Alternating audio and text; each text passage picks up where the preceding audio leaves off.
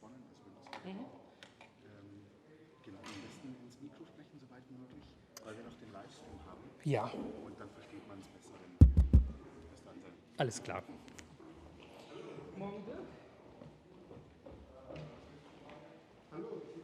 Gut, und selbst? Ja. Schöne Grüße von meiner Frau. Schön, ja, also vielleicht bin ich im Oktober in Sachsen unterwegs, aber ich will mal melden. Also, mal, genau, also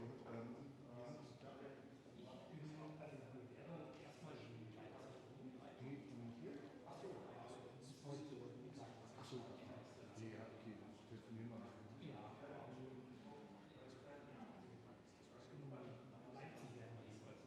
Ja, nee, genau, davon war ich ausgegangen. Genau, ich schrieb, könnte sein, dass ich mal so Sachsen Urlaub machen. Und würde mich vielleicht mal melden. Grundsätzlich anders. Weil es hat mir auch Spaß gemacht, wir waren ja auch schön, ich weiß auch genau, wo die jetzt immer drin ist. Das war und aber es läuft alles gut auch mit den Kindern.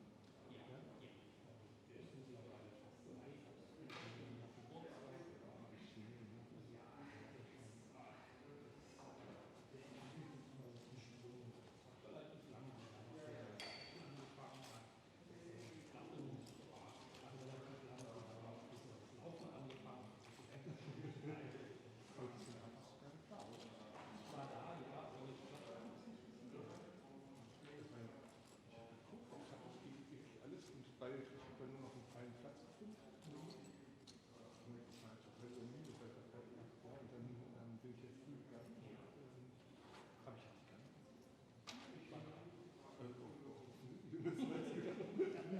Aber da war ich genau. Und ja, die andere ist ja auch ein großes Problem.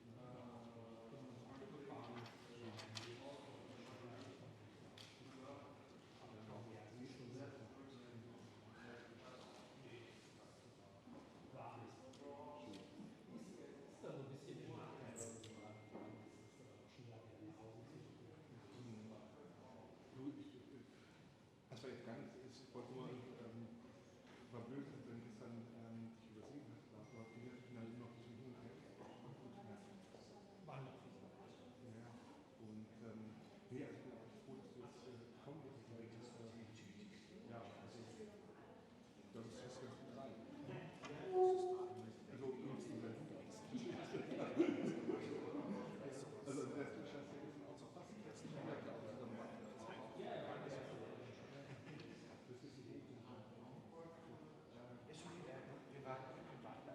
Klasse. Hier, also, jetzt ein Kreisvertrag. Also, das ist auch ja, ich habe vor einer Weile mit ihm telefoniert.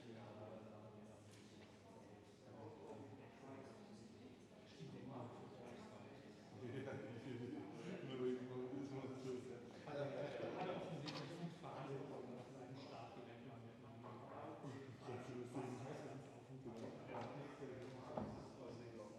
Ich bin am Co-Benefit, deswegen wahrscheinlich 2 Monate später der sich anrechnen lassen können. Christian, wie geht's dir? gewechselt zur Zentralverwaltung. Genau, das haben wir mitgekriegt, ja. Und war früher im Stab vom Vorstand für Technologie-Marketing und ist jetzt im Stab von Genau. Ich habe ja mal im letzten Jahr vielleicht mal mitgekriegt. Ich würde das entweder Videochat oder Besuchen fahren. Das letzte, was ich gehört habe, war, dass die anderen spannend ist. Dann ist natürlich anspruchsvoll.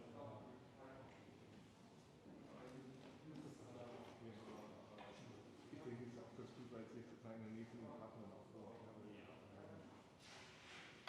Ja, ich verstehe den Fall auch ganz gut. So. Ich stelle halt so nicht denken, weil so weit auseinander ist. Und, weiß ja, wie dein Bau und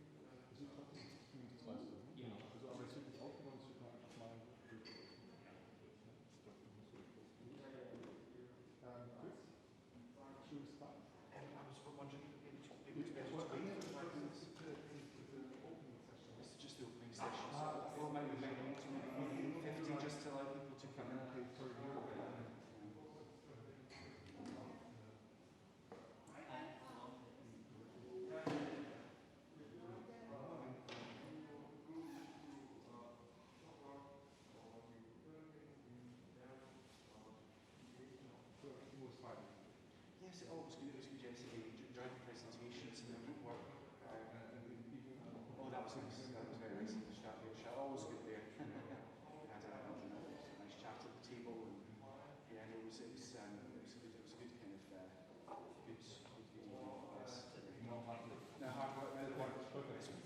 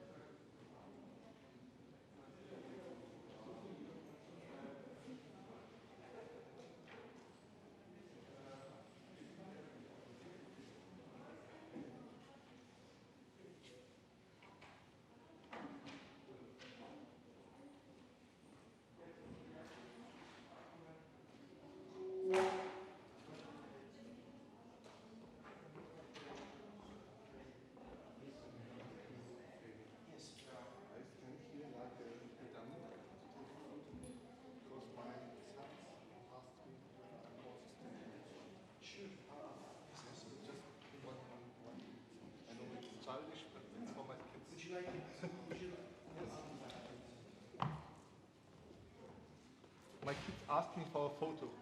Would you like it this length, please? How you like? I mean, they don't mind. They want to see the depth. We'll do one length, please. So one is sufficient.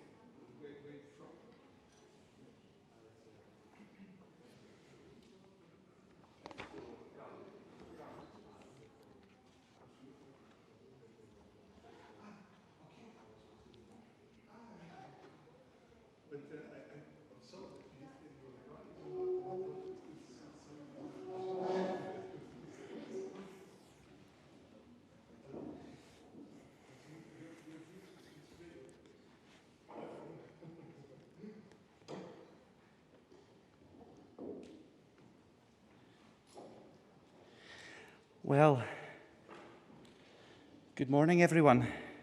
My name's Chris Ball. For those of you who didn't meet me yesterday, I'm from Jülich Research Centre.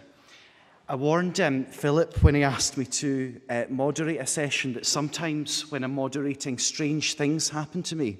Like at a previous event, when a guy walked in and asked, "Is this the right place to join the Navy?" So we'll see what happens this time. There had been a recruitment event in the same building. I want to start with some administrative issues. Just to remind you that lunch again is in the Ratskeller, like it is every day, and it is between 12:30 and 1:45. And I wanted to just ask you that if you haven't already done so, if you could just let the people at the front desk know about what you would like to have for lunch and dinner. Dinner's going to be in the Brauhaus at 6:30. So if you haven't already informed the front desk of your choices, please do so. I want to also talk about the poster sessions this morning between at 10 a.m. and 11 a.m. You'll see, if you're presenting a poster, you will see the boards here in this hall and also in the foyer out there at the front.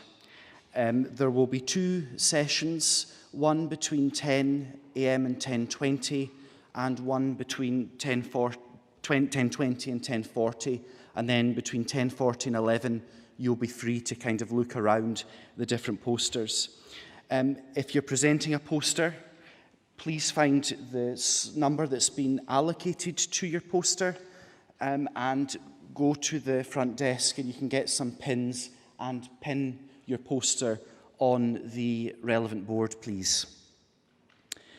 If you are presenting a poster, it would be really great if you could provide a sort of 10-minute talk to accompany that poster so that you can just walk through the different details of your poster. For those of you observing, you can decide based on the poster session booklet which 2 poster sessions you're going to attend, each for 20 minutes.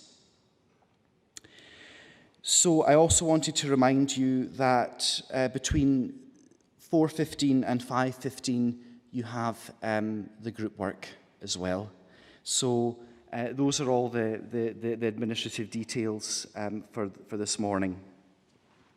We have in this session, before the coffee break and after the poster session, we have 2 talks. One from Dr. Frank Potten from the Fraunhofer Centre for International Management and Knowledge Economy. And we also have another presentation by Professor Florian Kaiser from the Otto von Guericke University in Magdeburg. So we're about 5 to 9. We'll just maybe give some people a few moments to get water or whatever and to arrive, and then we'll get started with Dr. Potten's presentation in just a moment. Okay. Does anybody have any questions at this stage about anything that's going to happen today? Anything else to clarify at all? All good? All okay? Great. All right. Thank you.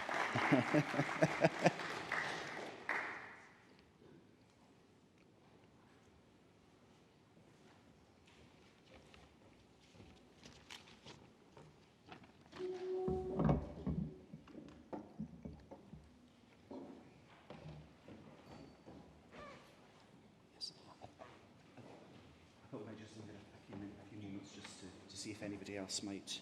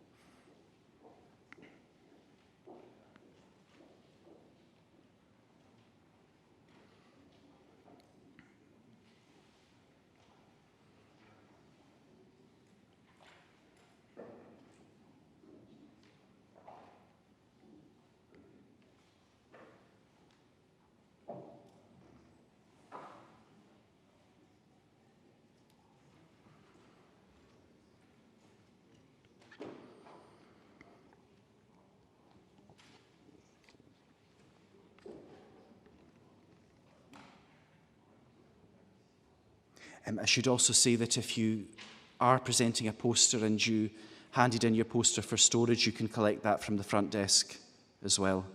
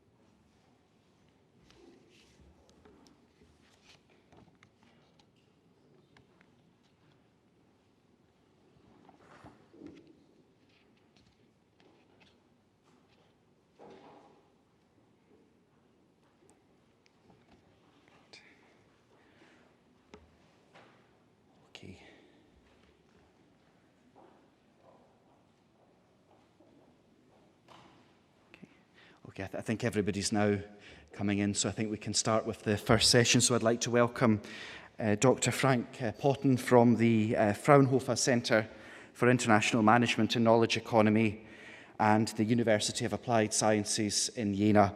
And he is going to talk to us about CGE modelling and the impacts of low-carbon policy. So I'd like to welcome onto the stage. Thank you.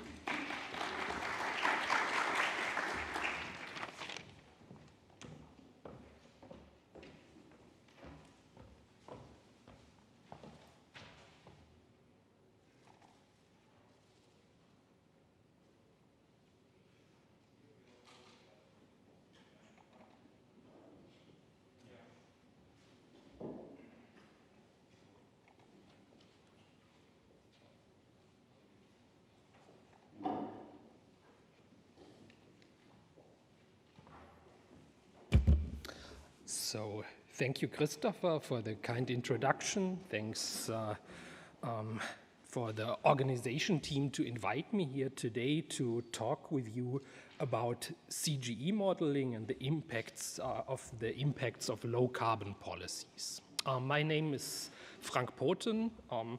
Till the end of last month, I was heading the Fraunhofer Center for Economics of Materials in Halle, and from next month, I'll be a professor in the University of Applied Sciences in Jena, so right in the middle of a big step. And I think my talk might be a bit different from others that you will hear today, where you have people telling about their latest research and presenting it to you, give you a feeling about co-benefits of climate policies from their own research. I would go onto this topic a bit differently today, not only because I spent a lot of time as a functionary in the last 2 years or so and was much more busy with acquiring customers and managing teams rather than doing own research, but also because I think that you might benefit greatly from giving a feeling of what computable general equilibrium models actually are, either because you might be interested in conducting research with them yourself, or cooperating with somebody doing it, or just if you look more on an applied track, you will run into this kind of research again and again, for instance, in impact assessments of climate policy, impact assessment of trade policy. And what I would like to do is give you an introduction to this class of models by first starting what actually is a computable general equilibrium model, how do they work, sort of a technical side, give you an interpretation or give you an example to interpret, and then think about what are strengths, weaknesses, but also, if we're talking here about co-benefits, thinking a bit in the logic of how to implement co-benefits in this type of models. Now, when we think about the motivation for conducting research with this type of models, I just brought you some fairly recent examples, one more on the policy side, one more on the technological side. So you see the news about the Fit for 55 package by the European Commission released in July. Here a big policy measure, and then you see something technical from my own employer, the setup of a hydrogen lab in Görlitz in the far east of Germany. A technological change, both of which might very well be quite impactful, either through changing incentives or by opening up new technological pathways for decarbonization with associated co-benefits. And what these two have in common, at least potentially, is that you have policies which might very well end up with macroeconomic impact. I'm fairly certain this will be the case for the Fit for 55 package, but at some point also for technological paradigm shifts like the introduction of green hydrogen on a large scale. And the effects of these measures will not only be felt in an individual sector, so it's not something that is only felt, let's say, in the electricity sector or in whatever sectors that directly use green hydrogen, but it will spread throughout the whole economy. And by this affect the behavior, but also the well-being of households. And of course, you have these macroeconomic instruments, these levers pulled that you can't just do laboratory experiments in tests at ex ante in a controlled environment, but you still want to know a bit about how these policies work ex ante. And again, if you think about co-benefits, that might be something that you're interested in before you actually implement these type of measures. And the class of models I would like to discuss with you today is basically an instrument which you can use for exactly that. And the first thing that we should do as scientists is start with the definition, and already there is a bit of a letdown because there is no rigorous definition of what a computable general equilibrium actually is, but you can see that these type of models have certain characteristics that you will find in almost all of them, and that in the end become a bit defining. The first thing is that you have multiple agents within your model, multiple sectors, multiple households. Maybe you start with one type of households and then go deeper in the details, but you have multiple agents that interact with each other on markets and whose behavior is steered by assumptions about production functions, utility functions, so classical optimization calculus that with signals sent between the agents through prices. And you simply run into, and that's where the equilibrium part comes, you run into equilibria when agents cannot do better by changing their behavior and when all markets are cleared. So something that is fairly standard. So you basically have a bunch of agents trying to get into equilibrium on the markets on which they interact. Furthermore, when you go more into the details, you find some more typical characteristics that you see in almost all of the models. So generally, and that's a bit reflected already before in the multiple agents, you usually look at the economy either of a nation or a group of a nation or even as the world economy as a whole. You look at the economy as a whole, so you don't pick out individual sectors or group of sectors, you look at all of them. And to make life a bit easier for you, you usually, not always, but usually assume that there is perfect competition on the markets upon which these agents interact. You often work with representative households, with representative firms, and you will find both static model that analyze changes between two or more equilibria of the model, or dynamical models that go more into the evolution of, let's say, growth paths in response to policy changes. But what I've talked to you so far about, these typical characteristics, is something that you can alter quite easily and quite nicely in response to what policy problem you actually aim to study. So for instance, you can replace the assumption of perfect competition with introducing imperfect competition on one or multiple markets. You can work with imperfect labor markets or unemployed if that's something you're interested in. But you can also, either within the model or by linking to more technologically oriented models, go more into the details of actual technologies that you want to study. So for instance, if you think about the green hydrogen stuff I showed you before, you might very well say, with these assumptions on the top, we can capture nicely the features of what is going to change, introducing a new energy carrier or differently produced raw material. You want to have something like a technological submodel, and you can plug it in very nicely. What you then do, and I'll talk more about it later, is you run what-if comparisons. So you start with a baseline that basically represents either today or some world in the future that you use for comparison, and then you run counterfactual simulations representing the policies that you would like to study, or the technologies that you would like to study. The theoretical background, the basic one, is quite old. It's Arrow and De Bruy's general equilibrium theory, telling you under certain conditions there is an equilibrium in which prices lead you to equating supply and demand for all goods traded in an economy.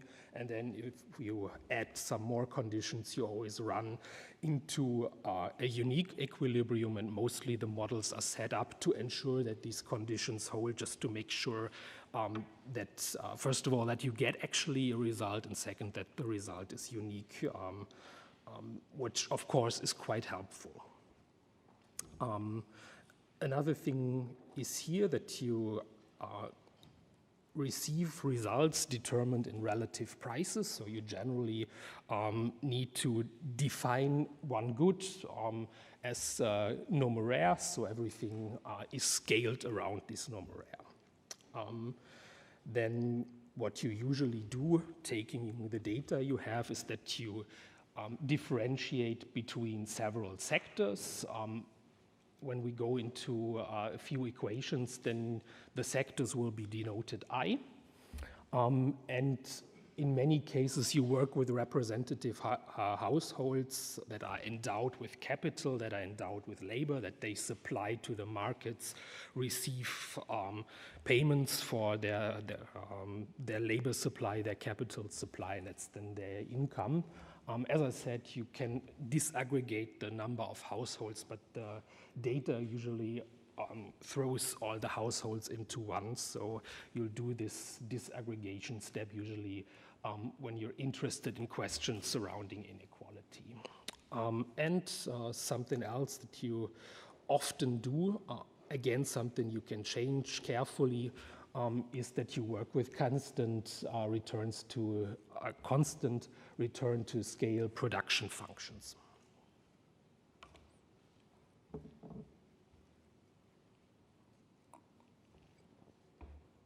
Now, this graph here, basically, bit delay, but I think it's going to work. This graph is basically showing you the logic of the model in one graph. And it's something that you can trace through the circle. So let's start with the households.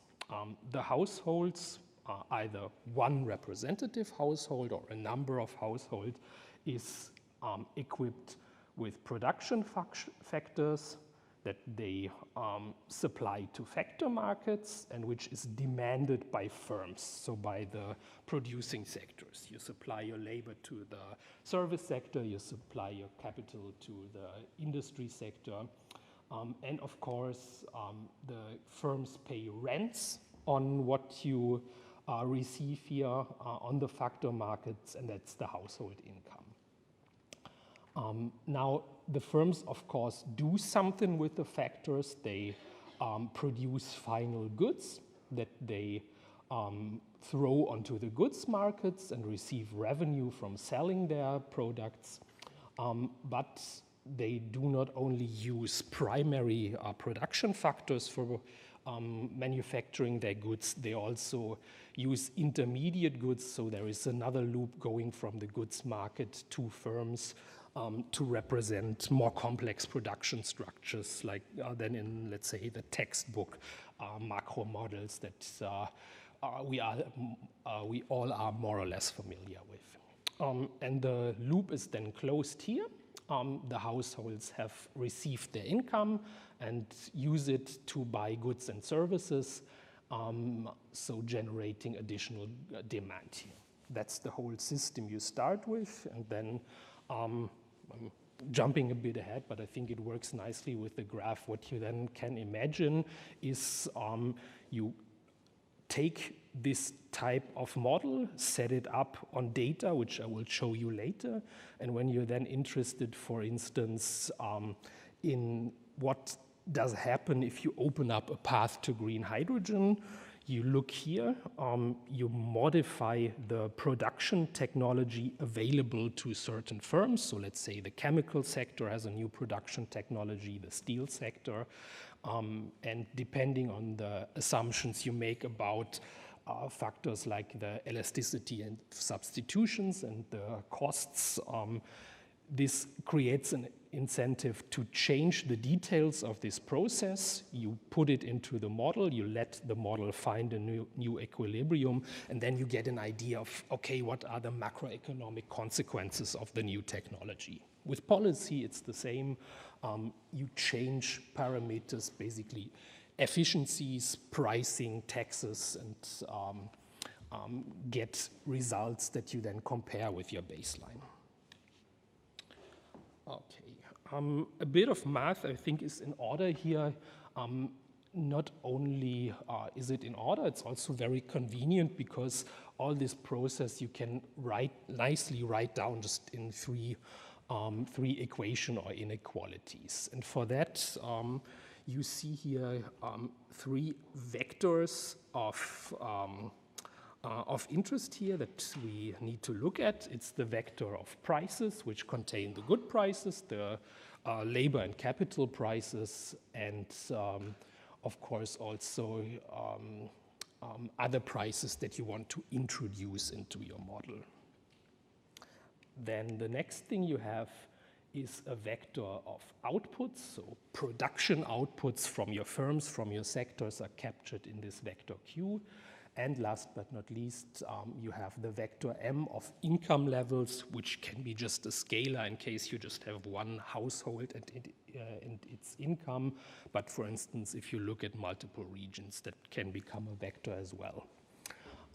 And you can show that this type of model can be formulated very nicely as what is called a mixed complementarity problem, in which these three sets of variables need to satisfy three sets of inequalities.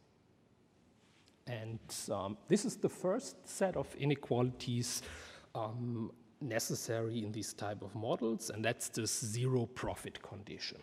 And now you might probably not be familiar with how to interpret this expression here, so let's think through what's the logic of it.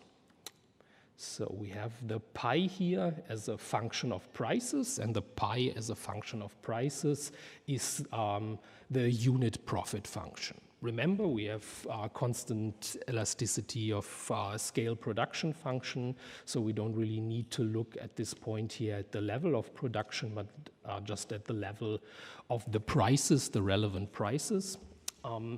And the prices are defined as the revenues that a firm receives from selling its product by subtracting the costs that it incurred when producing these goods.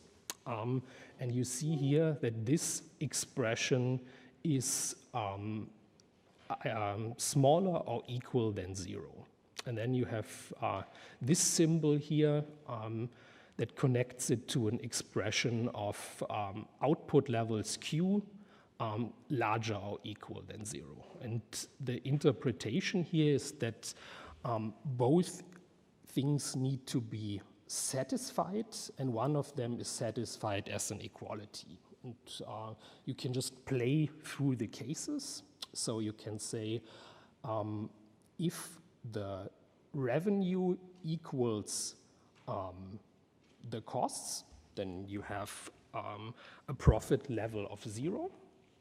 Then this expression here is 0 profit, hence the name. And then this must be, this is larger than 0. So if there is 0 profit, then the production level is bigger than 0. And the other case, if the this expression becomes smaller than 0, so the production of a good costs more than the revenues give you, then you have less than 0 production, and then the output, of course, becomes 0. So you can actually incorporate cases where certain sectors of the economy do not produce at all, which, if you think, for instance, about this example with green hydrogen, it's something that is can be quite relevant. And so basically this 0 profit condition is something that defines your output level, and it tells you if you have costs below the revenues per unit you sell, you do not produce, and otherwise you will increase your production until you reach the point where these two equate. The second condition is, unlike the caption says, not the 0 profit condition, but the market clearing condition, and that's something that is even a bit simpler to understand. By just looking here, you see the Q again, so the level of output. The D represents the level of demand for a certain good, and this depends not only on the prices, but also the income levels of the households. And here it is connected to the price, the vector of price, or the price of a certain good you look at. And what you have here is simply either demand equals supply, and then you have a positive price for your for the good you're studying, or you have a situation where the supply is higher than the demand, and that is the situation where the price then drops to 0. And that can be, for instance, the case if you think about a system like an emissions trading system, where you have an exogenously defined supply of a certain good that is independent of the prices, and for whatever reason the demand for emissions, the demand for the certificates is below the level that is supplied exogenously. Of course, the price drops to 0, so that's not just a safety measure here that can be that becomes relevant in certain applications. And the last of these 3 sets of inequalities, this is actually more of an equality. It's the income balance, and that tells you that the income level M that we've seen before already just corresponds to the income received by selling labor, or by renting labor. By renting labor to the sectors for a wage rate W, and by renting capital to the sectors for a rental rate of capital R, and you equate this to the expenditures that your households do. So whatever you have in your pocket, you spend in this simple type of model. Of course, when you go dynamic, you have to think about saving and investment, but we keep that out of the discussion here. And this is more or less the mathematical representation of this circular process here that captures the whole economy.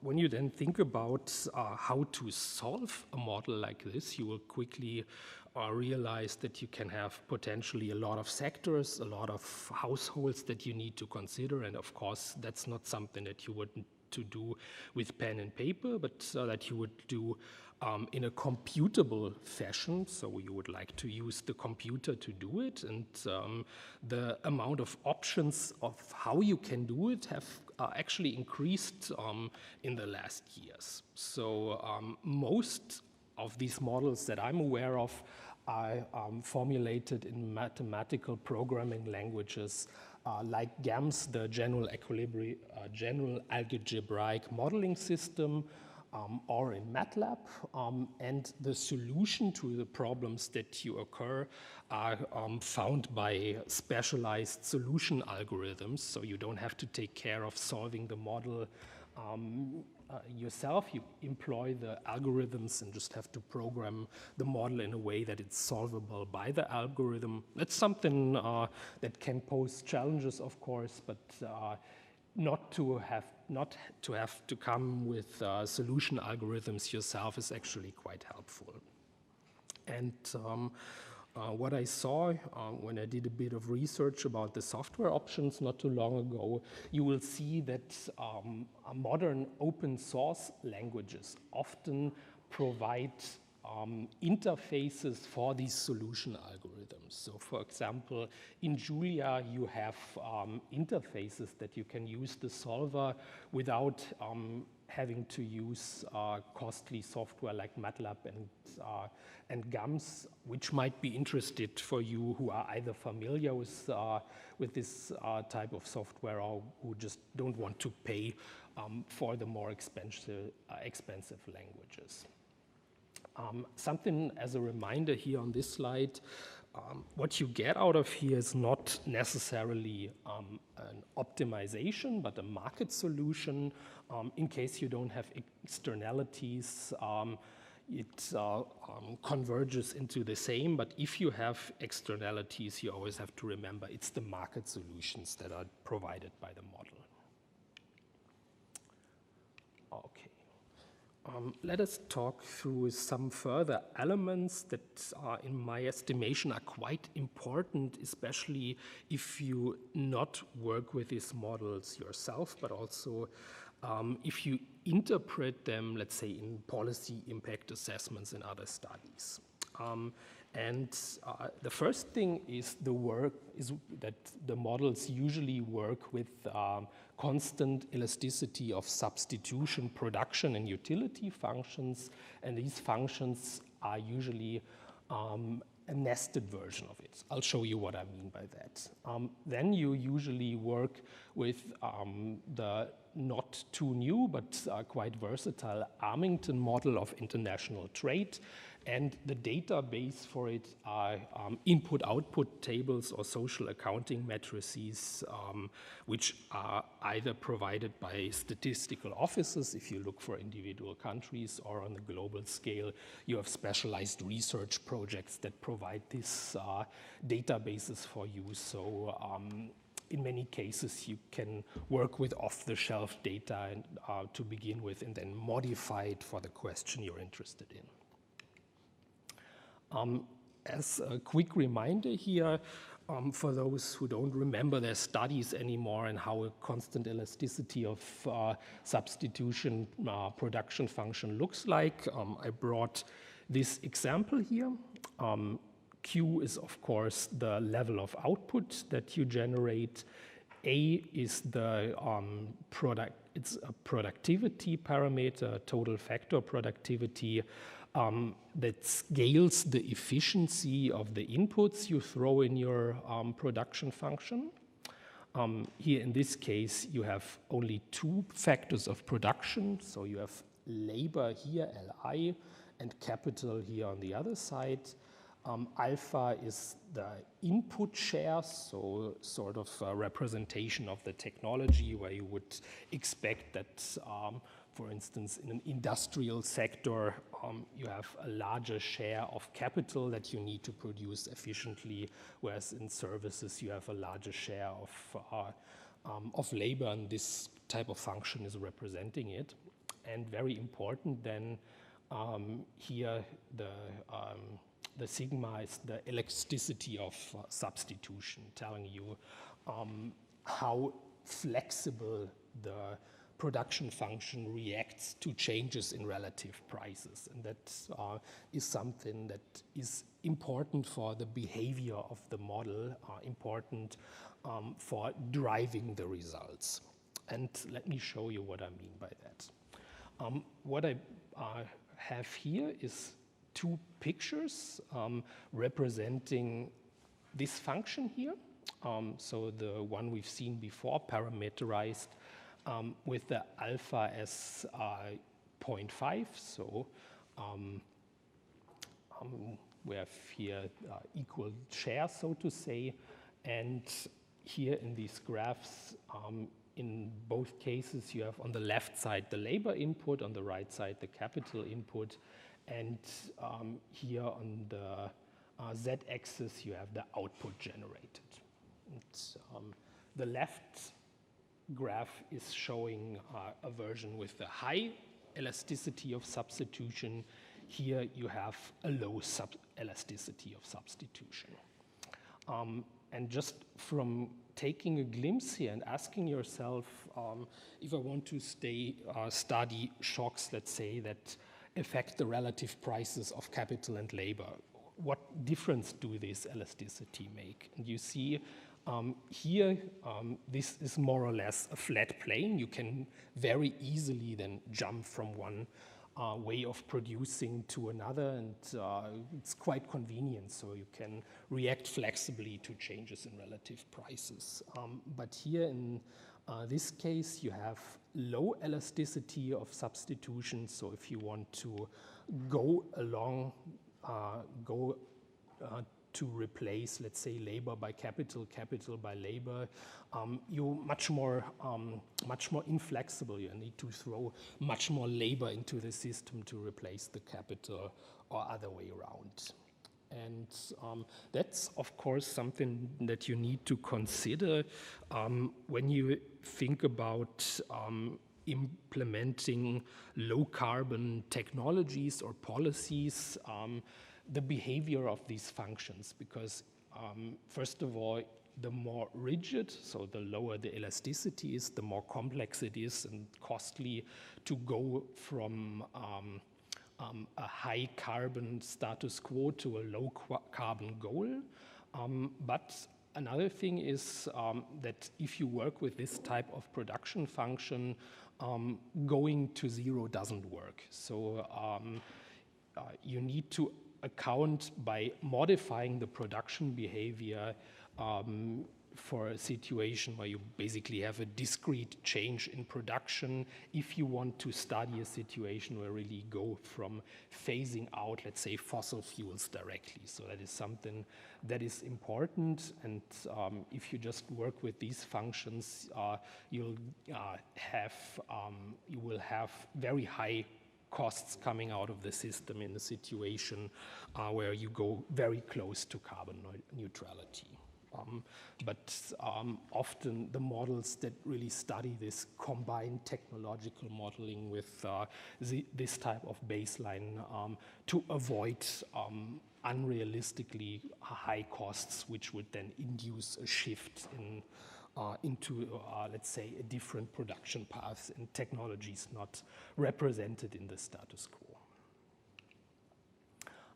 Another thing that is quite interesting and that helps you understand the behavior of this type of models is the way how the several inputs that you have in a complex economy are combined with each other. So you say you might be able to replace oil by gas fairly nicely, but it's much harder to replace oil and gas by coal, and it's even more complex to replace oil, gas, coal by financial services. And to to account for these different substitutabilities, you usually work with these nested tree-like functions in which you start first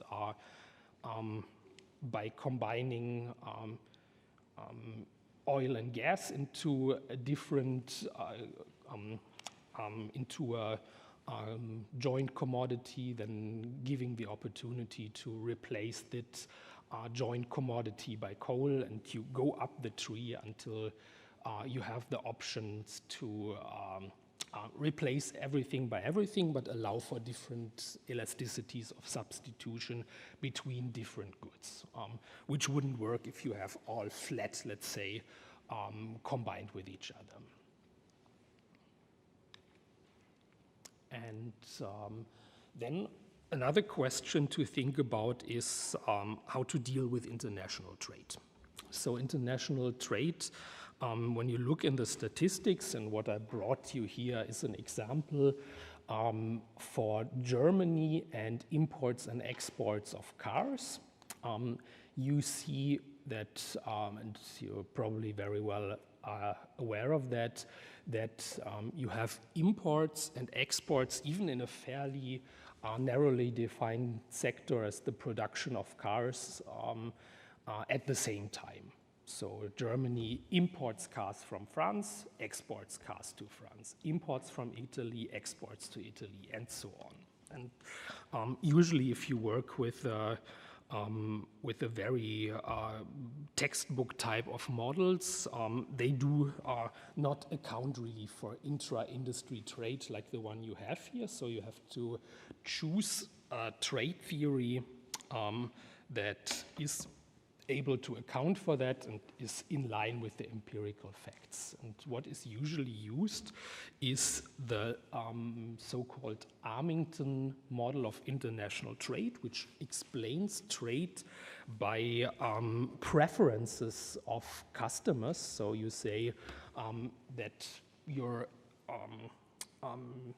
society, your customers, your household would like to mix their consumption of cars as a bit of German cars, a bit of French, a bit of Italian cars, and then you add an elasticity of transformations, sort of the demand side counterpart of the elasticity of substitution, that tells you how easy it is for you to switch between German cars, between French and Italian cars. So that's the basic logic. You have to say, though, you can derive very similar type of modelings, for instance, by Ricardian-based arguments with when you add several sectors and a large number of varieties in a sector. So the Armington model is in some way more of a story that you wrap around this behavior. Nevertheless, it's helpful to have in the back of your mind that you, just like you had here for this production function example, also these type of functions that govern how easy or how hard it is to replace domestic goods by imports or by selling abroad.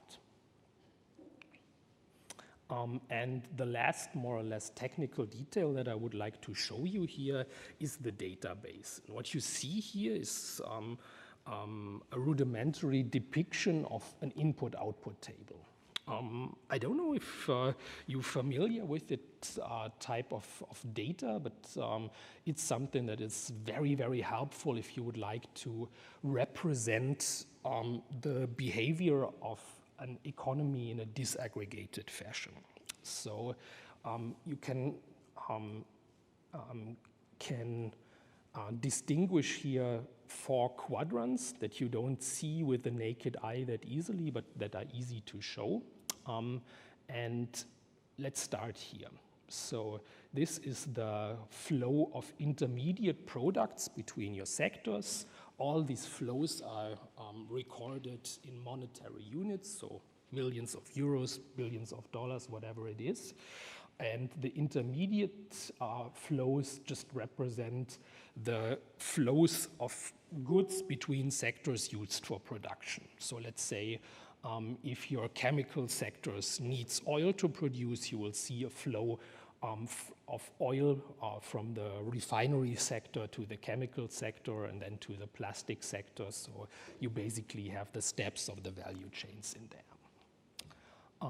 Up here, you have final expenditure data, so what your customers, your households consume, what the government consumes, but also exports are represented in here. So that's also final expenditure in a sense, even if it's used for production in a different country, it's leaving the economy, so it's final in that sense. And on the bottom here, you have information about value added, so labor compensation, profits, and so on. So that's what you can use to quantify. You remember the circle here, the compensations received by households from selling or renting their labor and renting their capital. And that's the logic of an input-output table that you basically get for most economies in the world on a fairly regular basis. What you then can do is try to fill up these empty quadrants, which represents flows within within the final consumer. So, for instance, between government and households, making the input-output table into a more rich social accounting matrix, for which you have projects that also do these, provide these data sets internationally and in a harmonized way. So here you can start with this. You can use social accounting matrices. That's up to you, but it's a rich variety of data available if you want to go study here. Now the question is, and I've talked a bit about it already, let's say you would like to have an emissions trading system integrated here. It's so far not represented here. Any of you got an idea how to like sketch an emissions trading system that is not integrated in the model yet, recalling that you need these 3 types of variables, that you need 3 types of equations or inequalities, and that you need a nested CS production function, or that's what you start with. So, any of you got an idea how that could work?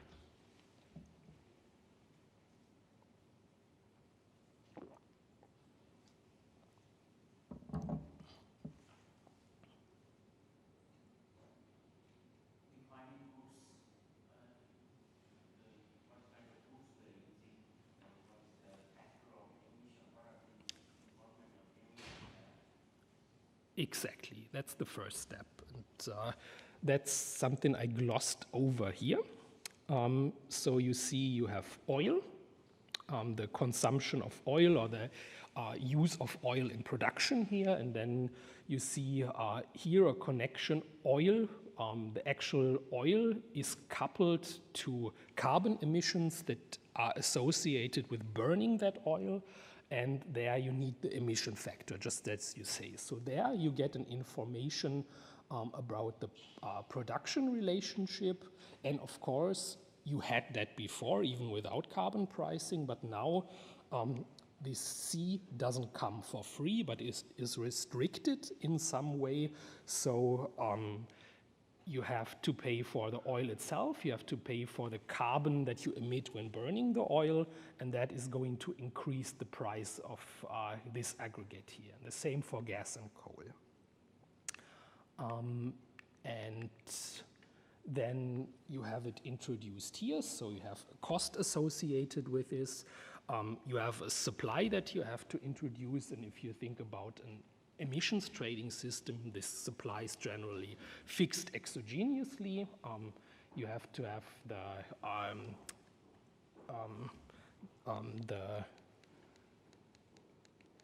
the market clearing condition here, so the supply and then the demand associated with your sectors or even your household willing to burn the oil, with, of course, the danger that you might end up in something P equals 0, but let's say we have a well-designed one. You don't really have the zero profit condition here because the quantity provided, you don't have a zero profit condition for producing the certificates because they are exogenous, but in the sectors it's entering here in the cost function. And of course you would like to add here a third term to the income, so the revenues generated from the emissions trading system then goes into the pockets of your representative household or your government, so somebody can use that money for consumption. So, okay. So that's basically it. That's how you introduce an emissions trading system, and that's a bit of a example for how to modify a model like this to introduce things that interest you. And I've talked already slightly about how to solve this type of models. So what you do generally is you start with a benchmark situation. This benchmark can be just the world as it is today, represented by your input-output table or by your social accounting matrix, and then you introduce a shock, for instance, the emissions trading system that we just discussed, and this shock then leads to adaptations in the production and consumption values, in price levels, in incomes, and this is what you calculate by using your programming software and your solver. And then you compare the relative changes of the variables that interest you to the baseline. So you do an experiment in which you don't need to introduce your emissions trading system in the first place, but you can see how it works on the computer, not in a sense that it's a prognosis of how the world looks like, because you just isolate one change in the model and see how this one change would affect your economy, but in a way that you are able to study what interests you in isolation. And that's quite helpful, because if you think about how would an emissions trading system that is phased in over several years and is accompanied in over this time frame by technological change that might not be associated with it at all, or might be associated with it, might be accompanied by changes in trade policy, in productivity variations, in labor laws, you would have a quite hard time, and you would need to use very complex econometric approaches to isolate the causal effect of your emissions trading system. But here you can run it on the computer and get a feeling of how would the economy look like, and also isolate the economic mechanism that give you the changes. That's the interesting thing here. And if you say you want to accompany your studies with what you expect as changes in trade policy, as changes in labor laws, you can, of course, build scenarios or define different benchmarks and then study how these measures interact with each other. But the basic idea is here really that you do what-if combinations on computations and studies on your computer. Yeah. Good. Maybe to just show you a bit, here a bit older paper from 2014, but I think still a very nice one to show because the results are fairly intuitive. And this one was a study by my former boss, Andreas Löschel, who talked here yesterday together with Michael Hübler, who's now in Kassel, I think. and they analyzed policy by the European Commission, roadmap for low carbon economy, with the goal at that point, EU 27 was with Great Britain, but without Croatia, to reduce carbon emissions by 80% in 2050, plus shares of renewable electricity and electricity generation from non-carbon technologies. So here you already see you have specific things that need to be studied within the electricity sector. So what you had to do to get a glimpse of that, you need to have a representation of different production technologies in the electricity sector, and that is something that you find in quite a number of these models, a disaggregated view in the electricity sector.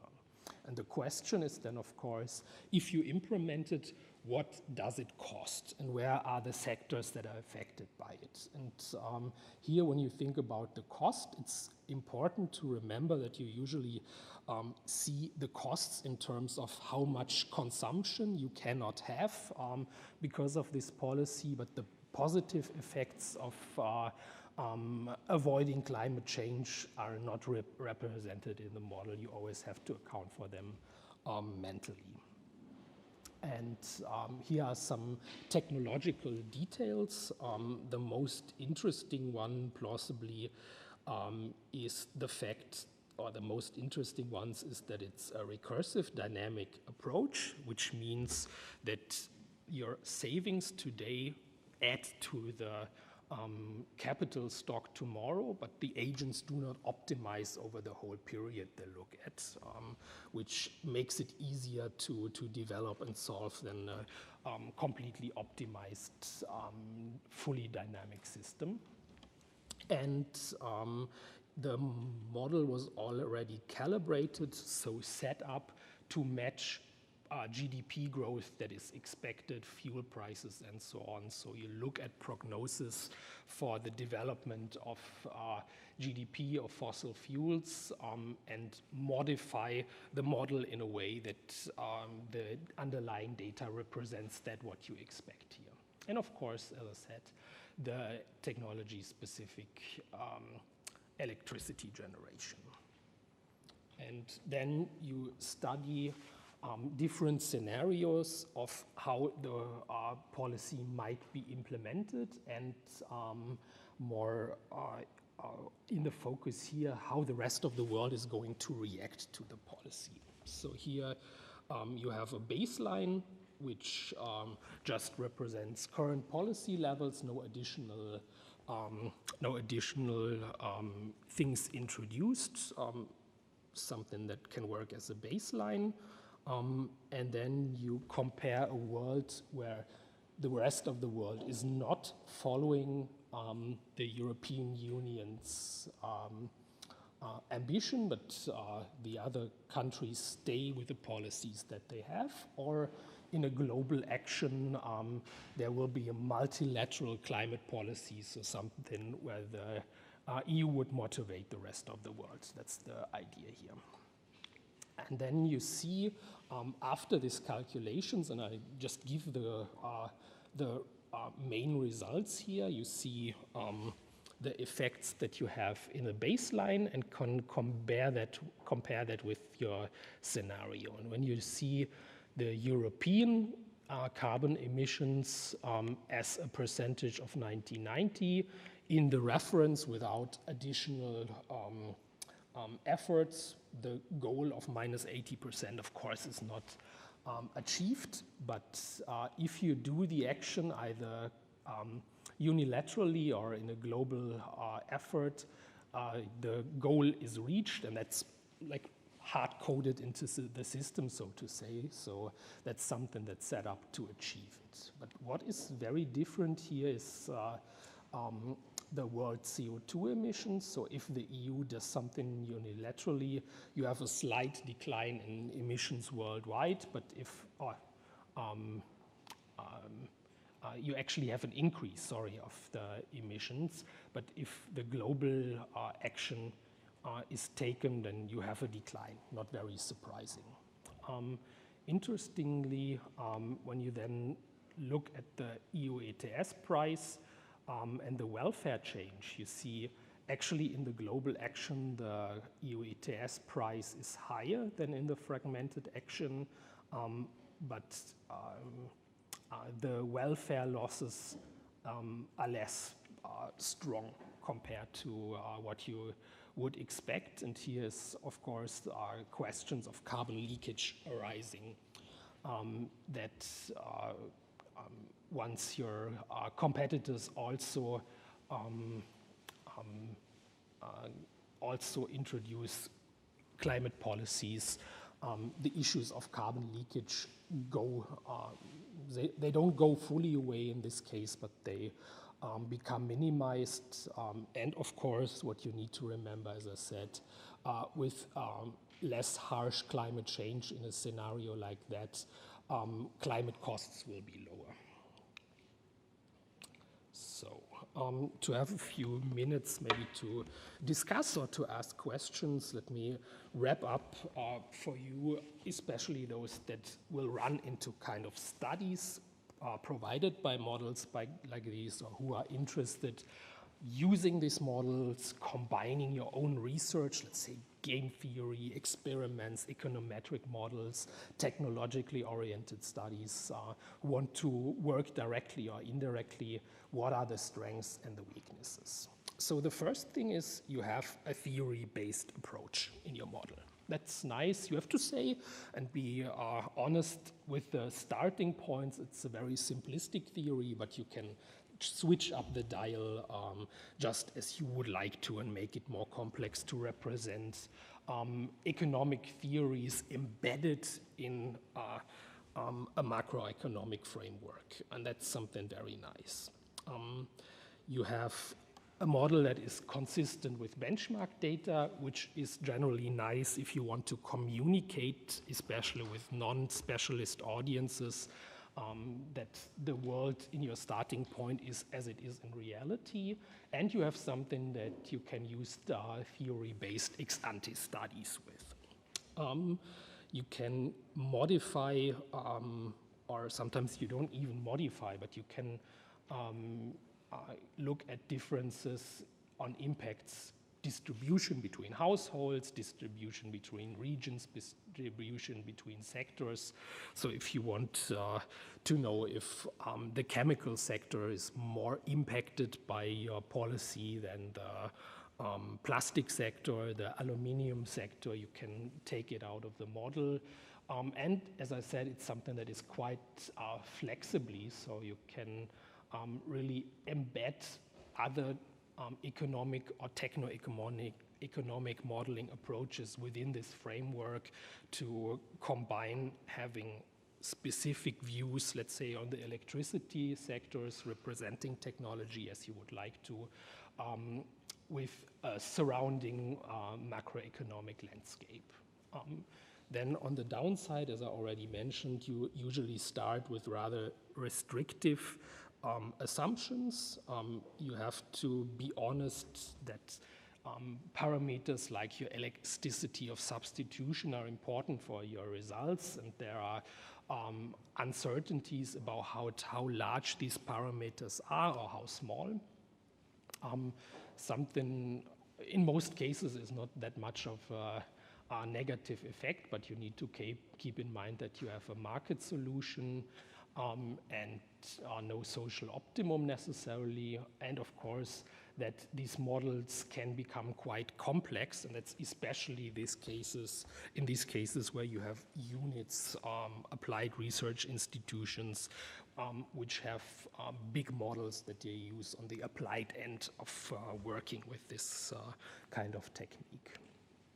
And when you then think about the topic of co-benefits, of course, you can represent goods, labor, capital markets. You can study carbon pricing of different kinds. But when you then think about implementing co-benefits, you can use similar techniques. So let's say if you find it plausible that the the emission of local air pollutants is fairly closely tied to the amount of certain fossil fuels burned or certain processes in the industry, and you expect that the carbon or the climate policy, the energy policy you look at is going to replace the fossil fuels by something else.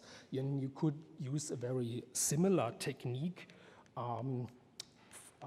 as we have discussed here, introducing fixed factors connected to oil consumption, also for not only for carbon but also for local pollutants, for instance. Or if you think about certain goals more on the social end of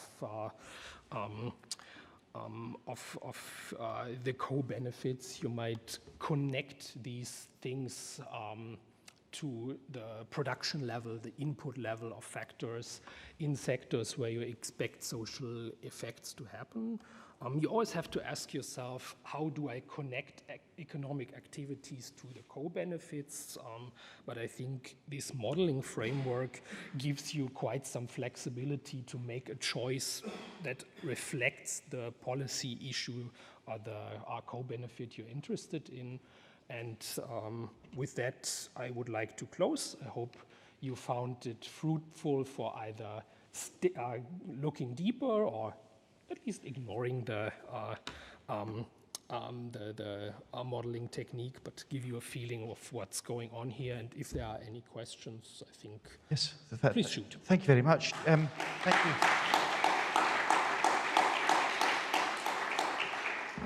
I think we've got time for one or two questions, so I'll just take this to the...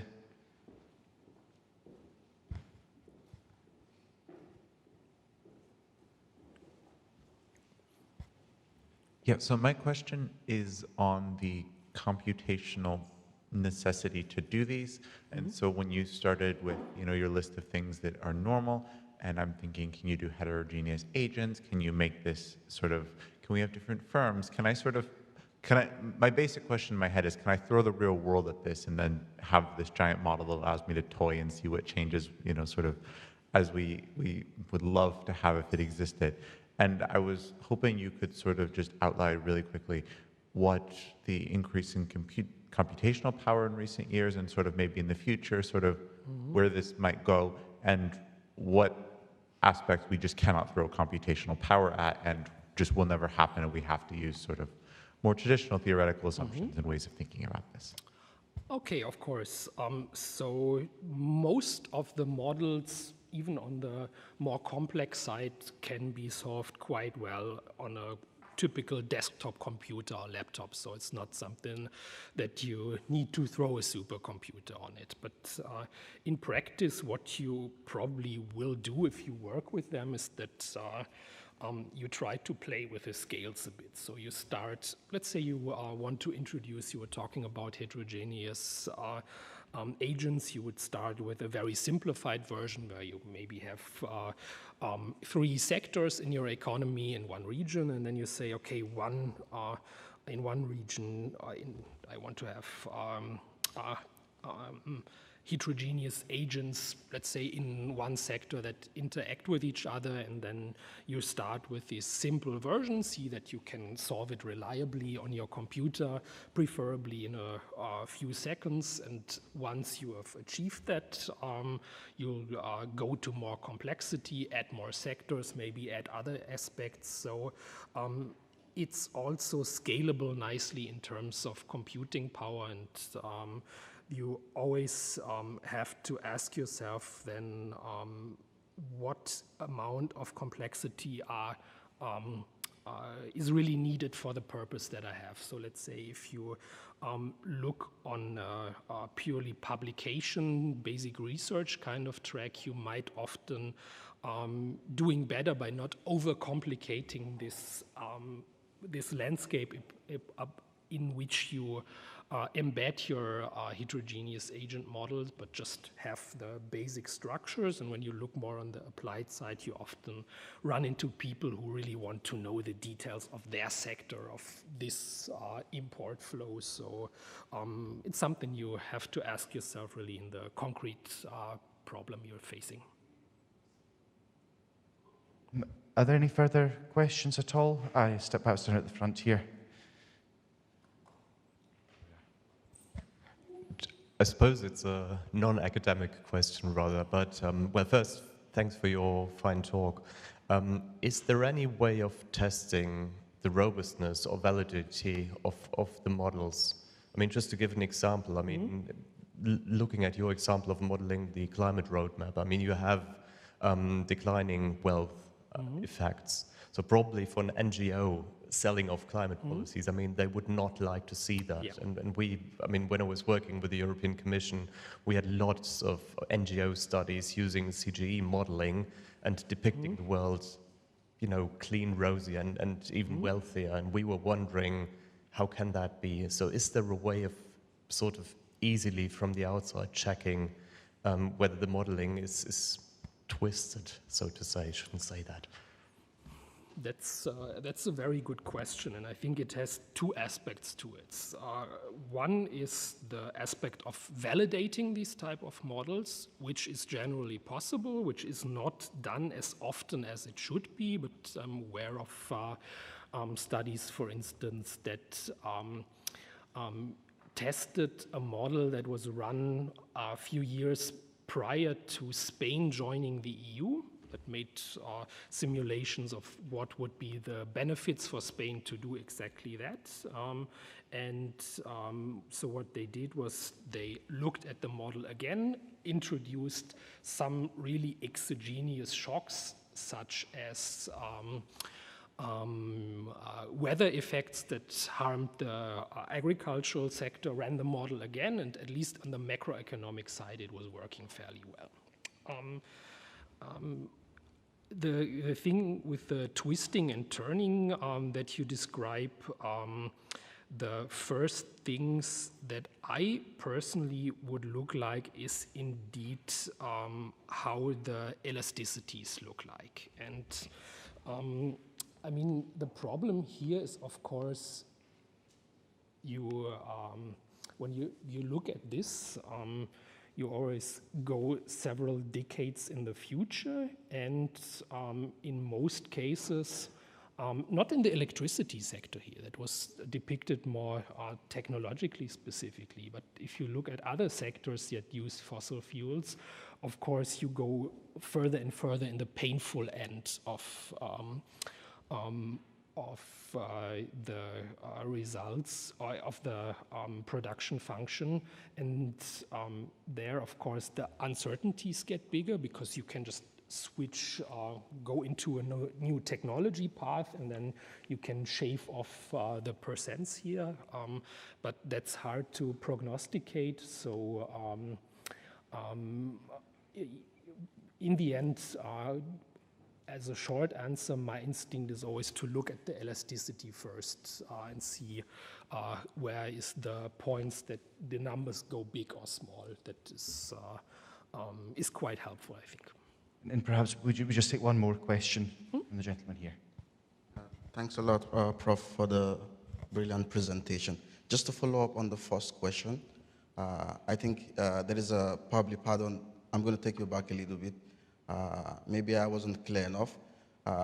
We all appreciate the role of institution, and the CG models or the dynamic CG models are highly restrictive, which you already highlighted in the early part of the conversation.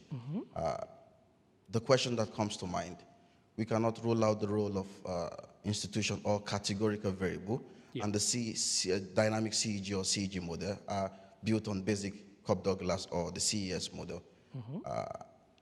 You said it can be manipulated.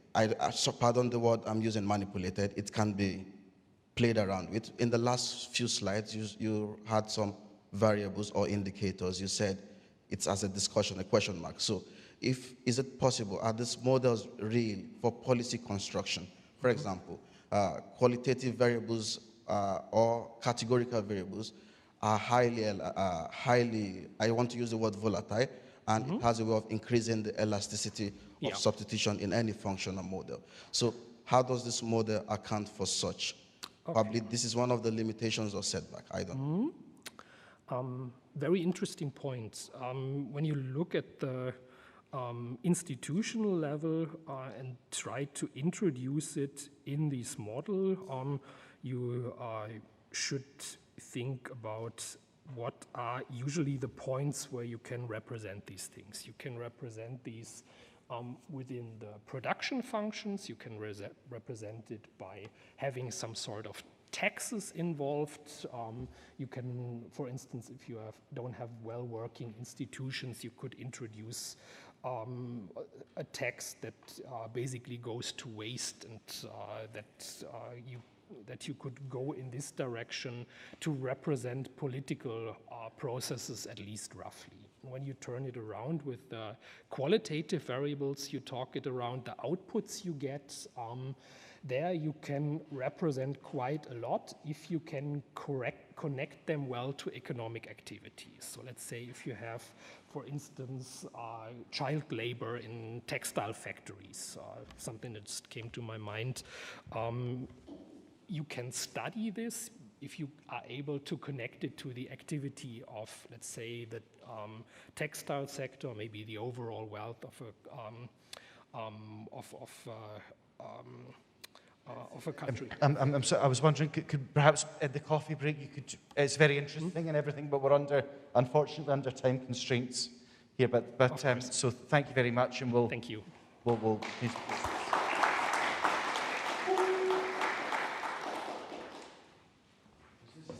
poster time, so if you just... What's there?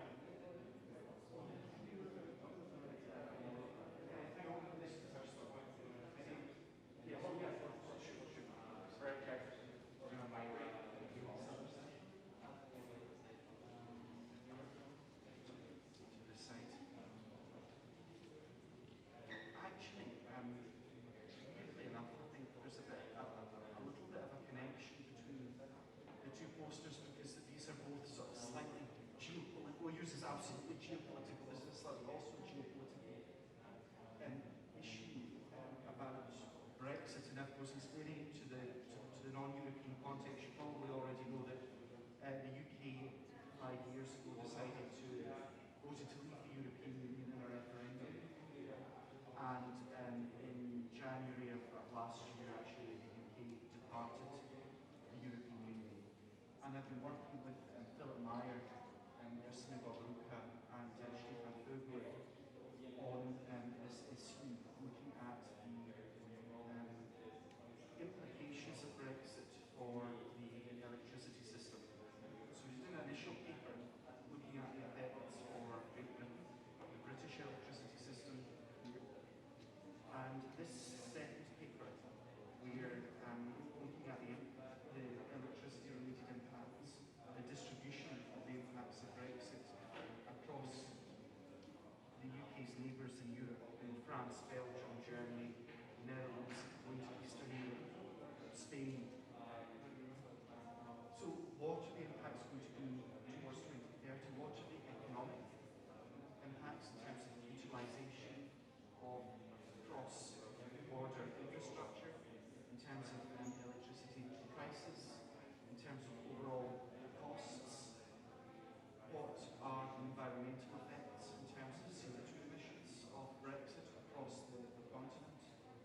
And also, what is the effect of the depreciation of the pound against the euro, or in terms of the electricity system for Great Britain and distribution impacts on the system across Europe? I should explain that the European Union has this energy union policy that's emerged out of the internal energy market policy, and the idea is about having greater market integration within EU electricity markets, so that there's price convergence, and if there's electricity trading, the prices are going to convergence, there's more efficient for consumers, energy security, and obviously if there's an electricity crisis, states can help each other out. Also, this idea about interconnection is about helping with the integration of renewable energy, new resources as well. So how does this happen? We've got this interconnection, we've got Great Britain here, and the electricity grid of the UK is connected to neighbouring markets through these underwater cables that are known as interconnectors. The high voltage and electricity can be transported from Great Britain to the continent and the other way around. There are currently about 6 gigawatts of these connected capacity built between Great Britain and the continent, but the goal has been to treble that to 2030 to 18 gigawatts. However, our concern is that because the UK is leaving the internal energy market, that this trading is going to become, of electricity is going to become more difficult, because the UK is going to lose access to this platform called Euphemia, I don't know if any of you have heard of it, that enables the trading of electricity in a slightly efficient. The UK is going to leave that, lose access to that platform. Electricity trading between Great Britain and its partners is going to become more difficult, and we wonder if actually that is going to weaken the incentives to build that additional interconnected capacity to 2030. Maybe people will want to, maybe investors won't want to build as much, will get cold feet. So we want to look at two things. One, what is the effect of a reduced expansion of interconnection between Great Britain and its partners, and what is the second effect of depreciation of the pound against the euro? What is the effect of that across the electricity systems of Great Britain and Europe? A major kind of, I would say, contribution of our work is that it looks at these exchange rate effects, and these exchange rate effects are often neglected when we're talking about electricity market. We see here the pictures are all wonderful, and apologise for that in advance. This is the pound versus euro exchange rate, and what essentially this shows is that between November 2016 and July 2017 there was a structural break, a structural change in the relationship between the pound and the euro. The pound losing sustainably, the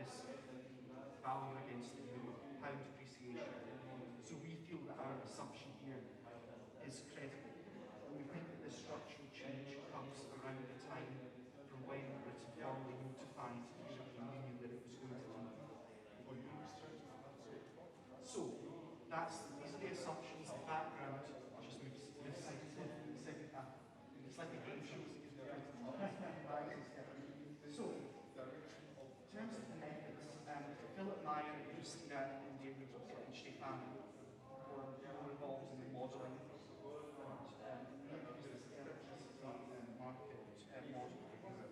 Now, this is a big power market model that includes 28 European countries, and essentially it's quite a high resolution of every hour. That's a high resolution for me. Perhaps for some engineering people who would say, no, that's terrible resolution.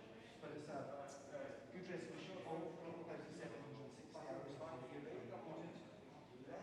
It's a cost optimization model, so you're looking at, you're solving for the minimal system cost of cost.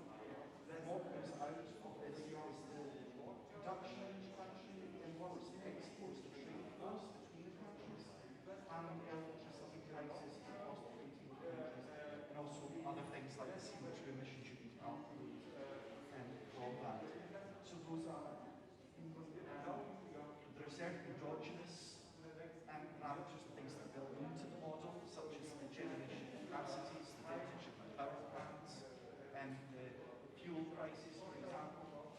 But there are certain things that are exogenous, external to the model, things that we can change.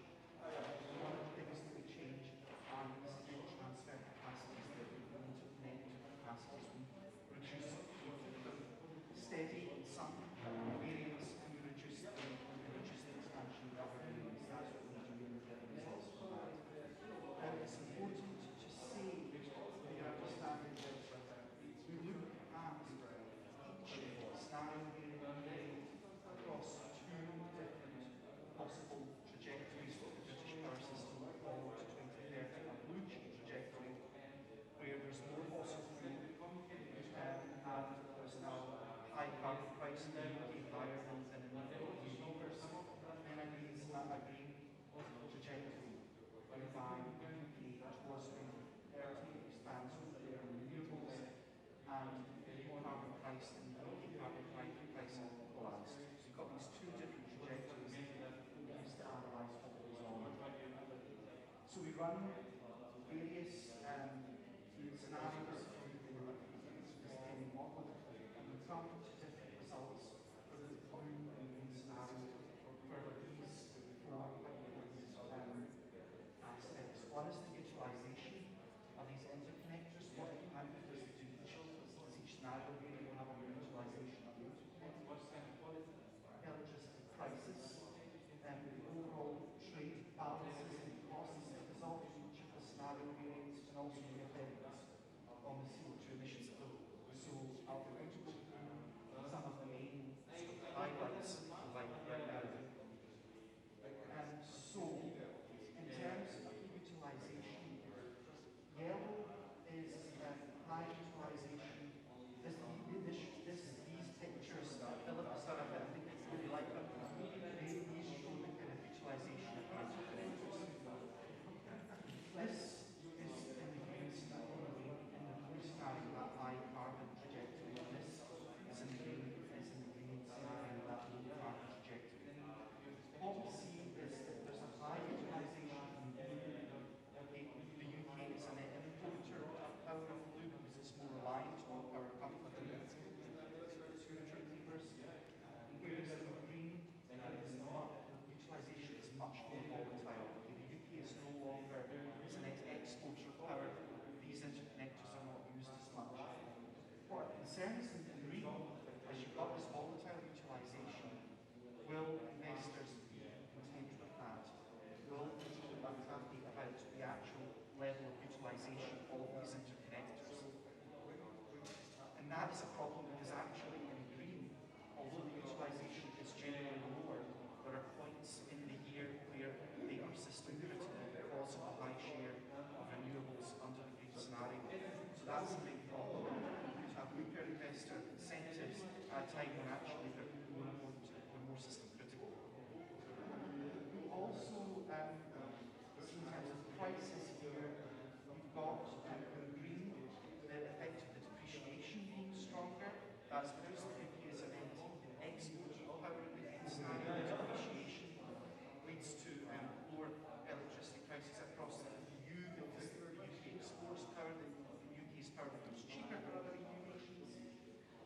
under the blue, the effective net transfer capacity is much higher on prices, and we see a big spike in the UK, because the UK is a net importer.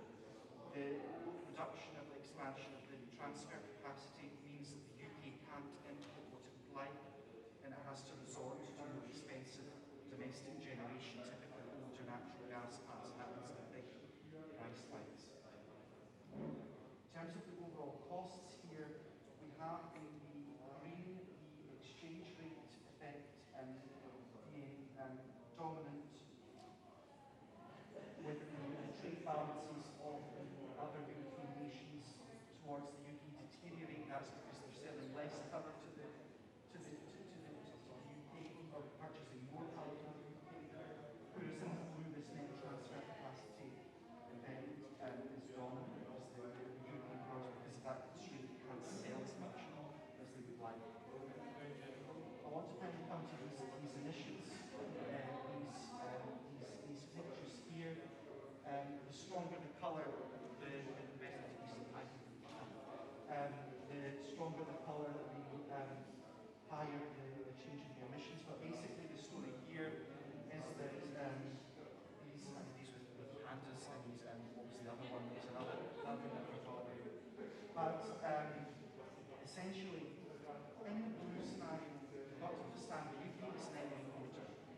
So, if there is appreciation, power imports the Netherlands, Belgium, and France are less attractive for the UK system. So that means that the emissions in other countries have a tendency to fall, whereas the UK's emissions tend to rise because of that reliance on domestic less emission generation. In the green scenario down here is the depreciation effect that is much stronger compared to default scenarios. The pound depreciation has a much bigger effect on the emissions. What we see is that the UK power becomes cheaper than the European nations. It becomes cheaper UK imports for Belgium and the Netherlands. You see reductions in power, and there's a corridor towards Eastern Europe. Eastern European countries like Poland and the Czech Republic also benefit. Their emissions fall, and you have this cascading impact. I think because there's more, the surplus UK power, green power in Belgium and the Netherlands, flows through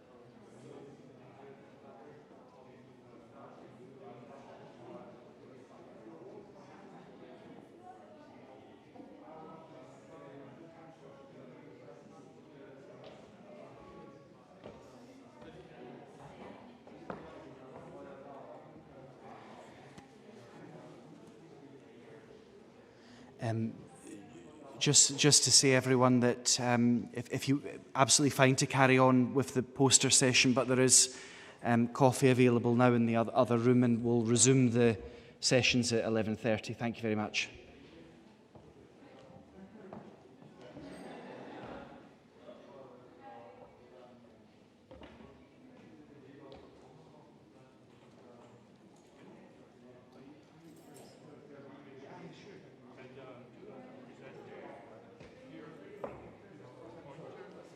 I'll ask if that's... Otherwise, I can take mine. Sure, I'll ask if that's available. I'm just looking at this.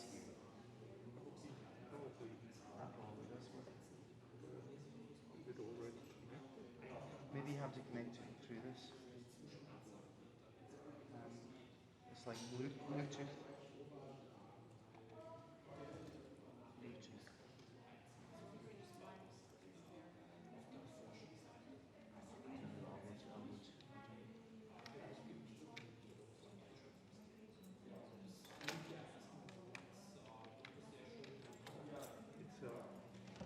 Going a little hard.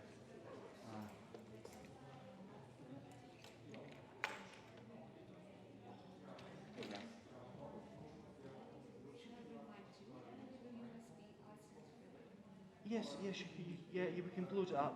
We can load it on. Is this? USB, yeah, but this here.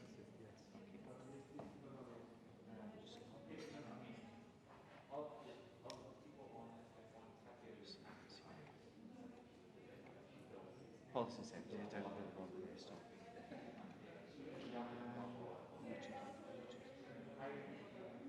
I think it's Bluetooth. Oh, I'll just eject it.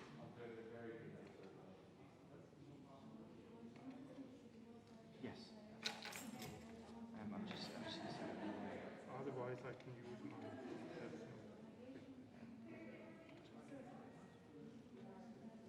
I'll just see, is this...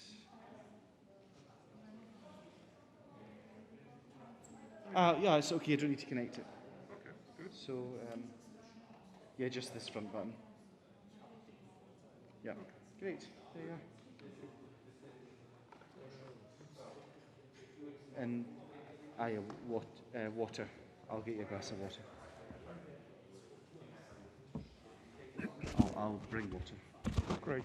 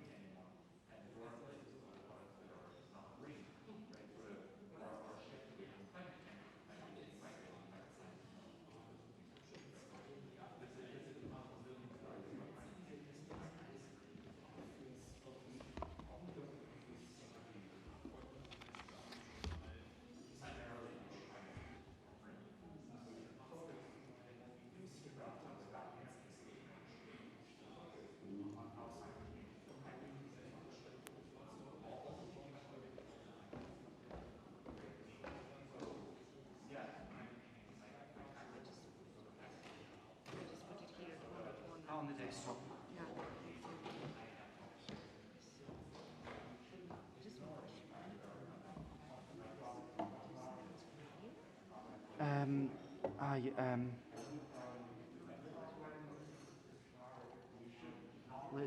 Let's try the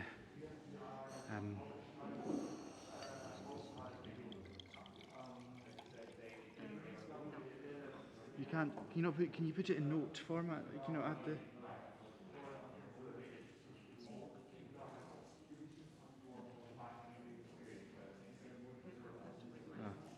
yes.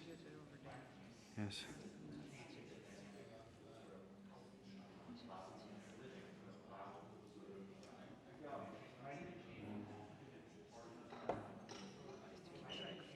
Yes, absolutely. Ich habe das schon erledigt. Ah ja, danke.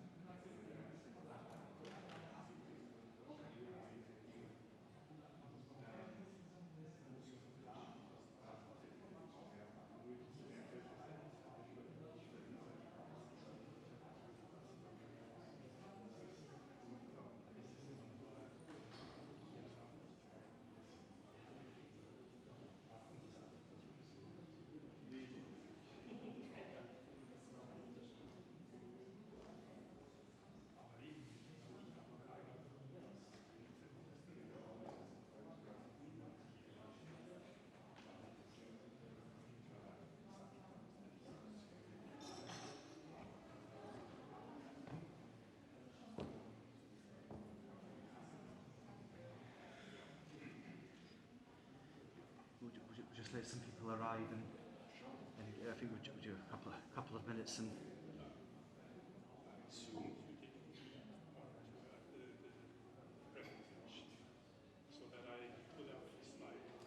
Sure, that's fine. Yes, that's fine. Yes.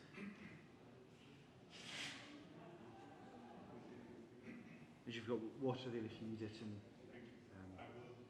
yes, with the voice. Yes, indeed.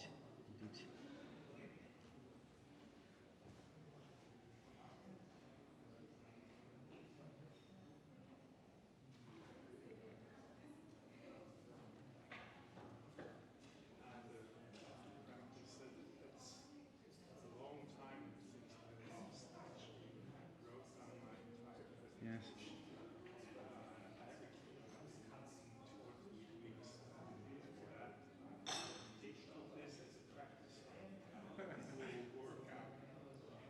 No, yes, it's a different technique. Yes.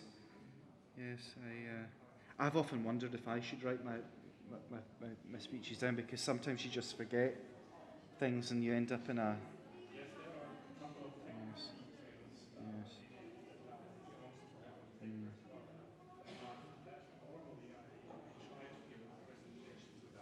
Yes.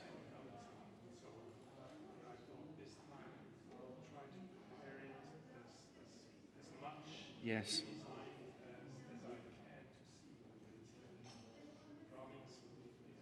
Yes. Yes, absolutely.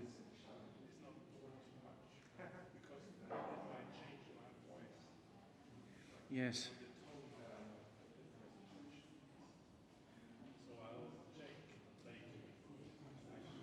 Yes.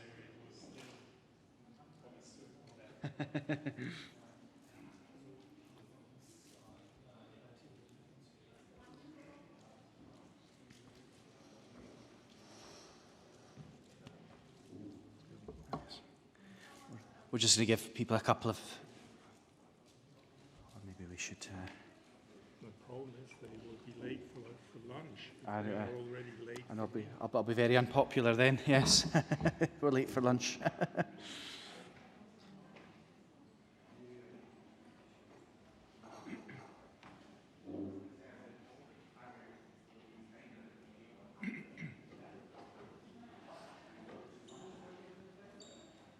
And towards the end, I'll just come up to the front to take the microphone. Yes, that's. Yes. You can.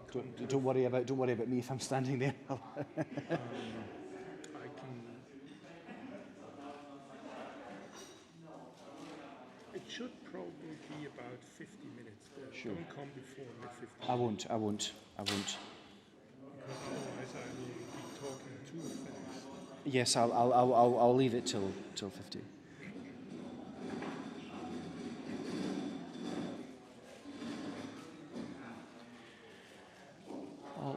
Okay, I think perhaps we should continue with the programme.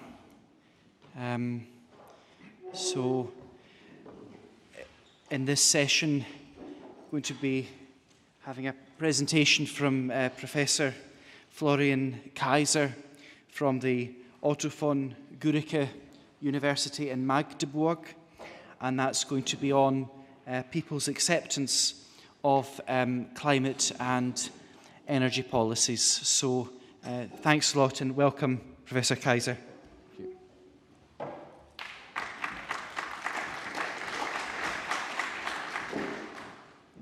Thank you for having me for this presentation, since I seem to be quite unique. I haven't recognized any other psychologists in the room, so my presentation is basically about the psychology behind policy acceptance, not to confuse you that you won't be disappointed with what you get. So it's the psychology behind policy acceptance in the environmental domain. Humanity needs to reduce its resource consumption, and it's critical to create supportive sociocultural conditions created by most rigorous climate and energy policies. That's basically the starting point. Today, I would like to start with the first part in which I would bring an idea closer to you that people's acceptance of climate and energy policies is in fact a behavior to protect the environment. It's a behavioral means to protect the environment. And this behavioral means is controlled by two forces. On the one hand, by people's environmental attitude, which is people's commitment to the environmental protection goal. And the second factor is the gravity of the behavioral consequences of a policy. So these figurative costs involved in a policy are critical for whether people are willing to accept an environmental policy. For example, in a CO2 tax, there is always a particular price to be paid, and that would be the figurative cost. In this case, it's a real monetary cost. In the second part of my today's presentation, I want to go into the question how we can promote people's acceptance for environmental policies. And as you will see, there are two fundamentally distinct ways how we can actually promote acceptance. But before we have a look at the ways by which we can promote people's acceptance of environmental policies, we should first talk about behavior. Because of its corporal nature, behavior involves costs. Such costs refer to obstacles and to personal resources. For example, time, money, exertion, diligence. These are all factors that contribute to the cost of a behavior. So, for example, that was a bit too fast. I'm sorry about that. Here we go. Okay. So first, publicly expressing an opinion that more environmental protection is necessary involves taking a particular risk, that these opinion would actually create some public opposition from other persons. Recycling glass involves that I have to collect the glass, I have to carry it on a collection day on the curb, or I have to bring it back to a recycling container. Carpooling with others on top here involves that I have to stick to a schedule and I have to accept some more or less annoying interaction throughout the journey. And donating money to environmental organizations means that I cannot spend the money on other purposes. So what we see is with every single behavior, there are some behavioral costs involved.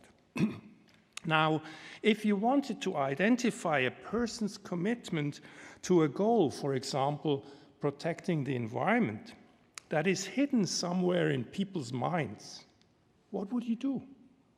Let's take another example. If you wanted to find out whether your next table colleague has an interest in running a marathon, how would you find out? What would you do? This is not a rhetorical question. What would you do? The most obvious thing. Yes, ask. But what else could you do? Excuse me?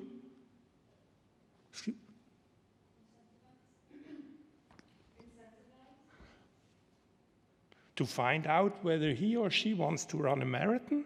You say, I pay €1,000. Yeah! Then everybody would want to? Probably not. Yes? You could offer them a chance to run a marathon? Sure, but that's not where you are. You don't want to promote marathon running. You just want to find out whether she wants to run a marathon in the near future.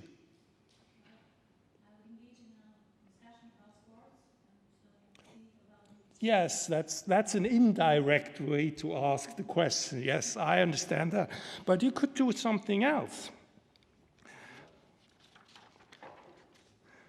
As we have argued in several articles, people's general commitments to a goal, such as running a marathon or protecting the environment, can be identified when we consider the persistence and the consistency of people's goal striving. You could follow her all day and all night and see what she's doing, whether the things that she does has something to do with working out to become a better runner, whether she buys clothing with which she could actually do some sports. So you could actually observe whether she is doing certain things that help her to run a marathon. That would be another possibility. You don't ask, you observe.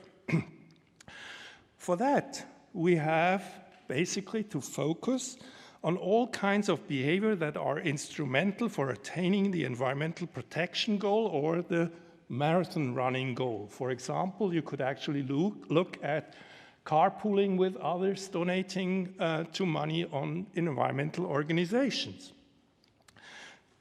Behavior that people believe help protecting the environment. Obviously, people's commitment to a goal shows in what people say and what people do. Quite in most Disney fairy tales, when the princess recognizes the guy with the genuine affection for her in the person that stays with her against all odds, the guy that ignores all risks and obstacles to simply keep the princess out of harm's way. Or like in Bertolt Brecht's famous play, The Caucasian Chalk Circle, when the judge recognizes the child's real mother, the actual stepmother, by the way, in the person who sacrifices her own interests for the interests of the child, overcomes costs. In other words, people's commitment to protect the environment can be recognized when people aim to attain a goal against all resistance. When people overcome costs that obstruct, basically, goal attainment.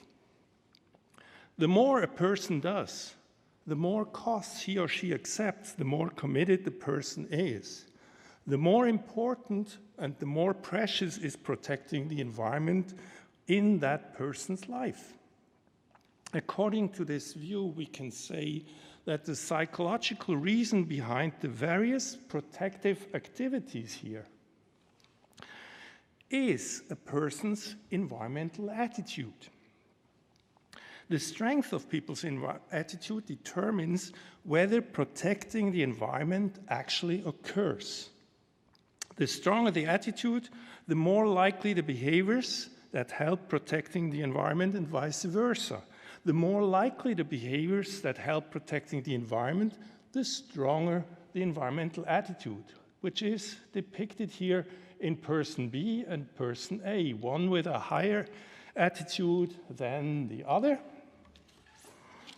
Accordingly, the strength of people's environmental attitude becomes apparent in the engagement likelihoods of all behaviors that are generally considered instrumental for goal attainment.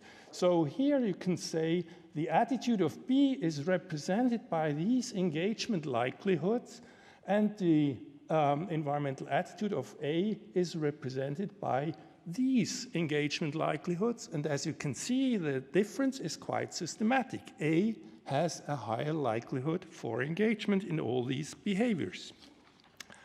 The connection between the engagement probabilities of the engagement probabilities of behavior and a person's attitude and the costs of a behavior is formally depicted with the Rush model. The model is named after a Danish mathematician, Georg Rush, and I will actually come back to the formula and its content. But as you can see, basically what it says is the probability of engagement in the behavior by a person is a direct function of the attitude of this person and the relative costs of the behavior. Let's make the story a bit more intuitive. We want to find out about the person most committed to environmental protection in this room. For that, please rise.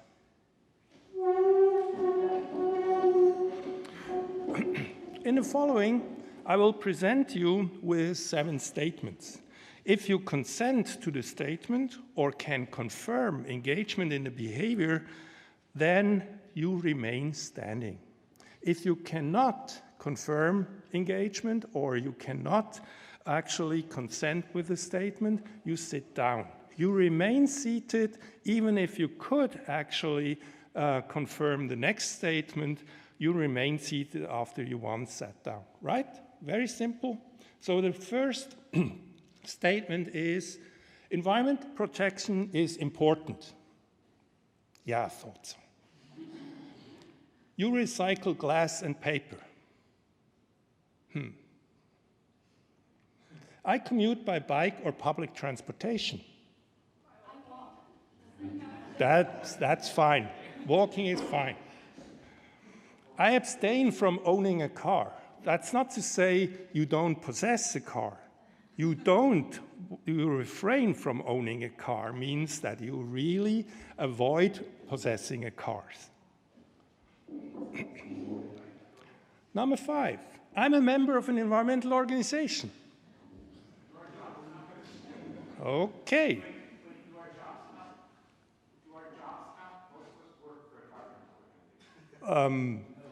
I work for a university, so you may remain standing. I'm a vegetarian or vegan, so we are losing some. We have still 2, right? Oh, we have still some more. So I abstain from traveling out of my country. So we have here, obviously, at least some winners. So thank you very much for playing this game with me. But I hope this just gave you a little bit of an impression how our instrument actually works. That is how we find out how committed people are to environmental protection. We could do actually the same thing with marathon running. And I would have another presentation in which we look for the soccer fan in this room. So let's move on. After we know how we can find out how committed a person is to protecting the environment, we can ask our first substantive question. Is accepting an environmental policy a behavior that is controlled by environmental attitude? That is our first question. A behavior with which people aim to protect the environment, in short, is being positive about environmental policies truly a pro-environmental behavior? In this first study, we actually had about 250 fairly young participants, 2/3 female. And what we did, we explored 50 environmental policies. Some already implemented. These blue ones are actually already implemented in Germany. So we have a maximum premium of electric cars of up to 6,000 euro. We have fines for non-compliance with waste separation. And we have an air travel levy of about 13 euro per ticket for European flights. And other policies on this list are policies that are discussed or planned in Germany, like a surcharge of 50 cents per liter of diesel and gasoline, a CO2 tax of 55 euro per ton, or the abolition of mass livestock farming. So these are possible policies. And our question is, are these policies basically controlled by people's personal sentiment for protecting the environment? If support for an environmental policy is seen as instrumental for environmental protection, such support should be controlled by environmental attitude of a person and the respective costs that come with a certain policy according to our measure. In our test, we developed 2 measures of environmental attitude. One that consisted of a traditional instrument consisting of 50 self-reported behaviors, just like, you know, kind of I carpool with others, I donate money to environmental organizations. That was our one instrument. And the second instrument by which we try to derive people's environmental attitudes was added with the 50 statements of approval to the environmental policies that I have just shown you on the slide. So we ended up with two measures of what we believe represents people's environmental attitudes. As I said, one consisting of the 50 self-reports and one was enriched by the 50 approval for environmental policies indicators. What you can also recognize is, even though you may not understand the fit statistics in details, that the fit statistics look quite comparable. So it's not a big deviance, not a big loss in the quality of the calibration. Here, when we look at the reliability, the separation reliability of the scale, its ability to separate people according to their environmental attitudes, we find quite a decent reliability of the original instrument of 0.82, and this reliability increases quite substantially to a reliability of 9.2 with the second instrument with which we believe we measure some latent variable in people's minds. And if we correlate the two instruments, we find actually a quite high bivariate correlation of the two of 0.83, and if we correct this bivariate correlation by measurement error attenuation, the correlation increases to 0.96, which is, in my understanding, almost perfect. So the simple conclusion would be the two instruments basically measure one and the same psychological variable. That would be our conclusion. Now, after we learned that people's support for environmental policies is a direct function of their environmental attitudes, we can now continue to the theory that I believe explains behavior, specifically pro-environmental behavior in all its forms. And as you have learned, that involves acceptance of environmental policies. People's environmental attitudes do not only, as we have seen, account for behavior that people believe is directly instrumental to protect the environment, like recycling paper, bike commuting, or leading a vegetarian lifestyle, but it is also relevant for behavior that is indirectly instrumental for protecting the environment. That is, donating money for environmental organizations, signing petitions, supporting access restrictions, and accepting a CO2 tax. Behavior that we all can call political in some sense.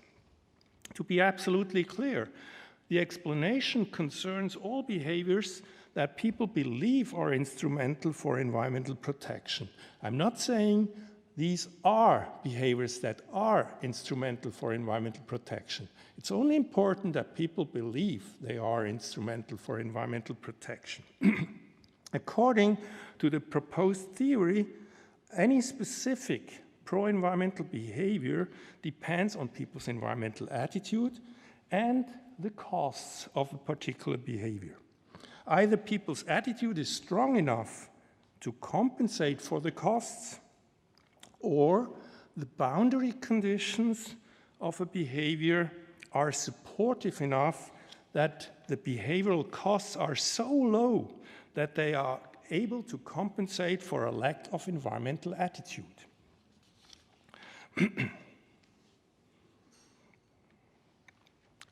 If people's attitudes are strong enough, even a high-cost behavior under obstructive condition has a good chance of being performed. You know, here is a threshold of engagement indicated. And what I try to express is here is a obstructive condition that makes it unlikely that a behavior occurs. And the threshold is passed with such a demanding behavior at a relatively high level of environmental attitude. That's what I'm trying to indicate right now. Behavior has a good chance to be implemented even if an environmental attitude of a person is weak. That would be this case, if the boundary conditions are supportive. So these are the two possibilities that we have.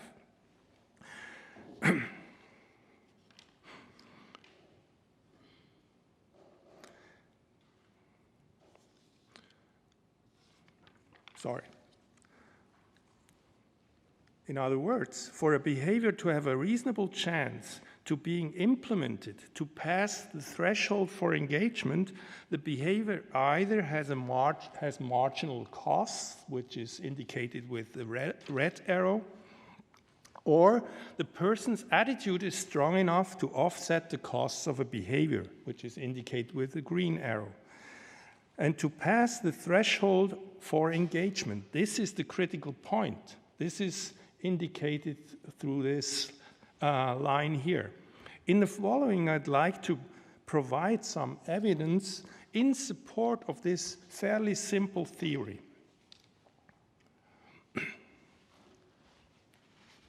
Excuse me. As a test of the compensatory relation between people's environmental attitudes and the costs of a behavior, we conducted a quasi-experiment in Poland.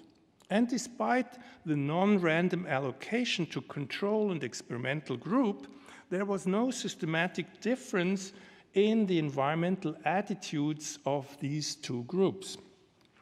In this study, my colleagues and I, we tested whether behaviors such as accepting access to restrictions, to restricted areas, or legal regulations that would actually enforce a particular use of nature preserves was a direct function of environmental attitude and the costs. We were able to confirm that with stronger attitudes, people are more likely, here basically with stronger attitudes, people are more likely to accept nature protection measures in general. The very acceptance is, however, also sensitive to behavioral costs. When behavioral costs are low, that's up here. When the distance to the nearest nature preserve is actually long, more than 30 kilometers, the boundary conditions are supportive, as the restriction or the restricted use of a nature preserve is actually not personally relevant. I rarely go there.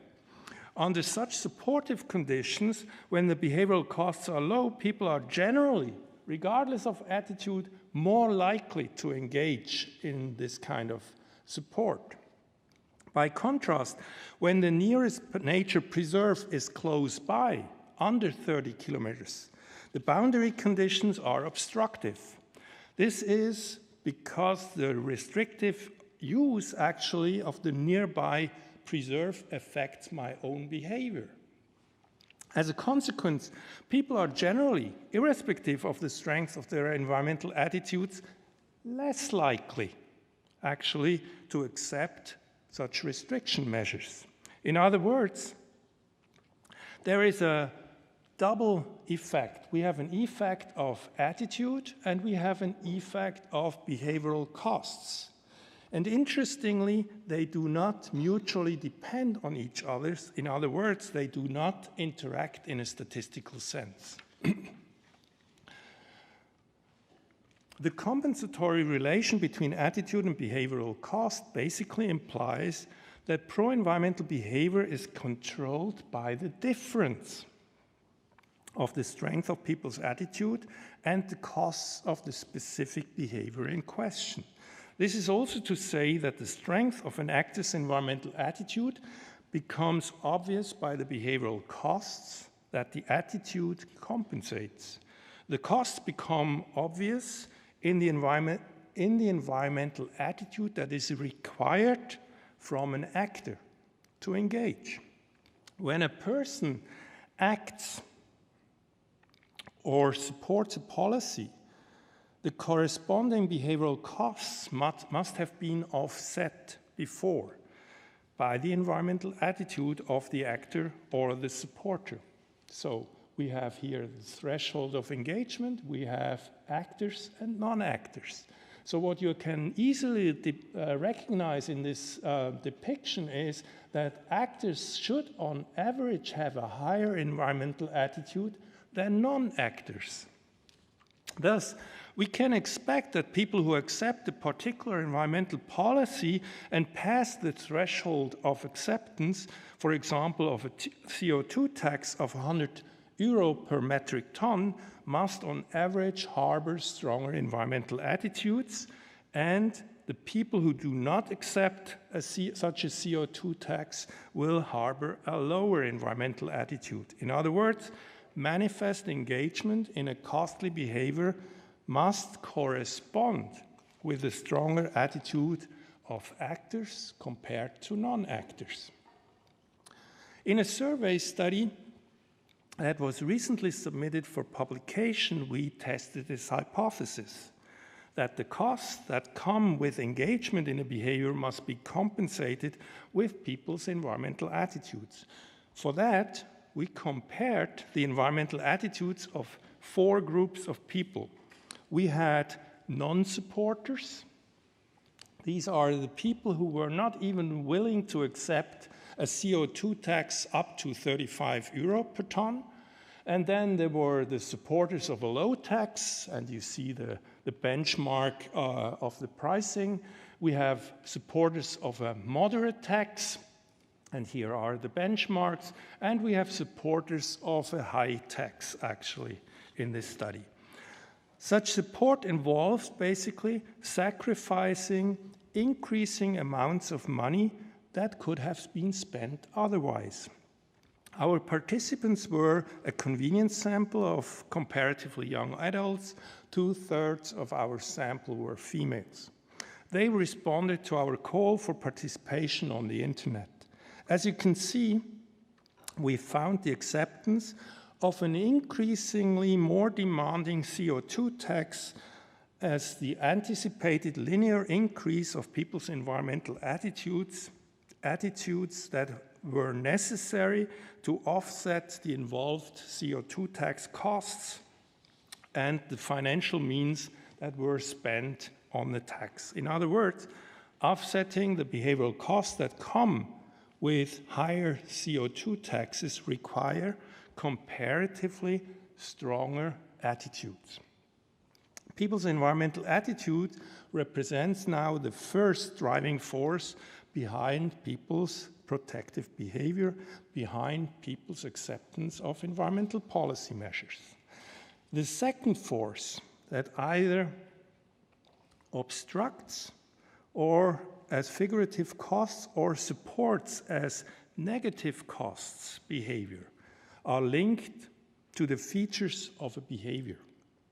Negative costs are, of course, benefits. Maybe it's a little bit a strange term, that is granted, but I think it's rather intuitive to label behavior and say that there are obstructive costs to be paid for a behavior, but then if something is supportive, we couldn't find another metaphor than using the term negative costs. So if you have a better label, let us know. Most obviously in a CO2 tax is, of course, the amount of money that such a tax would involve. Next to the actual price of a metric ton of CO2, then there is also what are the revenues of such a tax used for later on. So these are obviously the boundary conditions most relevant for the behavioral costs involved with accepting a CO2 tax. And behavior is controlled by the difference of the strength of people's environmental attitude and the costs of a specific behavior. Lowering the bar will necessarily increase the number of people who engage in a behavior. Reducing the costs of a behavior inevitably increases the engagement likelihoods into a behavior. Specifically, if a majority will not accept a CO2 tax of 200 euro per metric ton, then we can reduce the price and actually see whether we find to 100 euro, and whether we can see whether this will result in a higher acceptance rate. If that still does not reach a majority, we can reduce the price even further so that finally a majority will pass the threshold of engagement for such a price.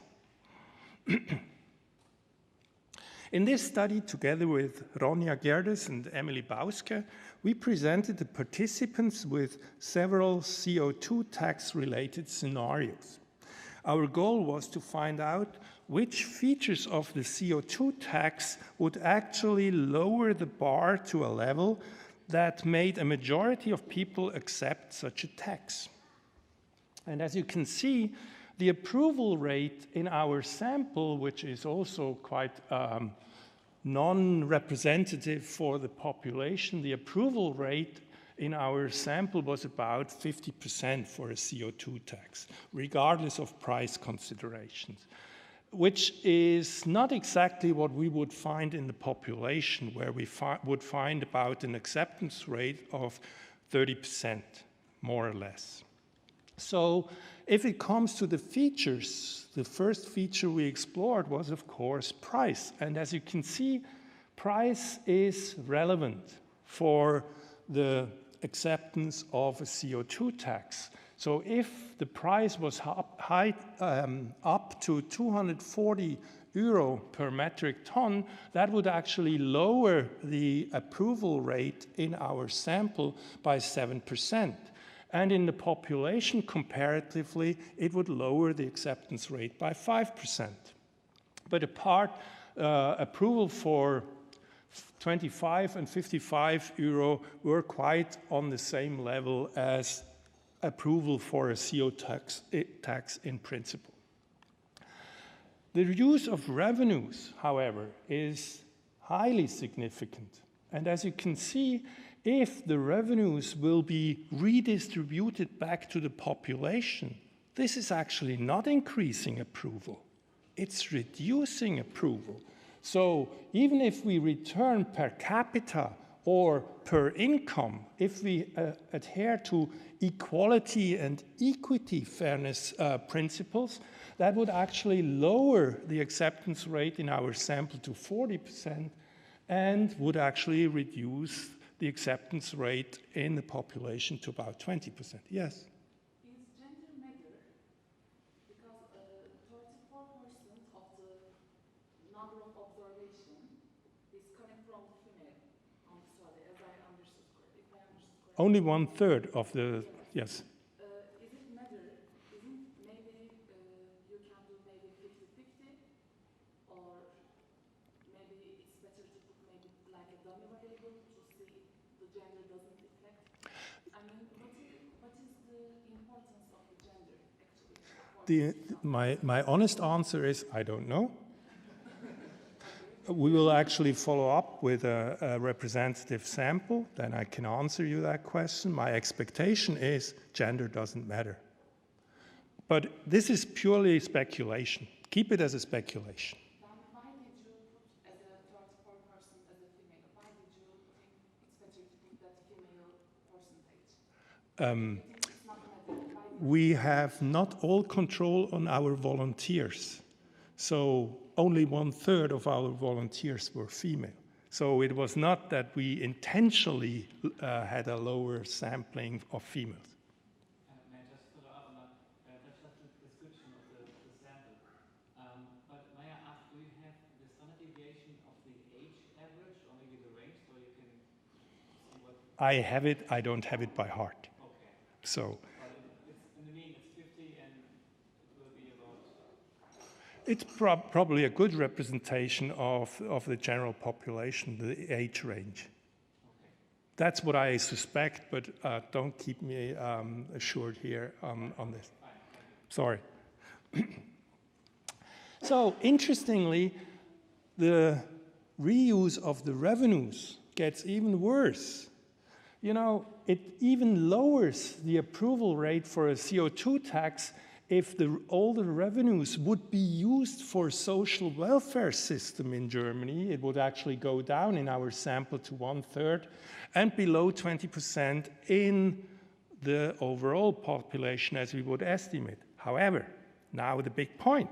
Surprisingly, most who have actually done research in this field will not be so surprised as I was. Yes, when we use the revenues for green spending, yes, we attain a majority in the population who would approve for a CO2 tax, and actually more than 80% in our sample would approve such a tax. So if we would use actually the revenues for even further climate change mitigation, that would actually increase the approval rate of our sample.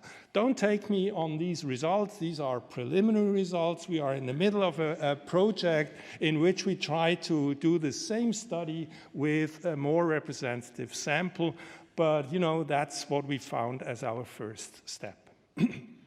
So, after this brief introduction into some of the evidence and our theory that accounts for all behaviors that are perceived as instrumental for environmental protection, we are ready to move on to our final question. How can we promote people's acceptance for environmental policies? What environmental policies accept and manifestly support depends, as I argued, on people's environmental attitudes, and it depends on the costs that come with a particular policy. Either people's environmental attitude is strong enough to compensate for the costs that come with the policy, or the behavioral costs that come with the policy are low or even negative to compensate as benefits for the lack of environmental attitude. If accepting or supporting a specific environmental policy depends on the strength of people's attitude and the costs of a particular policy, then there are essentially two ways in which we can control acceptance. We can manipulate the boundary conditions and make conditions supportive enough so that it's supportive and can overcome the weakness in people's attitudes. We can add some benefits, or we can remove some existing behavioral costs. In some research tradition, this removal of figurative costs of an elected set of costs is called nudging, by the way, just for those of you who might be curious. So this is actually fitting nicely to this research tradition as well. If, for example, an environmental attitude in the population is not strong enough to promote a high enough proportion of vegetarian lunch choices in an absolute sense, we can reinforce the likelihood of vegetarian lunches with a benefit. We can create boundary conditions that are more supportive to choosing vegetarian dishes by providing, for example, a monetary reward. Expectedly, the specific behavior, choosing the vegetarian dish for lunch, becomes more popular among people and thus more probable for each single individual, regardless of the strength of an attitude. In this study, together with Laura Henn and Beatrice Marschke, we offered the student participants a compensation of €10 for completing the study. So that was no intervention. Additionally, the 141 students in the experimental group were offered a financial reward of €2 for every vegetarian lunch they chose at the university cafeteria during our intervention week. A reward that the 155 students in the control group did not receive. we expectedly found with an increasingly stronger attitude in both groups, of course, the higher share of vegetarian lunches. More interestingly, though, we also found that the monetary reward that vegetarian lunches received made an extra difference of about from 30% on average to 55%. The vegetarian lunches became 25% more popular among students and thus 25% more probable for any individual regardless of his or her environmental attitude. Again, no statistical interaction was found. Not surprisingly, this extra boost was short-lived. Thus, it is not sustainable. The share of vegetarian lunches dropped back to 30% after we withdrew the extra benefit and the behavioral costs were back to normal. Still, the attitude effect continued after this intervention. With increasingly stronger attitudes, people ate more vegetarian lunches. As I believe this finding speaks of the continued behavioral relevance of environmental attitudes, and it speaks of the short-lived nature of a cost intervention. The lack of a long-term effect of the financial reward might be due to the specifics of our study, though. If monetary rewards would have been kept in place for more than only 1 week, these rewards might have induced a lasting change in long-term vegetarian eating practices. That could all be. Based on our findings, I would, however, caution against holding overly high hopes regarding the financial rewards and other alterations of costs of a behavior, that they will actually result in a lasting behavior effect. They will certainly not reinforce people's environmental attitudes. Expectedly, cost effects are short-lived. Nudging is short-lived, and they endure only as long as the costs remain modified. This knowledge seems important, as unjustified conclusions about lasting efficacy of cost interventions are not only misleading, but unethical, as they only lead to wasting resources such as governmental tax money if we actually do not take them seriously. In the following, I will move on to an intervention that I personally believe has the potential for lasting behavioral changes. And to give you a little bit relief, we are now at my third last slide. So instead of altering the costs of specific behavior, we can make the behavior lower cost and attractive enough to compensate for an existing weakness of people's environmental attitudes. We can alternatively fortify people's environmental attitudes. We can fortify attitudes. Because people's environmental attitudes show, as I have argued and as I have demonstrated, in the occurrence probabilities of all kinds of behaviors, these attitudes and an attitude change necessarily also results in an increase in the recurrence probabilities of all kinds of behaviors simultaneously. Thus, when an intervention successfully fortifies the strength of people's attitude, spillover behavior effects can actually be expected and are, as I believe, the natural consequences. In their research, Laura Henn and colleagues experimentally tested for the first time such a spillover effect in the aftermath of an intervention that aimed to fortify environmental attitudes. Participation in this field experiment was voluntary, and allocation to the control and experimental groups was non-random.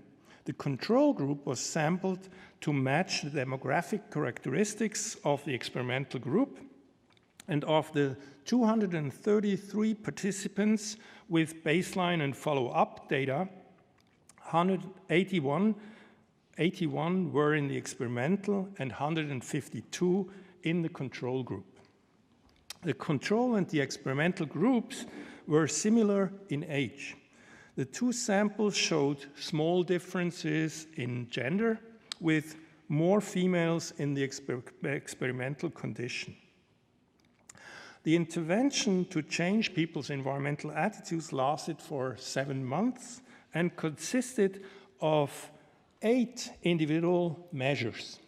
First, people received a voucher of approximately 335 euro, redeemable in household products such as water and energy saving devices, a monthly newsletter on sustainability, a Facebook group, an opportunity to engage in blog writing, home audits by a local contact person, 3 regional social networking events, an online Q&A session with experts on energy efficiency, a workshop on food self-sufficiency that involved information on how to reduce food waste, which was combined with a food waste challenge. So, the mixed ANOVA revealed a significant interaction between group and assessment time. This is the figure on the left side. Error bars indicate 95% confidence intervals. Orbits represent the distribution in the vertical direction and the density in the horizontal direction of the respective data. The substantial effect can be attributed to an increase in the experimental group, but not in the control group. The intervention-induced increase in the strength of people's environmental attitudes can be translated in an average increase in the recurrence probabilities of the 29 specific environmental behaviors that represented environmental attitudes of 27%. If the typical behavior had a 50-50 chance, let's assume, of engagement before our intervention, it had a 77% chance of engagement after the intervention. There was no such improvement, of course, in the control group. This reinforcement in people's environmental attitudes in the experimental groups can be translated in the expected spillover behavior effect. That's actually the 2 trajectories that you see here on the right-hand side. These trajectories represent the environmental behaviors that people engage in. Down here, these are the demanding one, the high-cost behaviors. Up here are the low-cost behaviors. So people are very likely to engage in them. And this was the condition before our intervention, and this was the expected condition after our intervention. Of the 29 of the pro-environmental behavior statements, actually, we had, of course, then also an empirical trajectory, which is the dashed line here, which represents basically the position of our 29 behaviors that represented people's environmental attitudes. And what you can see of these 29 behaviors, 19, the majority, fell within the confidence interval of the expected trajectory where they are supposed to fall. Only 10 did not fall within the confidence interval of this expected trajectory. 6 of the behaviors increased to a disproportionately smaller extent. That these are the 6 behaviors down here. 4 behaviors became disproportionately more probable after the intervention. 2 of these were verbal statements concerning behavioral control. People were more confident that they could do something for the environment than they should have been. And 2 were actually behaviors for which participants received an extra benefit. That made them more likely than what we would expect by simply improving their motivation.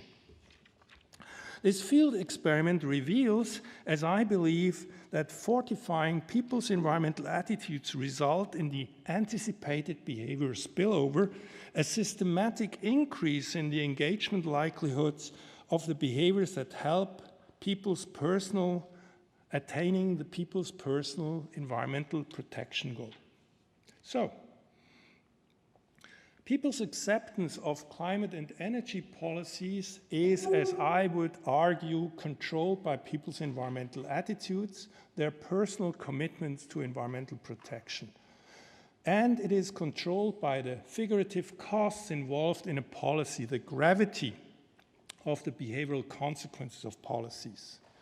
A majority of people accept such policies when they regard environmental protection as sufficiently important in their personal lives, if they feel it's worth following up. And they also support environmental policies when the consequences of a policy are comparatively small, as you would have expected. There are 2 effective levers for how we can promote acceptance. We can diminish the behavioral costs of a specific policy, and we can strengthen people's environmental attitudes. Of course, as a psychologist, I would fairly well actually recommend strengthening environmental attitudes, because such a spillover effect instantaneously means we get higher approval for more severe and serious environmental protection in our society, and people will do more in all aspects of protecting the environment. Let me end with bringing some of my fellows researchers to your attention. They contributed with their time and effort and intelligence to this research, and I'm curious about your questions.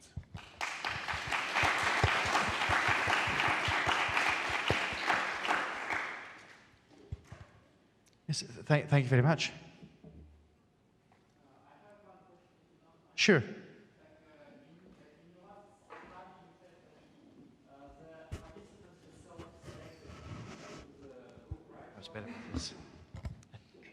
Thank you.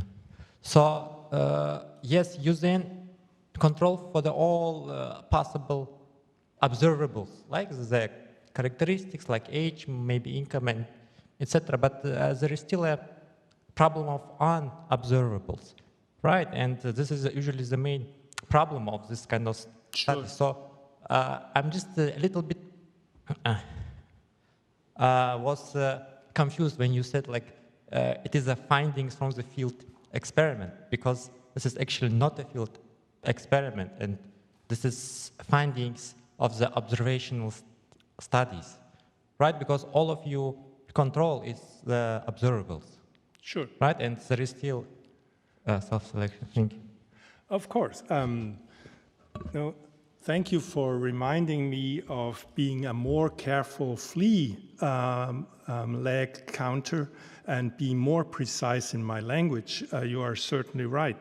So I do not always control all components as seriously as I should. With lab experiments, you are certainly right about that. There are more confounding variables that could account for this effects that I just presented today. My general answer to it is we replicate. We replicate in quasi-experiments, and we actually replicate in lab experiments.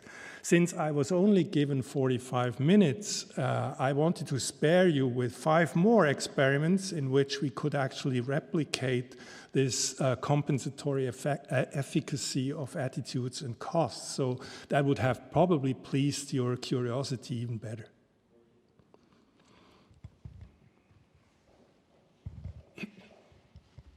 Hey, thank you very much for your presentation. I was wondering how you make sure that the participants understand the consequences of their action. So choosing a carbon price of 240 euros versus 25. So how do you make sure they really know what it means for them?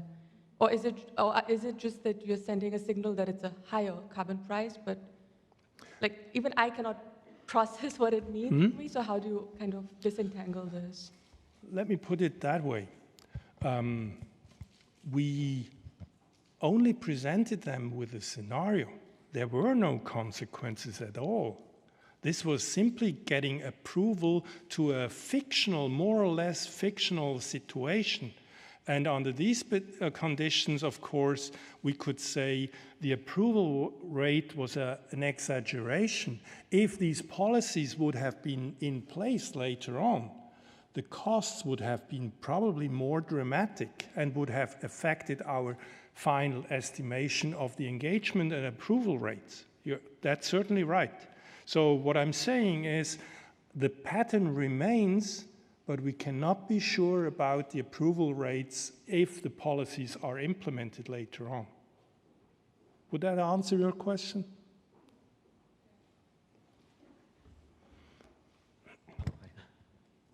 I thank you for your presentation.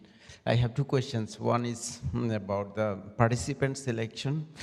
So I agree the fact that we cannot avoid personal bias, but here in Europe there is massive environmental awareness is going on.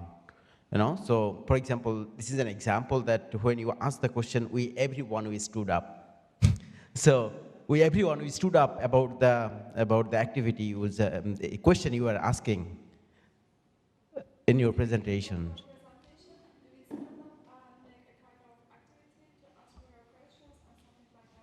Oh, no, it was a questionnaire with 50 statements. And you could... No, I'm just asking, like, the awareness, the intensive awareness is going on about also the TV, radio, everywhere talking about environmental, right. Also climate change globally is talking. So, oh, yes. Yeah, so everybody, you saw the example here, like everybody, we stood up when you throw the question about how many of you do this, do that, something right. Like this. Yeah, this is an example. So, do you think how can we avoid this kind of bias in this kind of study? Is it working as a bias somehow in the sample? I'm not sure if I understand the question correctly, so you help me.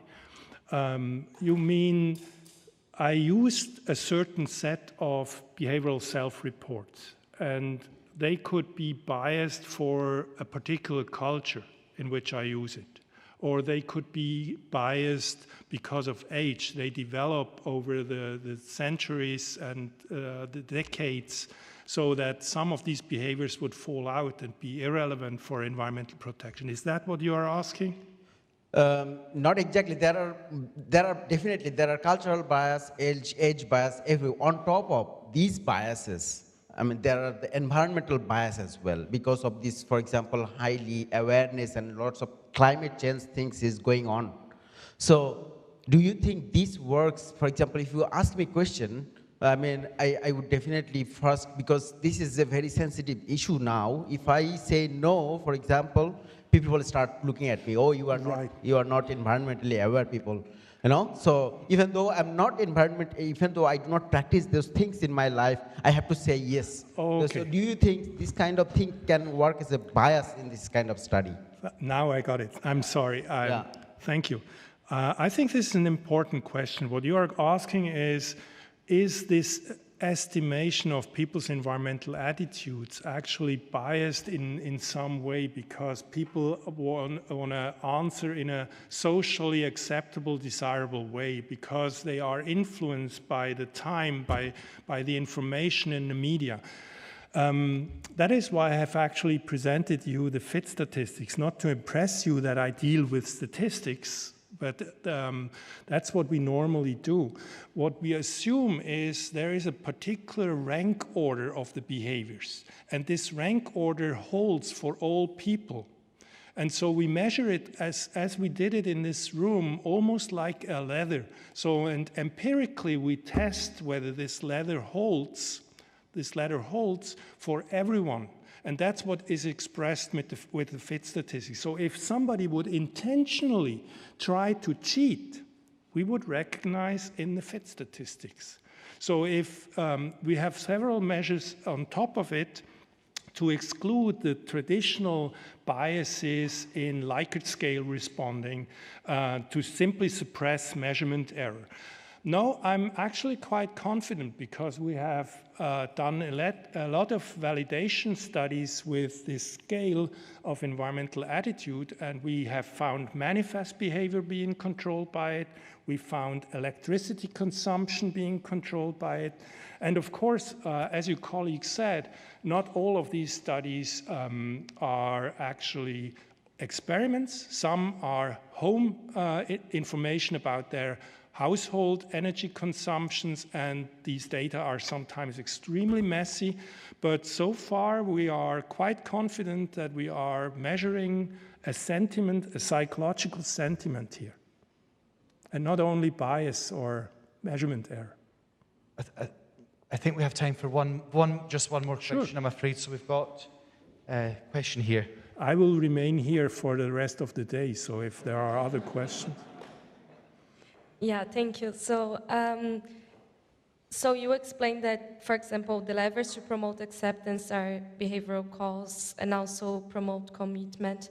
And I was wondering, for example, in my field of research in mobility, so besides, so we study how to shift, how to promote the shift in the modes of mobility, right? Yeah. I would like to know if in this model that you have, methodology, can we also associate levers, for example, infrastructure and urban design to help, for example, to build more bike lanes or better spaces for people to walk, or safety in transport, reduce speed? How is it related? Like, would this reduce the behavioral costs? I would like just to know how could I use your model to interpret the infrastructure and urban design influences. Thank you. Let me start with a commercial. I have a wonderful paper in transportation research on this model, and it was published in 2018.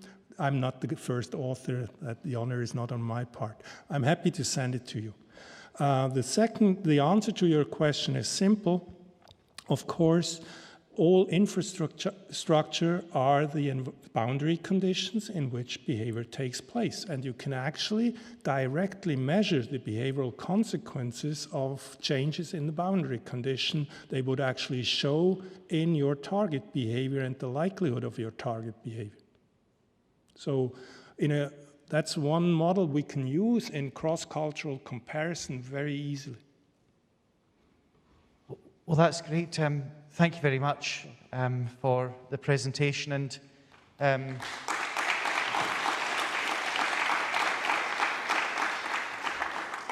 we now have a lunch break. It's in the Ratskeller. If you weren't here yesterday, just follow the crowd. And we'll be back here resuming the sessions at 1:45. Okay? Thanks a lot.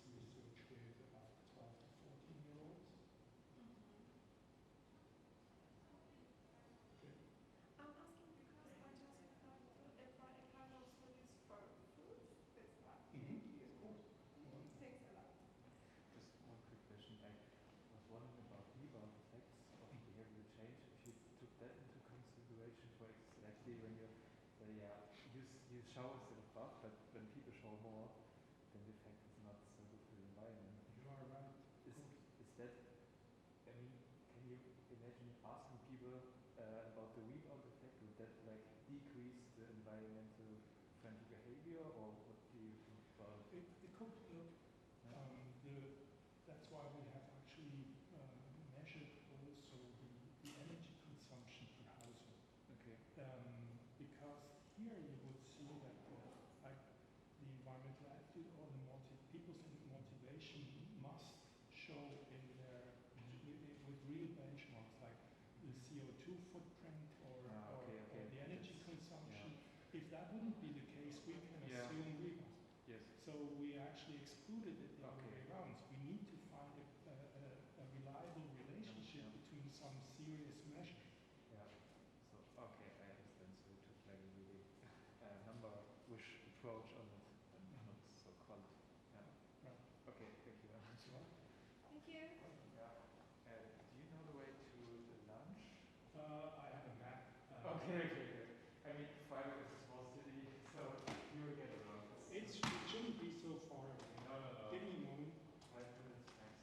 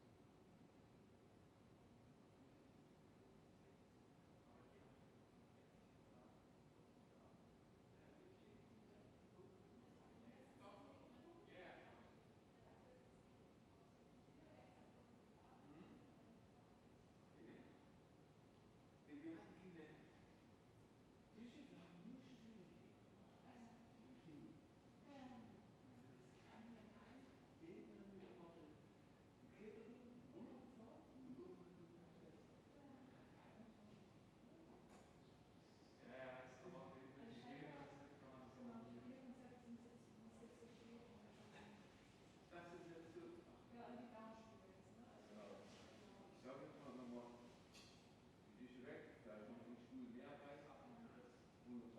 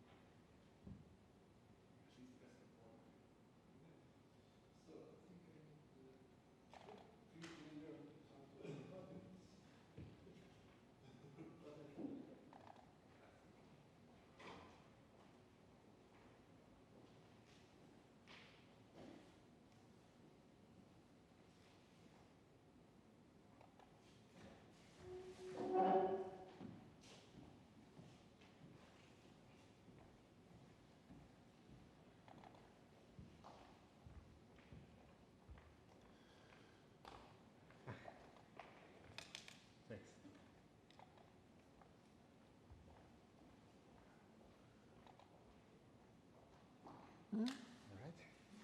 So you can go forward with this button, the big one. Yep. And back with the small one. Okay. So we can show it out. Oh. And you also have here this thingy where you can go here and show. Yeah. So that should be great. Just let me check. Yes. Maybe you use this one because here, then also the online audience in theory will see everything you point at. So you can just use this one. It's the same. So forward, back. Oh, it's there. Oh, yeah. And this is digital, so on it will also be seen on the stream then. Okay. All right. I will just make sure that you get a fresh glass of water. Thank you. And then make sure the people will get back here. Yep. So we have time. All right. See you in a second. Yep. Thank you.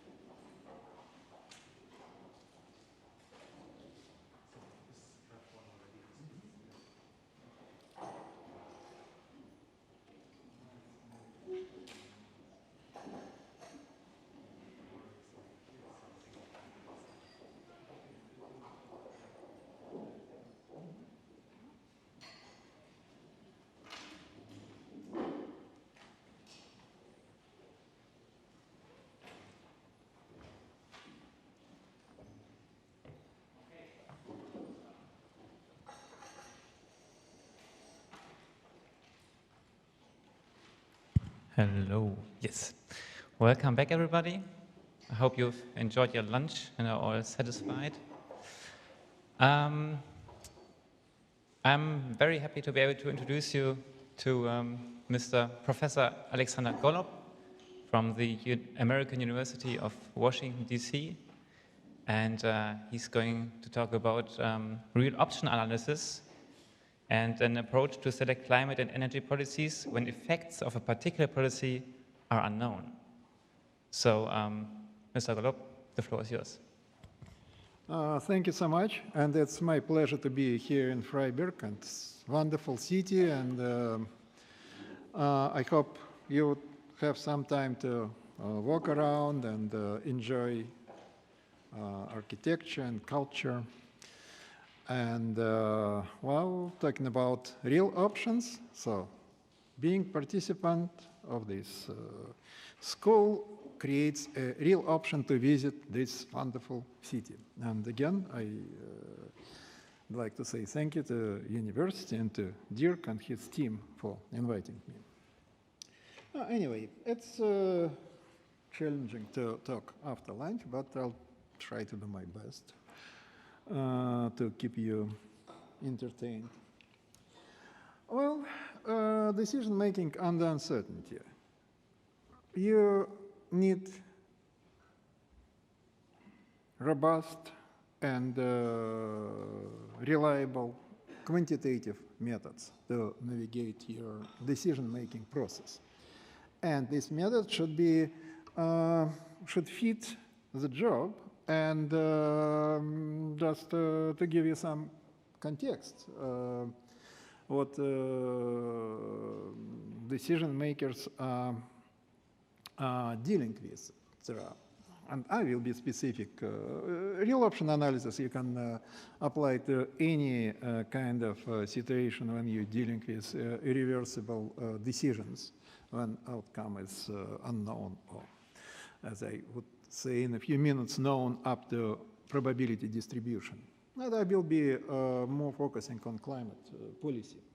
So then challenges, the main challenge is to close emission gap, because if we are talking about decarbonization of the global economy within next 30 or maybe 40 years, and when we look at Paris Agreement and NDCs and the current trend of emissions, well, you don't need to be an economist to realize that there is huge emission gap between what is need to be done and where we are now. And to bridge that emission gap, you need to rebalance capital investment, and according to some recent estimates, you basically need to reprogram 1/3 of available investment pool and redirect those investment to something that's somehow related to decarbonizing not only energy sector, but actually all area of economy and our life. Well, of course, we need to be aware of risks, because, well, even we talking about like 1.5-degree pathway, there is no guarantee that it's going to be a 1.5-degree pathway, because one of the most important parameter of climatic system, climate sensitivity, and climate sensitivity, it's a parameter that translates accumulated concentration of greenhouse gases into long-term temperature changes. So it's still unknown. Well, we may be lucky. Climate sensitivity may be on the low side, then we can let us to emit a little bit more carbon emissions, but we need to be ready to a situation when we realize that climate sensitivity is higher than we anticipated, and then we will need to reduce emission drastically.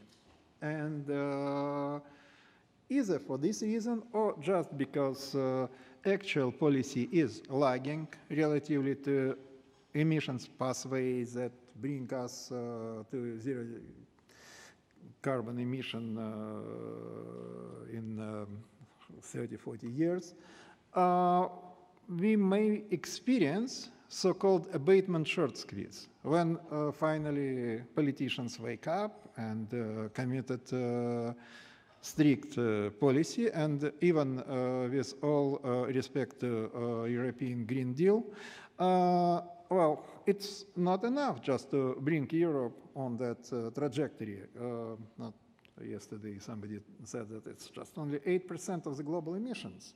We need to think about such a giant like China, India, Russia, United States, Brazil, so you name it. Look at the G20 list, and then you basically need to bring all of them on that trajectory. Also, some countries, in response to forthcoming climate policy, may decide to accelerate the use of fossil fuels, so-called green paradox. I think you're aware of that. And then it may exacerbate situation in slow down economic growth on the long run and lock in countries, especially countries rich with fossil fuel resources in so-called middle-income development trap. Okay, so enough about risks and challenges. Opportunities. Actually, opportunities are not quite realized and recognized yet. Investing into carbon-free technologies ahead of your competitors, you may increase in the future your market share, and you may be first on learning curve, and it will help you to expand your production and get some comparative advantage. Well, and also what I can see over last maybe 5 years, and it was articulated quite well, and it was actually reinforced by COVID, transition of developed world to knowledge-based economy. And knowledge-based economy by definition is low carbon emissions, it's attribute of knowledge-based economy, and then opportunities to use more energy and clean energy to restructure your production, like using 3D printers, using robots, producing hydrogen, and so on. So we need to think about opportunities, and we need to think about ancillary benefits of climate policy. And as I try to show you during my presentation, that you may use real option analysis for decision making regarding mainstream benefits, but also you can use the same pricing mechanism to analyze and quantify ancillary benefits. And of course, each method, and I'd like to tell you that upfront, so each method has some kind of area where you can use that. Sometimes you may need to use robust decision-making process, sometimes you need to use stress tests, sometimes you need to use multi-criteria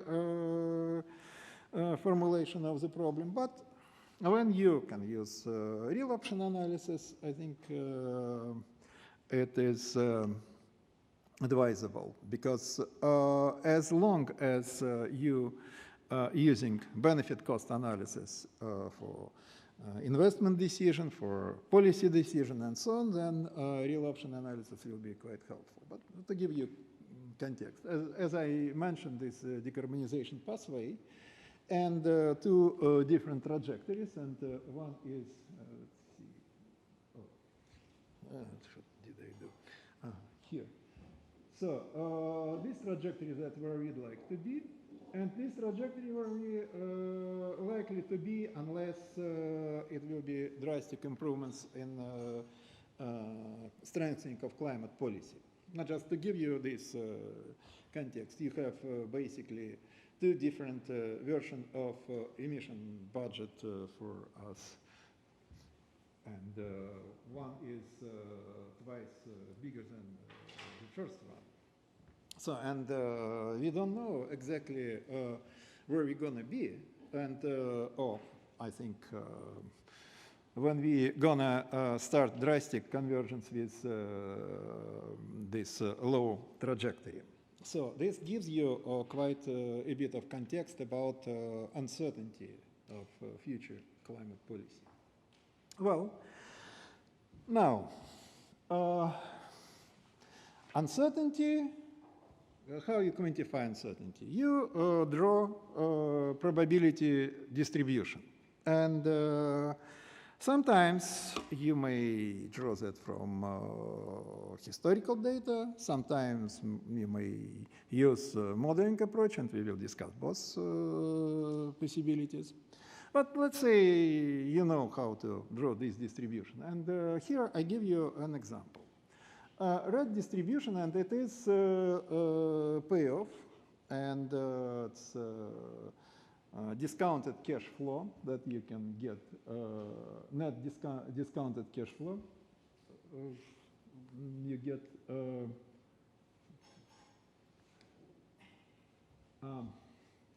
implementing one, this red probability distribution, it is potential payoff of carbon intensive technology, and blue is potential payoff of carbon-free technology. And horizontal axis, let's say it is net discounted cash flow over lifetime of this technology. Because when you install one or another, you stuck with this technology, at least for a while, until your capital is depreciated. Well, what do you see here? It's a completely different shape of distributions. And how you compare them? Because if you just use expected value, then expected or mean value for red distribution, it's higher than for blue distribution. And if you just ignore all that information that you collect building this distribution and just average up everything and focus on expected value, well, you would choose red distribution, and you may end up with stranded assets when politicians finally would strengthen climate policy. And in contrast, if you deploy carbon-free technology, then you basically create exposure to potential upside because, well, again, this distribution has tail directed in this direction. So on the right-hand side, it's higher payoff. On the left-hand side, it's lower and negative payoff of technology.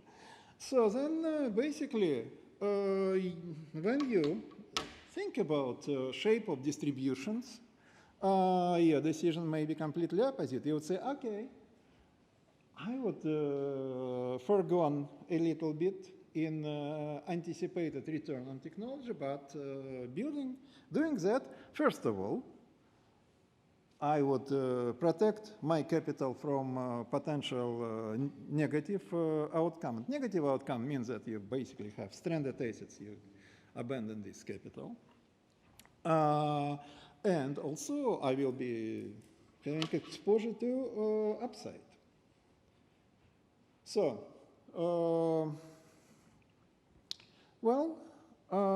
and the real option is exactly the quantitative method that put kind of a price tag on distribution. Because in cost-benefit analysis, you would be talking about cost in terms of dollars or euros, whatever currency, and benefits in the same term. You need apple-to-apple comparison, right?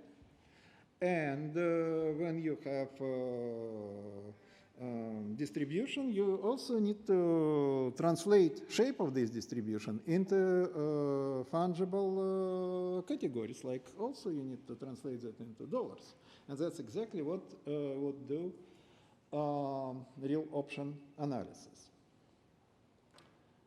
Well, and as I said before, when you use real option analysis, when payoff of your decision is known up to probability distribution. Again, it could be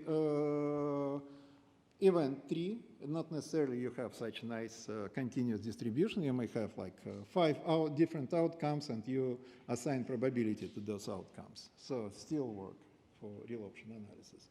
And in terms of use, it's quite universal method, and I'll try to show you how to use this method with regard to natural assets like tropical forest, for example. Then capital investment in energy, wherever. Capital investment, and it is kind of a very natural way to use real option analysis, and it's actually first when real option analysis was appeared in the literature, it was about irreversible investment decision. Well, you can use that, and actually that's what I was doing 15 years ago, proposed with my colleagues to use real option analysis for benefit cost analysis of public policy. And like when you select emissions target and do integrated assessment analysis, you may use risk-adjusted damage function, you may use risk-adjusted cost function, and that's how you quantify risk and avoid serious computational difficulties. And of course, you can use it to measure ancillary benefits because, sometimes you may consider ancillary benefits like something that you cannot monetize today, but maybe would be able to monetize that later. For example, my favorite tropical forest. Right now, if you do climate policy using avoided deforestation to offset carbon, so this is direct benefit, carbon emissions, but also you protect pharmaceutical value, watershed protection, biodiversity conservation, and a bunch of ecosystem services. Well, you may consider them like ancillary benefits. And again, you can draw a distribution because ancillary benefits sometimes, quite often, you may also use hedonic methods and assign kind of price to those benefits, although there is no markets for them yet. But you have social benefits. And then if social benefits are unknown, you have same approach. You have distribution, probability distribution, and you apply option value. Or when you decarbonize economy and, for example, just electric and hydrogen cars substitute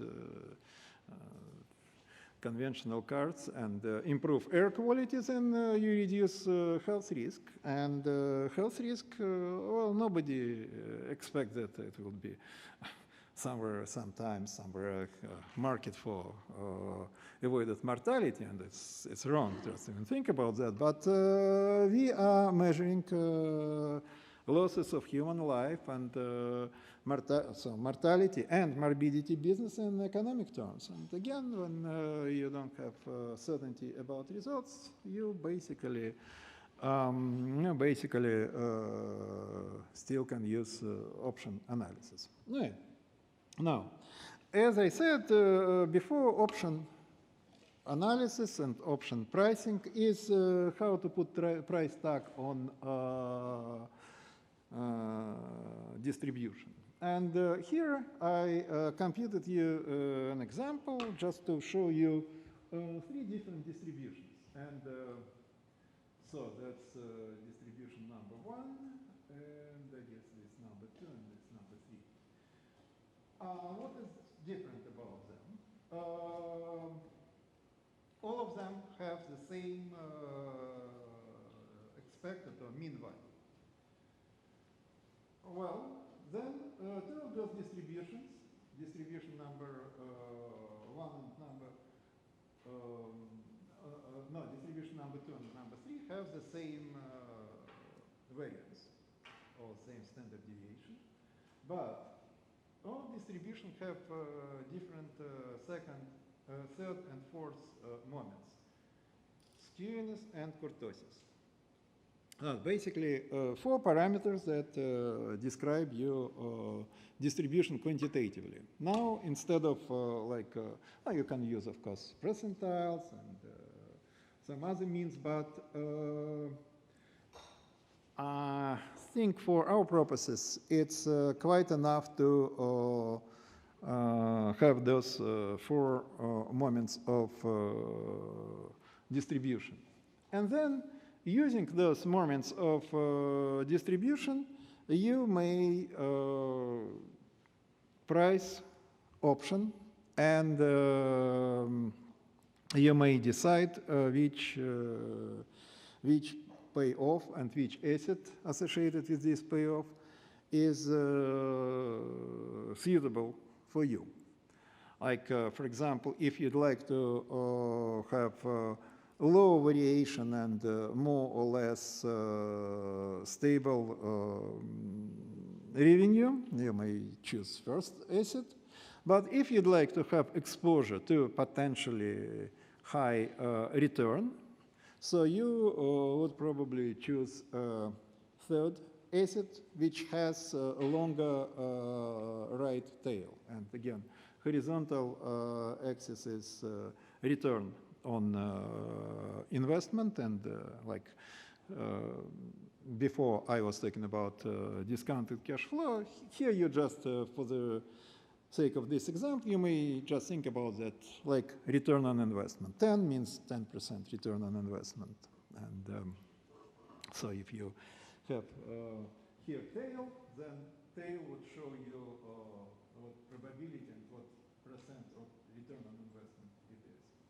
So then basically, again, you may use, if you're building portfolio and you have a variety of assets, then you use option pricing formula, and basically you create long position. Long position meaning that you're buying this asset, so you automatically exercise option, because option, you have option open until you made a decision. Like right now, when I still deciding where to put money, I have in front of me 3 different options, and I'd like to know which one to exercise. And I see which one has higher option value. And in this case, it will be asset number 3 with longer exposure, longer tail of exposure to upside. Well, but if you, and here I'd like to show you where this method has limitations. If, let's say, you have completely different goals, you're not building portfolio and with diversified assets, but you'd like to guarantee decent and stable income. So it would be a completely different task. You don't maximize anticipated and option value. In that case, you're just solving different problem. And in this case, you don't use option value. Well, let's review a little bit what we learned so far. Well, real option value, this is value of flexibility. Why it's value of flexibility? Because you really talking about lock-in and irreversible capital investment decision. And before you implement this decision, like before you really deploy this wind farm, build wind farm, you still have a choice. When you build that, you basically lost this flexibility. So you always, like when you're thinking in terms of real options, you always should think like I make a decision and what opportunities I'm losing. Like for example, if I need to buy a car, and I have on the market excellent car running on gasoline, well, I should be aware that I'm losing an option to buy later car running on like electric car. So, or maybe in the future running on hydrogen. And I need to calculate how much flexibility I'm losing. Or let's talk about the global climate policy. Emitting each ton of CO2, I'm losing the option to avoid future damage from this ton of CO2. So basically, my decision to emit this ton, meaning that I'm losing option value. So looking at damage function, looking at social cost of carbon, I can understand anticipated value of this damage and option value that I'm losing emitting this ton of CO2. Also, what you need to remember that usually options would go in pairs. Like my decision on emit or not emit extra ton of CO2. Simultaneously means that if I decided not to emit additional ton of CO2, it simultaneously means that I need to build another wind turbine. So also I'm losing optionality and I'm losing flexibility when I put on the ground this turbine. I'm losing option to build something better, more efficient, or maybe select a better location. So I need to always to compare options that I lose if I emit 1 ton and other options that I lose when I decide not to emit but build something zero carbon. Well, and using this option analysis, you can estimate regrets from one decision, from another decision, or you may estimate lost flexibility. Well, there are some other methods like robust decision-making analysis using value at risk, critical value at risk, alpha precautionary principle. All of them should be in your toolbox, and you need to like master, you need to have a lot of different tools, and then decide which one to use. So all of those other powerful instruments, they give you a lot of insights about decision and uncertainty, but it wouldn't give you possibility to compare everything in apple-to-apple manner. Like you cannot use that luxury of benefit-cost analysis, but sometimes you don't need to do that, and you may use formulate multi-criteria task. Okay, let's talk about 5 elements of real option analysis. So first and most challenging psychologically is formulation of decision problem, because you need to see optionality, and you need to see different alternatives, and you need to be able to have at least educated guesses about probability of those alternative states of the world. And now, when you have time, I highly recommend you a book by Nassim Taleb, Fooled by Randomness. It's one of his earlier books. And where he discussed this completely different way of thinking. Like, so we observe only one state of the world, and we need to be aware of so-called symmetry of event, like events that never happened. And when you compute distribution, you know that only one event out of that will happen. And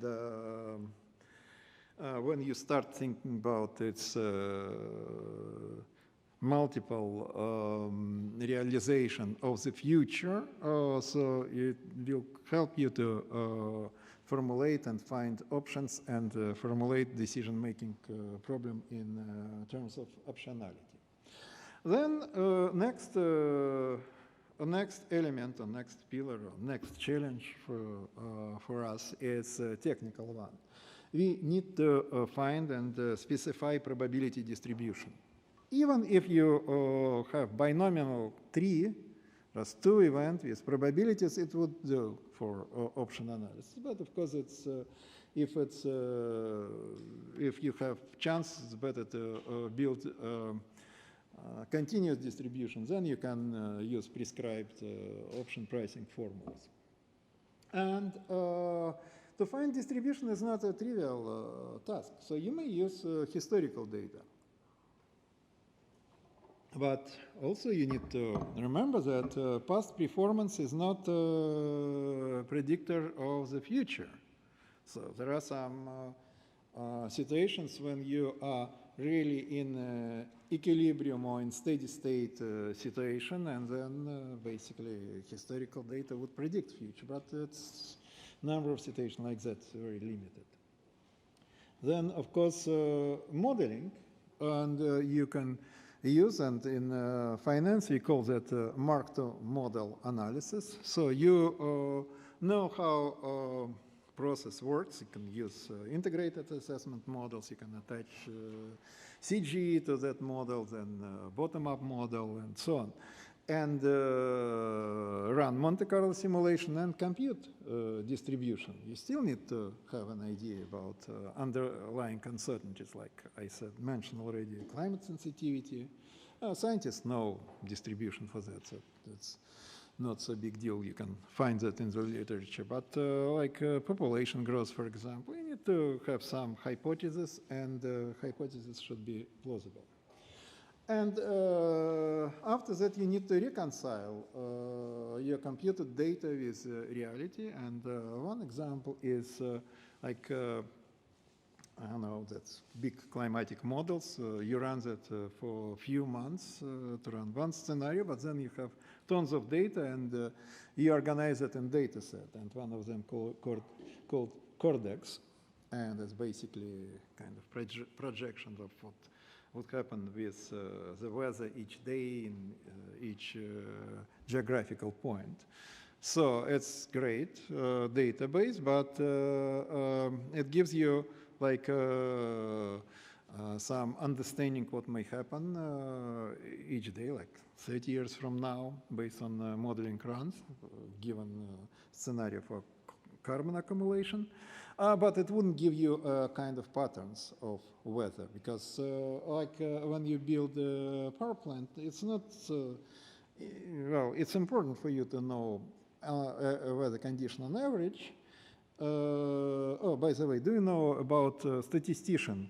He was drowned in a river 1 meter deep. You know what happened? No? This was 1 meter deep on average. So then average characteristics, average characteristics sometimes not very, very useful. So you'd like to know what is probability of heat wave. You'd like to know what is probability of several days with extremely low temperature than all other kind of anomalies. Well, you can take that from historical data and then try to modify projected data. Okay, so next element is selection of option pricing formula. And here I would say that like looking at those three distributions, distribution in the middle, normal distribution, more or less conventional and boring, you can use option pricing formula like Black-Scholes option pricing formula, well known in finance, which takes into account first and second moment of distribution. But for other distributions on the left and on the right, you need to use more sophisticated formulas, that takes into account all 4 moments of distribution. And again, in the literature you can find those kind of formulas. Well, when you select a formula and you need interpret results, and sometimes you see results and you don't know what really you calculated. What does it say? And when you finally come up with reasonable interpretation, then it's most challenging to communicate that and to communicate it to policymakers. And policymakers are, like in the United States, last several years are not the best. I don't know how it's in Europe. Hopefully you are luckier than we are, but well, I hope it will be better. But it's difficult to communicate to policymakers something especially very complicated. For example, talking about social cost of carbon, Obama created interagency commission to calculate social cost of carbon, and commission was quite aggressive in terms of proper way of calculation of social cost of carbon, used different models, calculated, ran Monte Carlo, and computed probability distribution of social cost of carbon, but they was not willing to move ahead and use option pricing formula to assign price tag to distribution, and would report mean value of social cost of carbon in 90th percentile, but well, we still hope that new commission, because Biden recreated this commission not quite a year ago, a few months ago, and hopefully we will convince them to use option pricing formula. Well, formulation of decision problem, and when you formulate the as decision problem, you think about option, when to exercise this option. And one example, as I said before, which technology to invest. Like it would be like before you invest, you have option. When you made investment decision, you kill this option. You need to be sure that you have a right way to determine trigger for investment decision. We also may think about creation of option, and in case of climate policy and in general tendency of transition to a knowledge-based economy, R&D is the best way to create an option to deploy technology in the future. Well, and then if you have option already, so you need to think about how long you're gonna keep that. Like for example, RED plus, it's reduction of emission from deforestation and forest degradation. So basically, as long as you have standing forest in tropics, you have an option to commit that as a RED plus. Well, when you chop forest down, then you destroy this option. And you need, again, to do some quantitative analysis to understand how long you're gonna keep that. Maybe you have tremendous pressure to expand agricultural production. Then at least you need to understand what are you losing. Well, and of course, option to avoid critical thresholds in climate system, and I think use 1.5 degree as a placeholder. And in fact, we are talking about tipping points and probability to avoid that. So basically, any kind of abatement strategy would keep this option open. Well, computing of, actually, how much time do I have? About 10 minutes. 10 minutes, okay. So computing PDF. I think for us as practitioners, I think it's most important part. I mean, technical part. I think the most important is just to formulate a decision problem in terms of optionality. And so I just give you this example. I think you may spend time after looking through that paper. It's forthcoming paper, and I had pleasure to work with Christina and Philippe and Dirk, who are here in audience. And this, I think it's available online, but will be kind of officially published next year. So what we try to do, we try to use data on historical data on droughts, and it's for each receptor point, like whatever, how many we had, divided Germany by, I don't know, 1,000 or so points, and then we calculated soil moisture index based on historical data. And when you look into data, look deeper into the data, like each point represents you all outcomes for this particular geographical location, what was value of this soil moisture index. And if you take, for example, most recent data, so you would get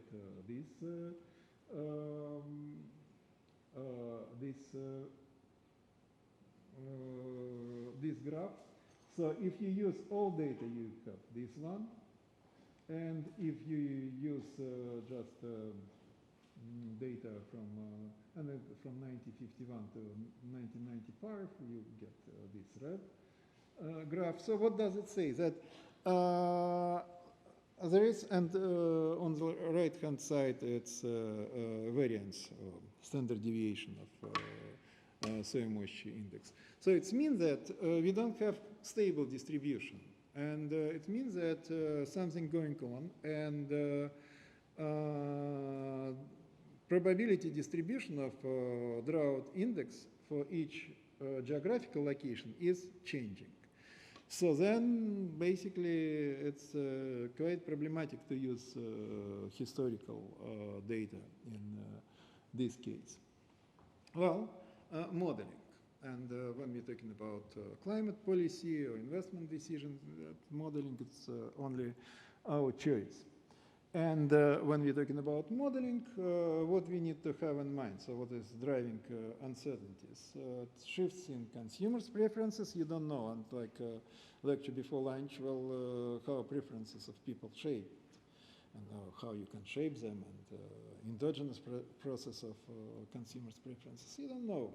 You need to consider that as an uncertainty. Then evolutionary improvements of technologies or disruptive technological innovations.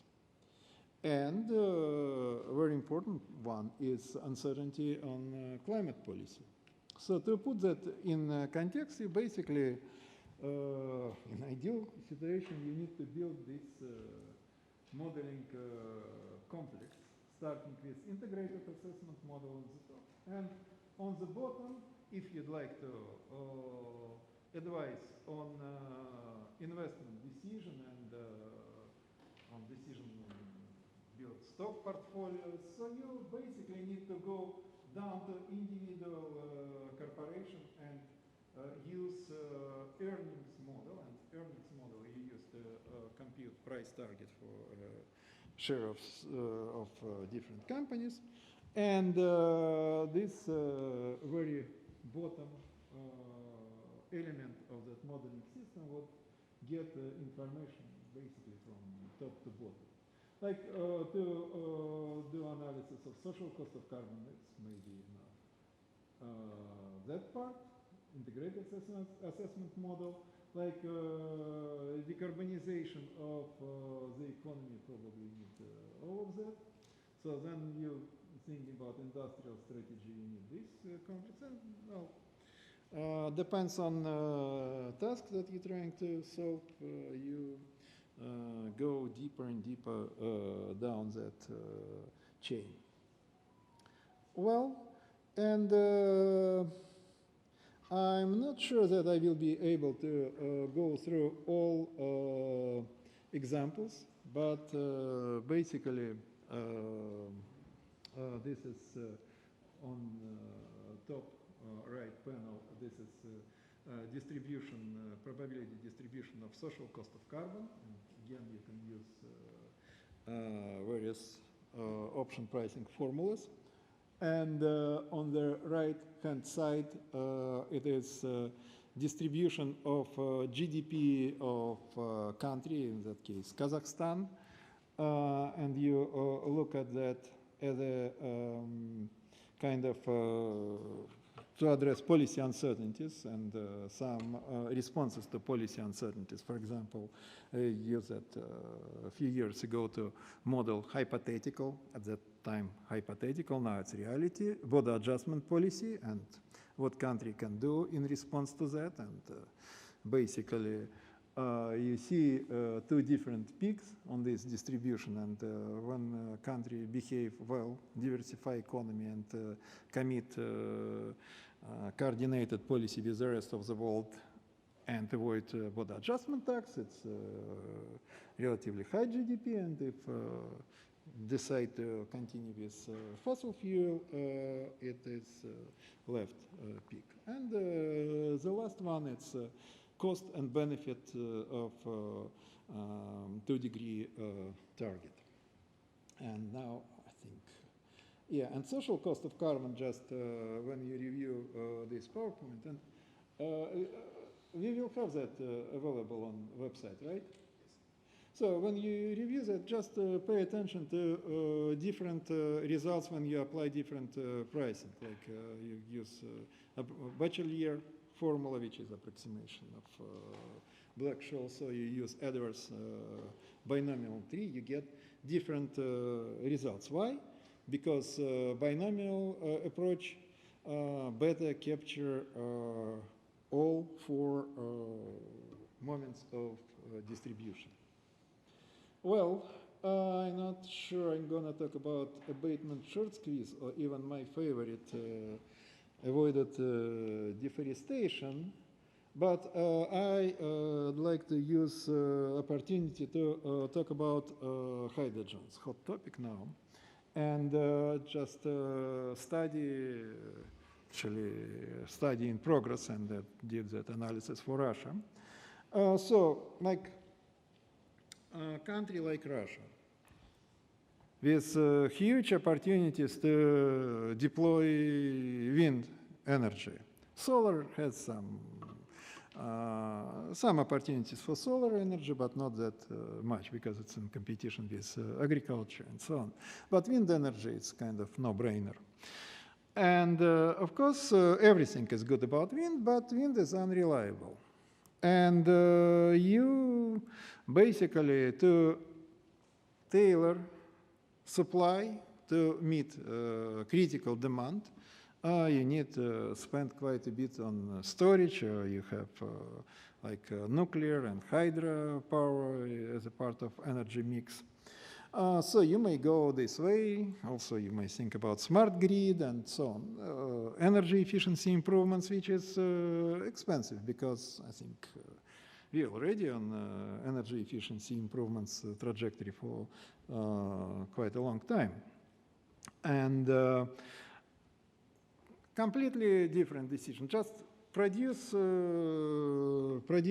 power like 3 times, 4 times more than your critical load.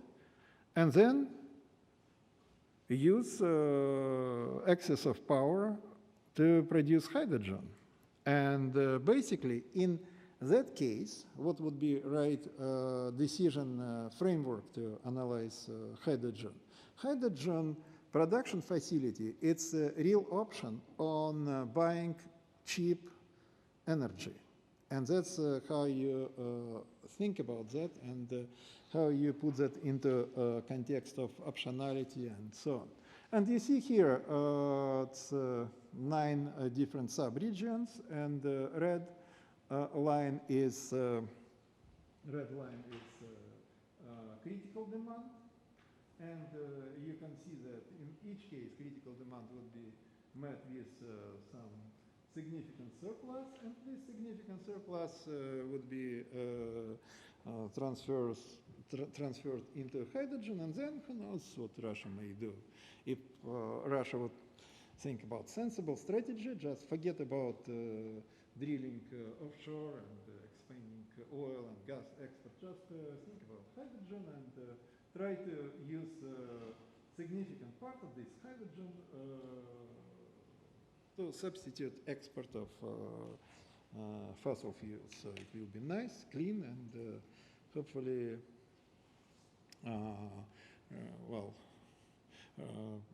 hopefully it will be a strategy in the future.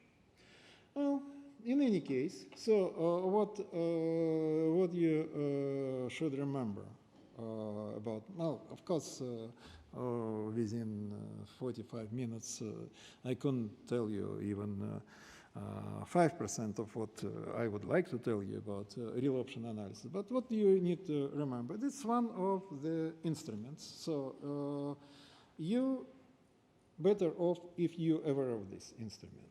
So what this instrument do, and when you can use it?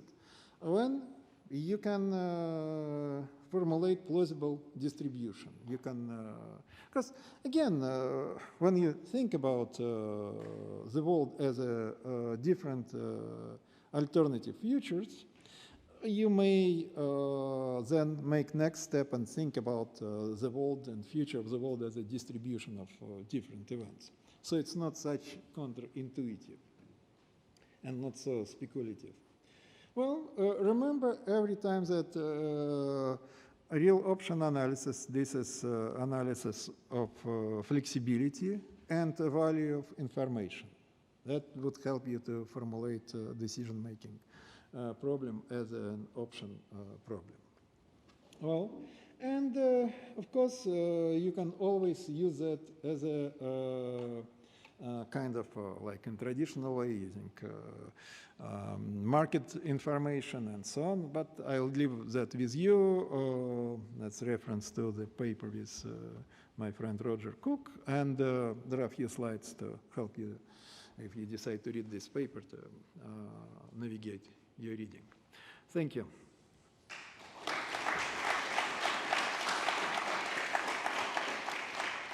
Thank you very much for this very interesting talk. We've got time for a few questions, actually. So just raise your hands and I'll come with the microphone to you.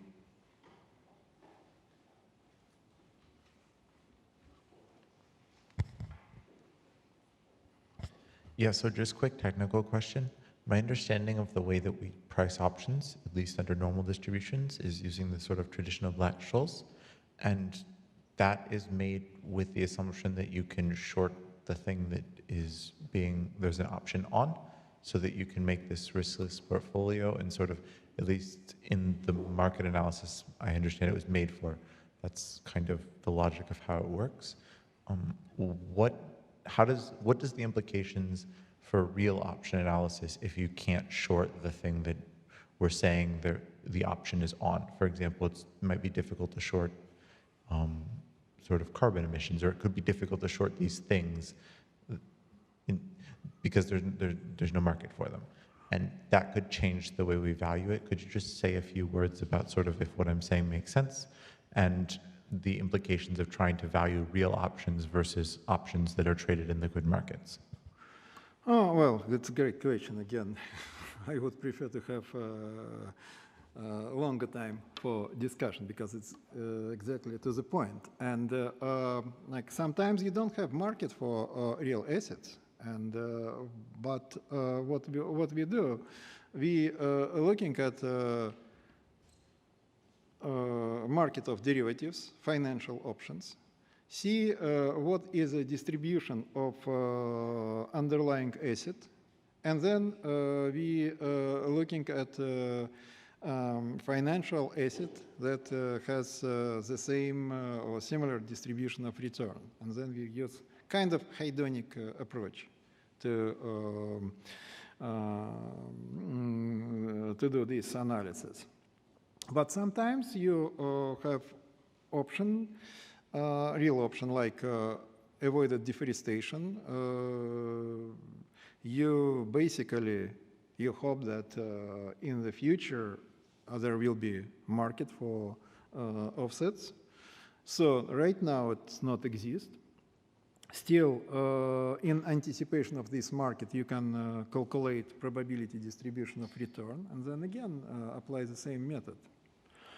And short position and long position, like in case of climate change, you emitting 1 ton of emissions, you short on that ton of emission, because you don't know exactly what's budget going to be. Maybe you will be forced to suck that back from atmosphere and so on. I don't know if I answer your question. Okay, thank you very much. Any more questions?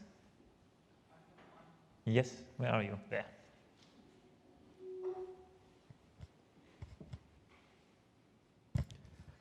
Thank you very much for your presentation. I just have one question which is somewhat related to the previous one. So when we are evaluating option as a financial instrument and derivative, we use binary option valuation, Black-Scholes in a continuous time, which in turn rely on the efficient market hypothesis. And in case of the financial derivative, we somehow can justify this because markets are very big. There are a lot of players, right? And we more or less can say that, yes, in this case, the efficient market hypothesis holds. But what is the case in the real options, and in particular when we're trying to apply it to the environment? Thank you.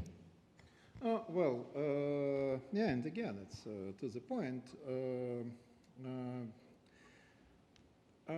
As long as we use it in benefit cost analysis, like for analysis of public policy, it's a kind of imaginary valuation in any case. So you may take whatever hypothesis you want about that. So I just like to emphasize that we based this analysis on similarities, and it's a way of hedonic valuation. And continuous time, yes, like when you have real option open, and when you're talking about option to invest, you have R&D, you have patent, and you deciding when to start building of your wind farm, for example. So that's basically, there is a market on that, maybe not like traded like stock market, but you may have somebody who would offer you price and will buy your patent and buy your permit for building on that particular land and so on. So you need to be creative when you apply real options. Sometimes you may find similarities, sometimes you can find market for underlying assets. Sometimes you cannot, and you use hedonic approach. Okay. Thank you. Thank you very much.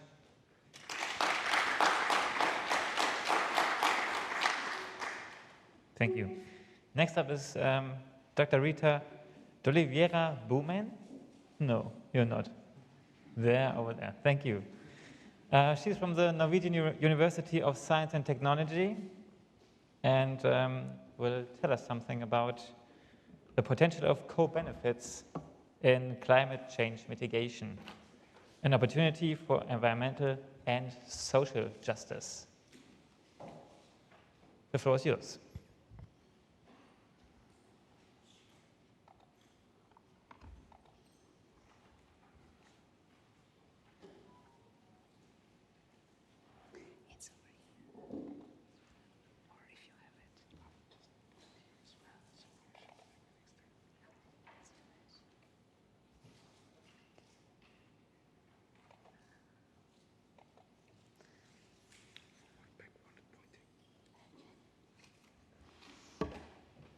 Thank you very much. And first, I would like to start this presentation by thanking the organizing committee for inviting me.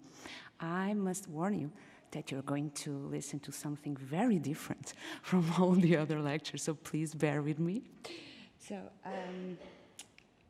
let's start. So this is a quick list of contents. So my presentation will be divided in mainly 3 parts, and I will start with a quick introduction so that we are all standing on the same foot in terms of concepts. I will talk about climate change from an ethical point of view. And afterwards, I will also dive into the ethical aspects of co-benefits. And finally, I'll talk about my research in co-benefits, again, from an ethical analysis. And finally, a short summary. So, because all these concepts I'm going to talk about are multiple and have multiple interpretations, I decided to start with a little bit of an introduction. So if you are very acquainted with this, please bear with me. If you're not, it's a good chance to think a little bit about these issues, and you might get excited about ethics as I am.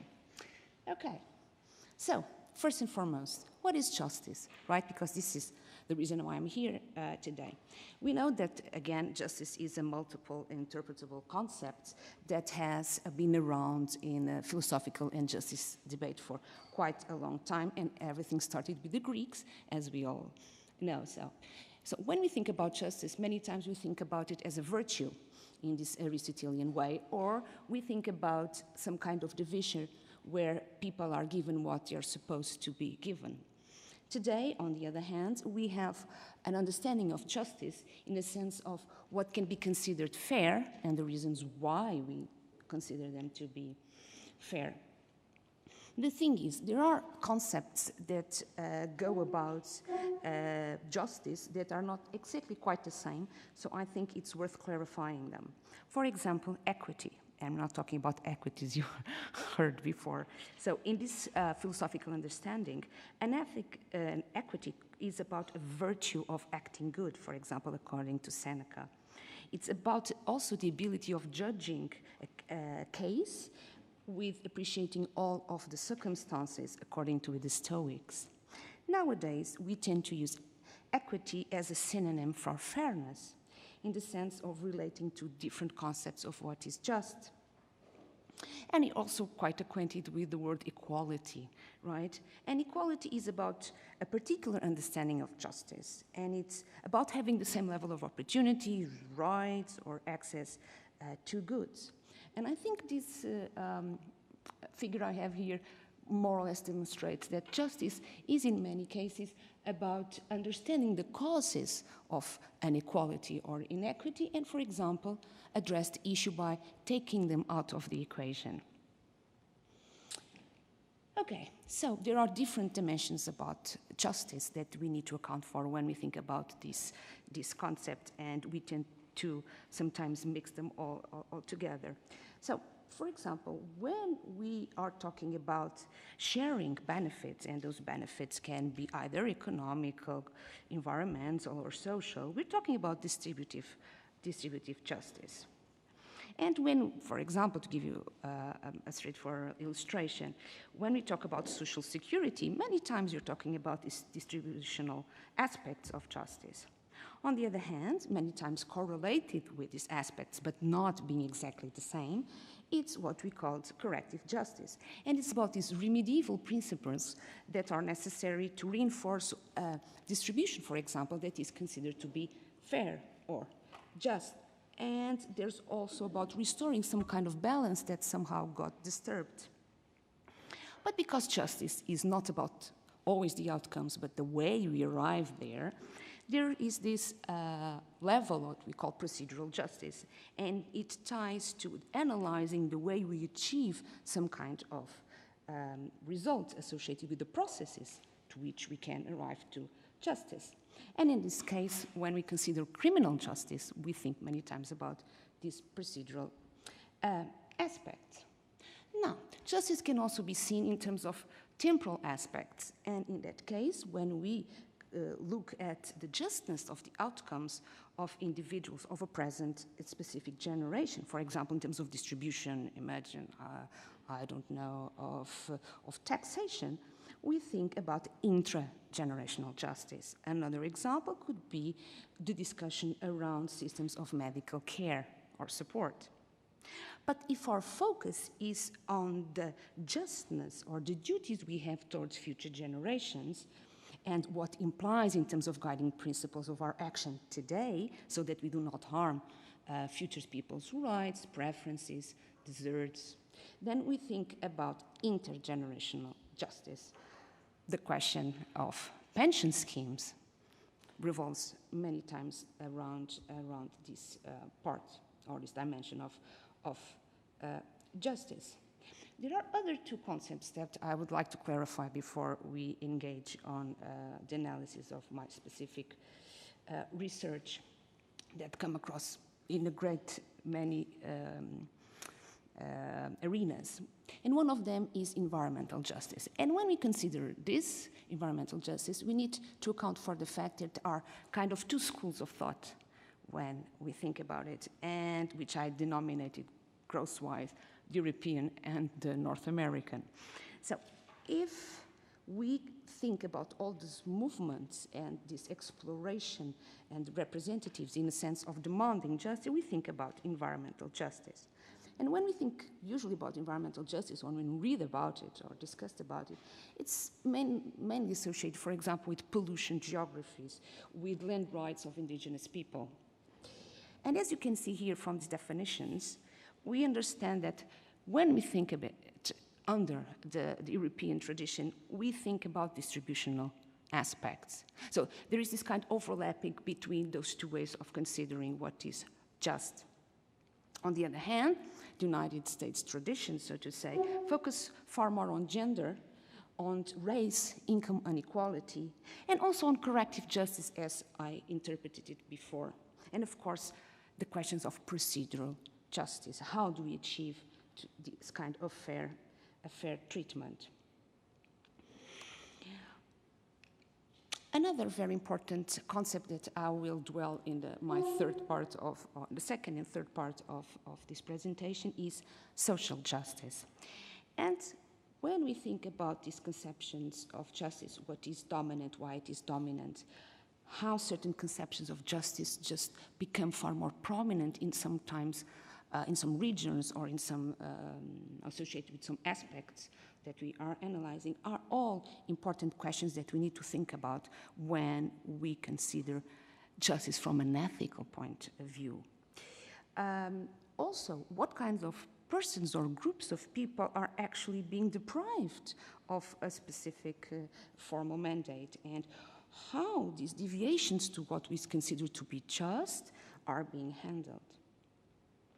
And also, it is important to understand that when we are seeking justice, that seeking justice for individuals is not the same as for groups.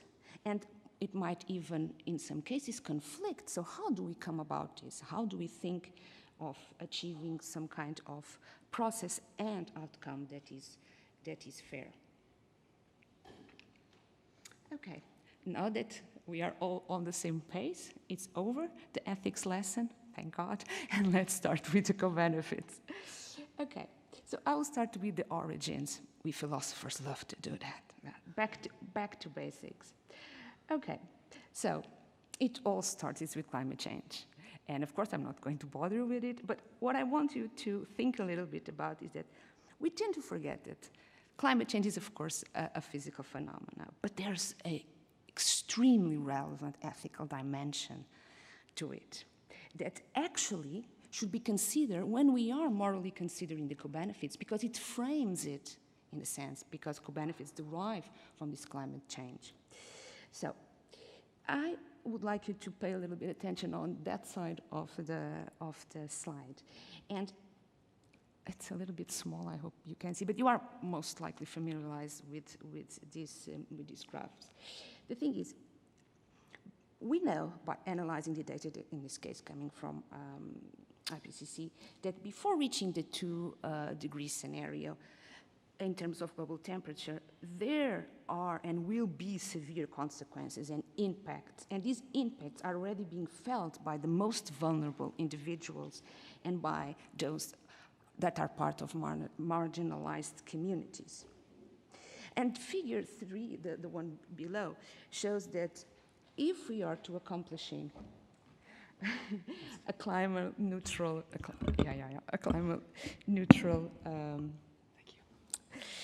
scenario, it's urgent to do so in a quite fast way. So it also testifies, especially the second part, that how little carbon we have actually possible to emit if we are bound to somehow attain the carbon neutrality we want, either 2040 or 2050.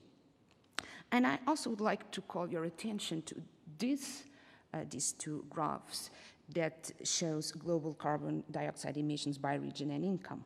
So the first part of the figure, you can see the relation between national income level and carbon emissions. We know that 16% of the world population, the wealthier, are responsible for 38% of global emissions per year. This demonstrates quite clearly the disproportionality in the responsibility for the negative consequence of climate change by this small fraction of human population. And sometimes we need to remember this over and over again. The second part of the figure also makes evident the great weight of the developed North for climate change in terms of per capita emissions of CO2. In any case, all of these figures are trying to show us that environmental inequality generated by the present social-economical development is there, and also tries to demonstrate the sense of urgency in implementing the correct between sustainable development actions that guarantee fairer transitions. And it also shows that the fact that we are acting or not acting quick enough or well enough will impact not only the present generations, but also the future to come. And that, in a way, tries to point out the ethical nature of this phenomena. So this figure illustrates what type of strategies we can apply to target climate change. And we know that independently of which strategies we decide as a community or as politicians or policymakers to go for, there are specific scientific challenges, of course, but there are also specific ethical challenges that need to be accounted for. And it's actually very important to also understand, while tackling climate change, that these benefits are not all the same for all the people and all of the communities, if we are thinking again about justice. So, basically what I'm trying to show here is that any type of action to tackle climate change will have indeed those ethical dimensions I've been talking about. But what are those? They are multiple. The justice one, which is I came here to talk about, but there are also questions of climate justice specifically, of human or for example, animal rights, about restorative justice when we think about action versus inaction or not quick enough, and of course, the co-benefits. We do know that climate change action can prevent climate injustice. And we also know that developing countries are the ones being affected most cruelly by these changes in weather patterns. But the thing is, we also do know that those nations are not being properly supported in adjusting to these new environmental conditions. The thing is, we also know that climate change mitigation and climate change adaptation have the possibility of creating these additional advantages for the environment, the economy, and mostly for people. And this comes, of course, from the decarbonizing economy, and this is actually the reason why we are here in this course, the famous co-benefits. So, now, talking about the ethical aspects of co-benefits. We have learned a lot about the economical aspects and the policy aspects. So let's look at this from a completely different perspective. Okay, and I will start with definition. Of course, philosophers, we love definitions. So, also for you to understand a little bit better, so this is where I start with my own work. So in order to make a kind of a quick and encompassing definition of what would be co-benefits, we decided to understand them as emerging advantages of the implementations of measures regarding the lowering of greenhouse gas emissions. So very wide, very, how can I say, inclusive in that understanding. And of course, there are other definitions, as you can see, both up and down, some focusing more on the interdependency, but in any case, what do I want to point out? Independently of any specific definition of what co-benefit is, the moral dimension remains basically the same. Okay, one of the most important moral aspects of co-benefits is their influence and impact in human well-being. And it's actually quite interesting and quite visible, as you can see here by, I'm sorry, and this is the back, here, okay. In this study that shows that climate policy actually does understand the centrality of this concept of well-being, not just welfare, but well-being. Okay, so now, moving towards the analysis of the case study. So my research is kind of a dual research in that sense. So I do analyze, and I did analyze some case studies, but also some general information about co-benefits in order to analyze it from an ethical point of view. And I will start with the READ Plus initiative that my colleague already talked a little bit about. For those who do not know the exact contours of this afforestation and reforestation initiative. So we do know that deforestation and forest degradations accounts for mostly like 11% of the carbon emissions. And it is even greater than global transportation and only secondly great to energy sector. So we do know that we need to stabilize, or in order to stabilize the increase of global temperatures within the 2 degrees Celsius, we need to tackle the emissions coming from the forest sector. So how, in like large strokes, the READ Plus initiative function? So it created a financial value for carbon stored in forests, offering incentives for developing countries to reduce emissions from the forest lands and also to invest in low carbon paths towards sustainable development. The most interesting part of, at least from an ethical point of view, of this initiative is the fact that developing countries would and did receive result-based payments for result-based actions.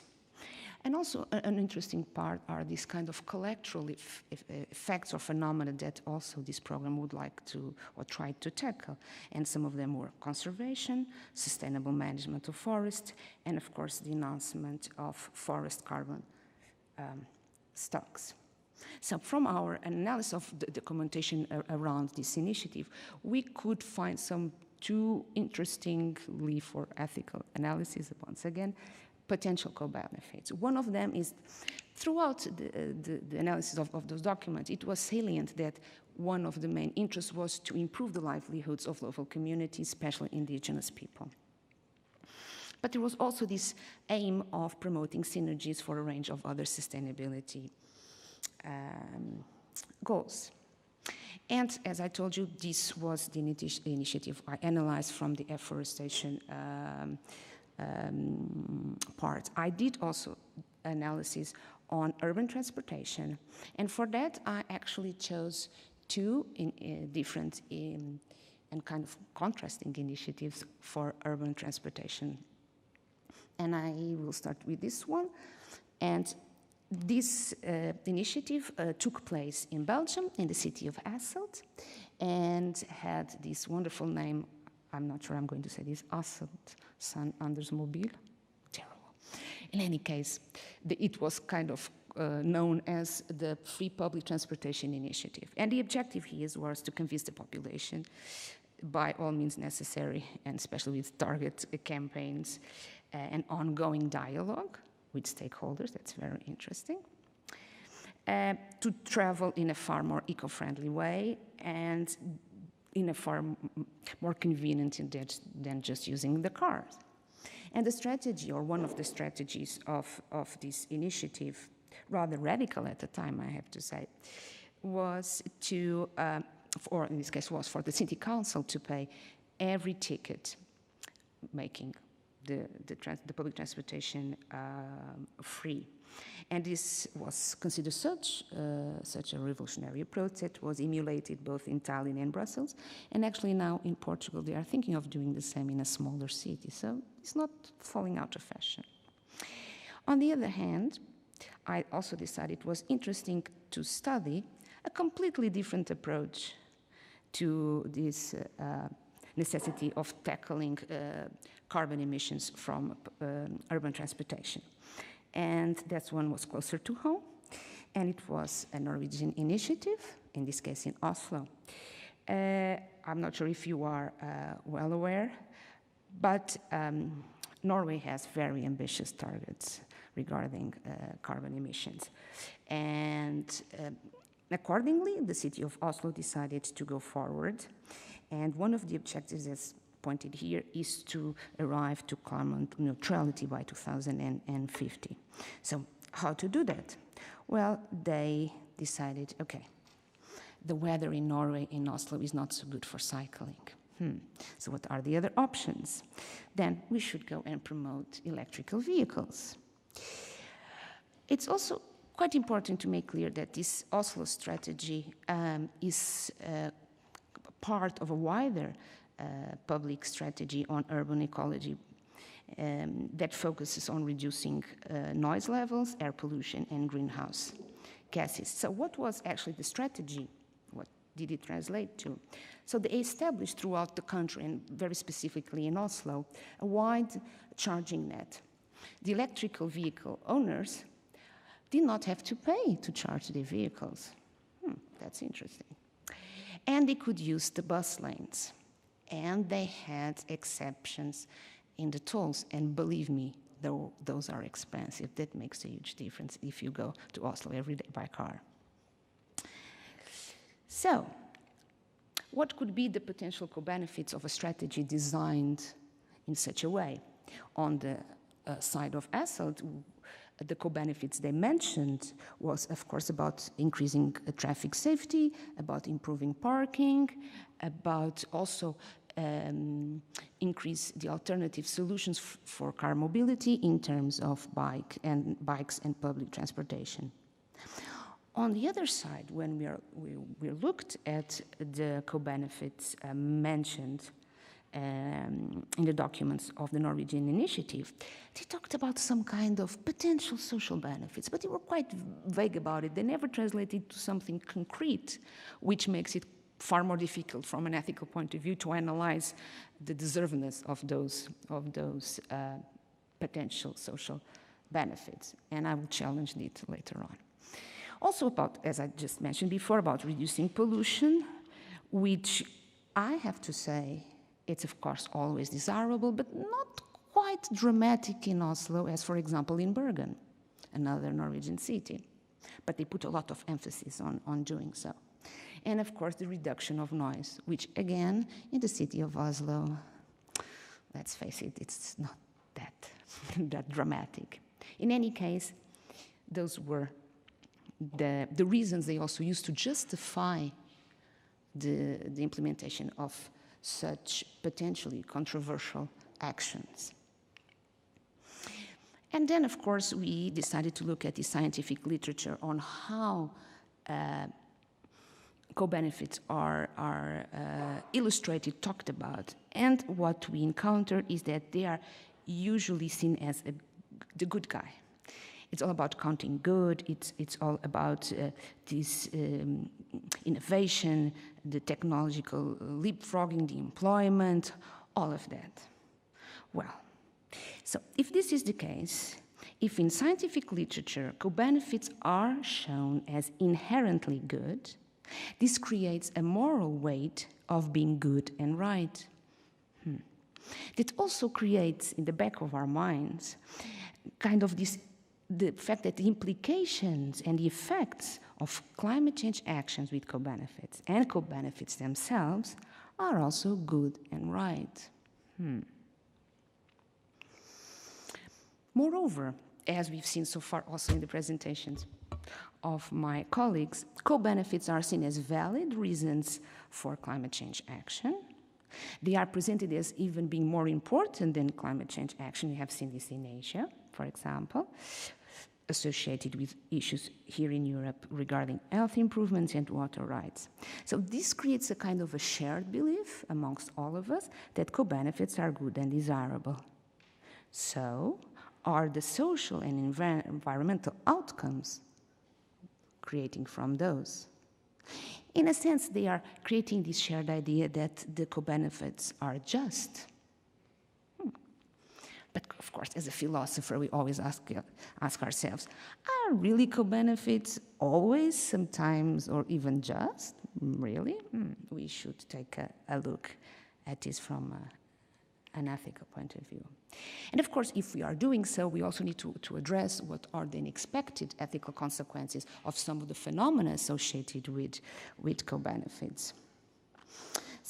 So we understood that one of the main points that was unexpected in these implications was related with the proof of existence. There is difficulties in assessing the impact of some of these co-benefits. For example, related with the SDGs, as I mentioned here. Moreover, some of these initiatives, they don't care about assessing how the effects after implementing those actions. For example, in Asselt, they didn't do any study that would tell us how less cars were on the streets just because public transportation was free.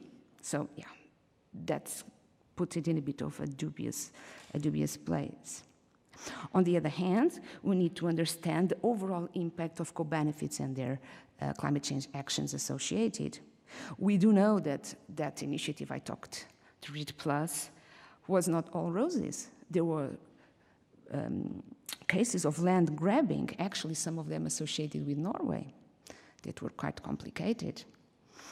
And going back to the analyzed initiatives, we also know from statistical data that travelers transferred from cars to public transportation, but also some cyclists, quite a great deal also, went to public transportation instead of continuing their green way of traveling, because we do know that changing behaviors does not occur immediately, neither sometimes according to the expectations.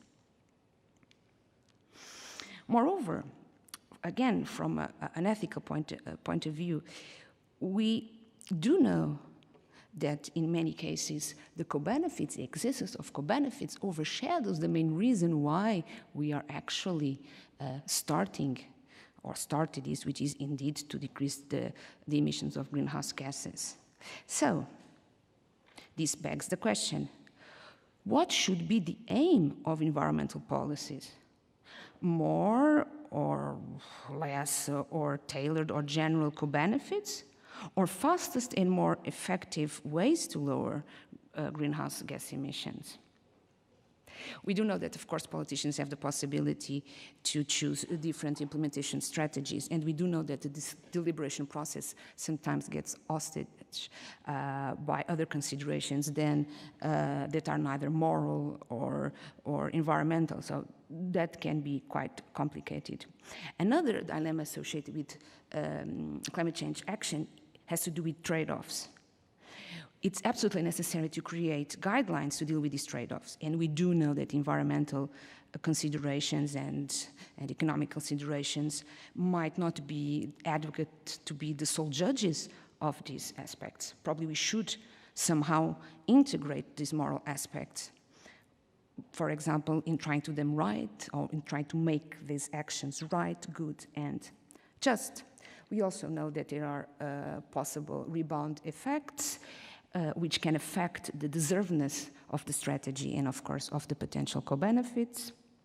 But in any case, this boils down to, are co-benefits still considerable just, even if some of them are creating inequality? We know that by supporting electrical vehicles, we are supporting those who can afford big Teslas or small Zoes, right? And I'm not trying to make any publicity to the brands, right? And while others are actually sources of greenhouse gases. Moreover, are we sure that co-benefits are supporting the accomplishment of the SDGs? Or could they be hampering some of the accomplishments of some of those? Are we actually, when we think about targeting these co-benefits, are we looking at achieving one particular goal or several, or should we prioritize them? So all of this boils down to what I have here. Well-intentioned climate change action strategies are not enough to guarantee justice. And targeted co-benefits tend to actually promote and sustain injustice. And this is what we actually found out with our research. So what I'm going to do now is to share with you a proposition to kind of shift away these problems, or to mitigate these problems, and which is by adding this kind of moral framework to the design and implementation of these strategies with co-benefits. And it's not the general utilitarian matrix of maximizing utility. No, it's a completely different thing. And it has this name, which is using this capability or capabilities approach. Okay, I'm not going to bother you with all of the ins and outs of the philosophical points of this theory, but what I do want to share with you is the kind of the most relevant normative claims of this theory. First, the most important thing about justice, according to the capabilities approach, is freedom. And freedom is here considered as well-being. And well-being should be understood, according to the theorists here, in terms of people's capabilities and functionings. So what are capabilities and functionings? So capabilities are doings and beings that a person can achieve if he, she, or they choose to do so. For example, being well-nourished, getting married, being educated, traveling. While functionings are exactly these capabilities that have been realized. I traveled here, so my function is I have traveled because I had the capability of traveling. See the difference between a potential versus a concrete operationalized. Okay, going a little bit deeper. So capabilities are defined then as substantive freedoms. Freedoms that people have to achieve doings and beings, aka functionings. But these freedoms have a particularity. They should be cleared of any potential obstacles. So we're not thinking about these kind of formal rights and freedoms. For example, I can live in a country that allows women to vote in paper, but if I don't have the possibility to go to the place and vote, I will not do that. I will not achieve that functioning, or even I'm not going to even have that capability, because de facto I will not have that possibility, even if I wanted. So, what is most important here when we think about justice is to think about each person's capability set. And it's all about expanding the possibilities to choose from. And of course, it's also about making them concrete, realized. And this is where the functionings come in. What I wanted to show here is that between what we have as a capability and the functioning, there's a lot of these factors that sometimes we tend to forget when we think about justice, and that can actually be ameliorated if we are to give or to increase each person's freedom. Okay, and I'm almost finishing with the ethics again. So, according to the father of capability approach, Sen, the most important thing is not arriving to this amazing theory of justice, no, but is to guide us every day towards a less unjust society. According to Dreidek, it's about reducing the capability shortfalls. It's about issues of freedom, agency, empowerment, and self-determination. And here on the side, you can see how these concepts are related to, or they are interpreted under this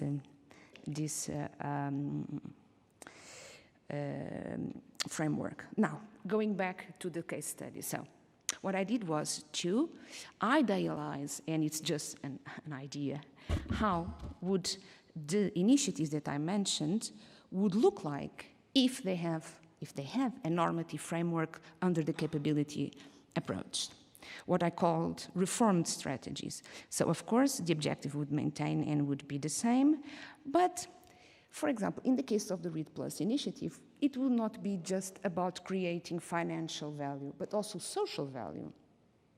Okay. Of course, it would mean, for example, not only develop new strategies, but also support existing strategies that are already in place in the countries for the people, because they are the focal point of justice, is improving them there. And this would, for example, mean that these kind of strategies, the populations would have the freedom to choose or to strongly shape each particular initiative. So every idea I would have or design strategies that I would come about would somehow have to mitigate the deprivation of opportunities, focusing, for example, in the gender or the ethnical group, for example, points of view. It would also mean that from this also mean that the people would be given deliberative freedom and agency. And in this case, the worst off, for example, would have the possibility to be represented. And most importantly, all of these strategies, concrete strategies in the terrain would have to be multi-leveled and have to be according to the local or the place they would be happening. So in that sense, the co-benefits created would be different than the ones that were originating in the first place. And here you can see how they would relate with the SDGs. So to facilitate an understanding of how they would be juster, so to say. We would have expanded job opportunities, for example, where age and gender and education level would be taken in consideration. We would try to create more affordable green housing for the community in that particular region. We would focus on somehow increase representativeness of women and minorities at the institutional level, even if that would mean in the local organizations. For example, it could go through the usage of traditional knowledge and techniques for plantation.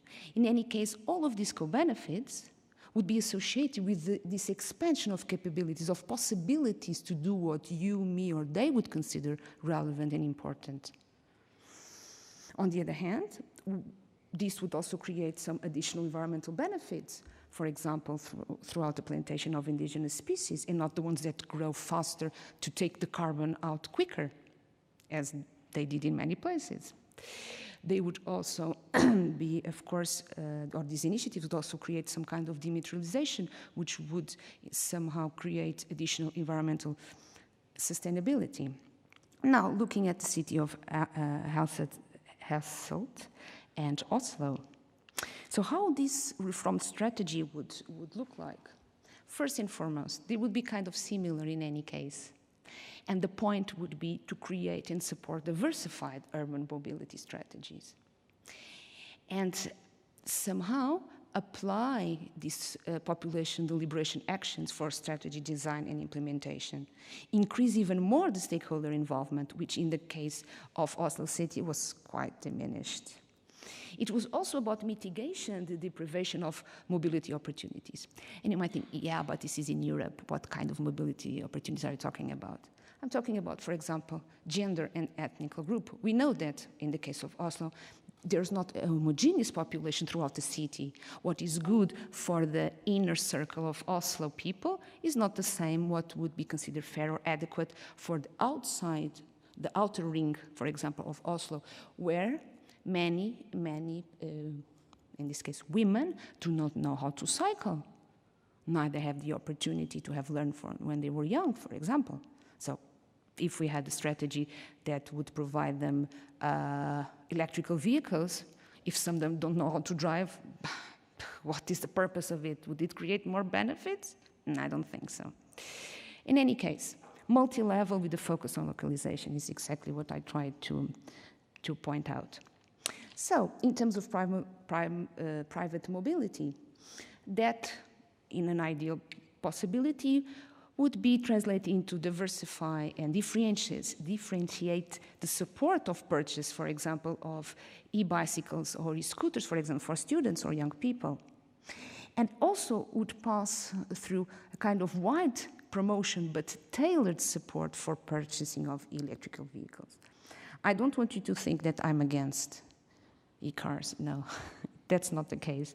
What I'm trying to say is that maybe this time it would be interesting that the benefits for a Tesla would not be higher than the benefits for a small electrical vehicle. For example, that could be the case. And instead of focusing on the ones that already have the money to buy the Tesla, again, nothing against the car maker, but we could focus on single women. Why not? Or single parents, let me put it this way.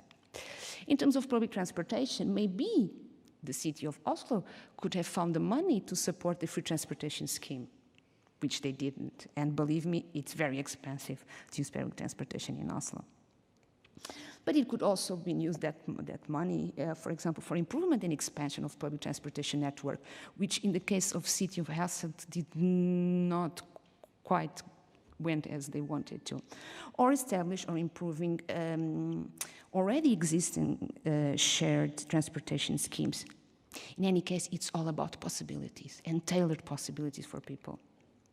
So what would be the additional co-benefits that we could come across by kind of changing the moral framework of these strategies? For example, about reducing inequalities, because even in Norway we can reduce inequalities.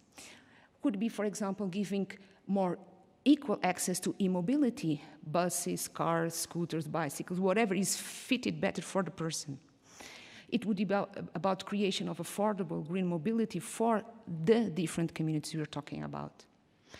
And it would also be about making affordable and inclusive those kinds of transportation, right? We do know that sometimes going at night for women in public transportation is not easy.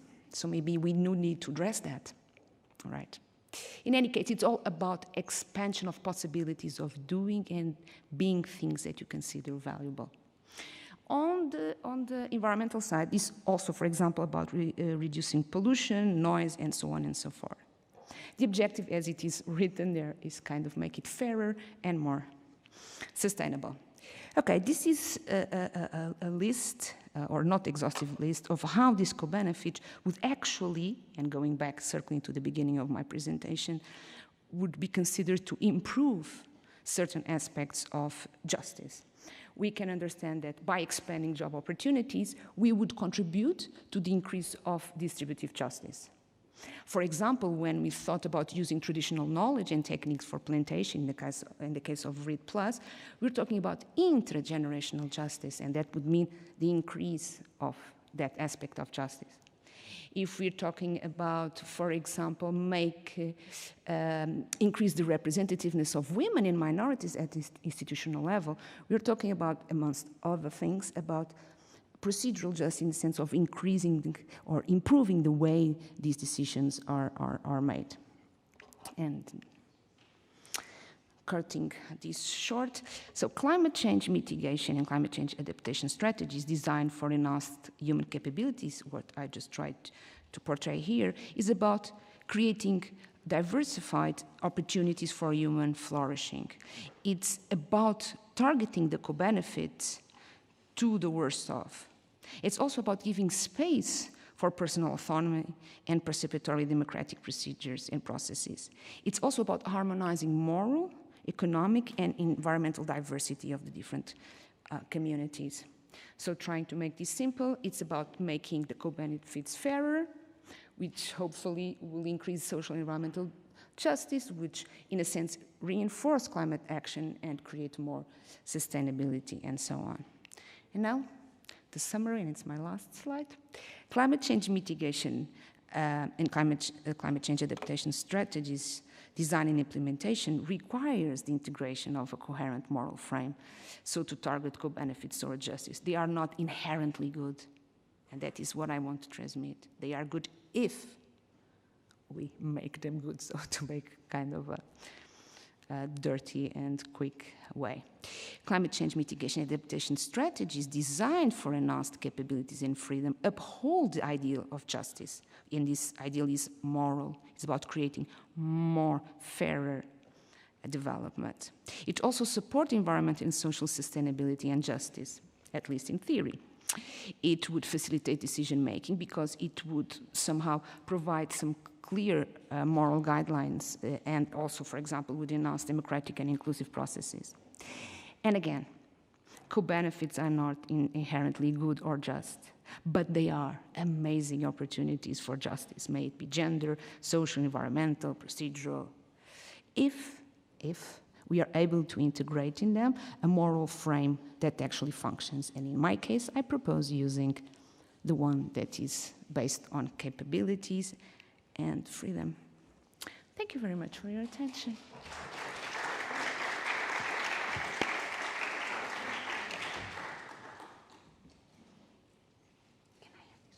Yes, sure. Thank you very much for this very new perspective on the topic of co-benefits. I'm sure there are lots of questions. We've got some time for a discussion. Starting over there, you're the second person.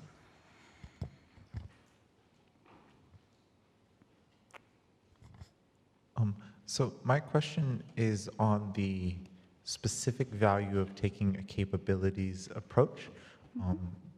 So most of the conclusions or things that you suggested, such as increasing local participation in development projects, increasing women's representation in most places that have power, most of these things are, I might say, not controversial among philosophers.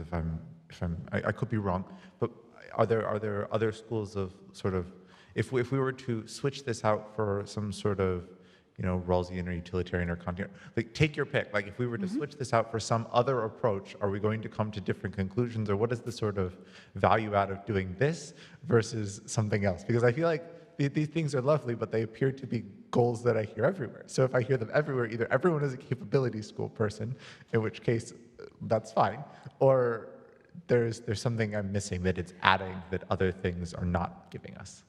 Yeah, thank you for that question. That's the rest of the article. So I only brought the highlights. Believe me, in philosophy, we would spend the next 3 hours discussing that.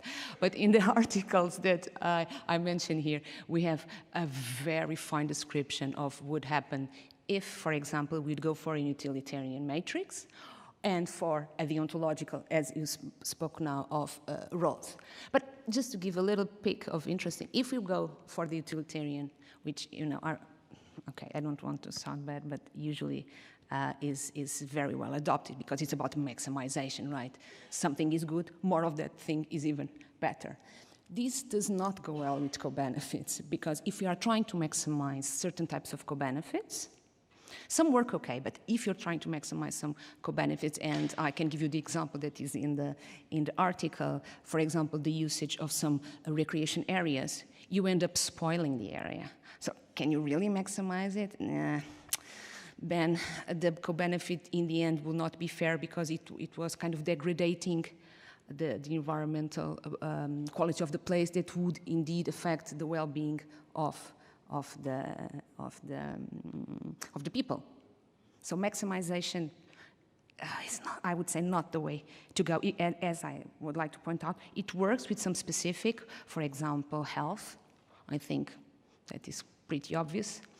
But in other cases, not quite. So my objective with these two papers was try to find, as all philosophers like, to have a kind of this mega frame that would be good for every type of co-benefit that could come across.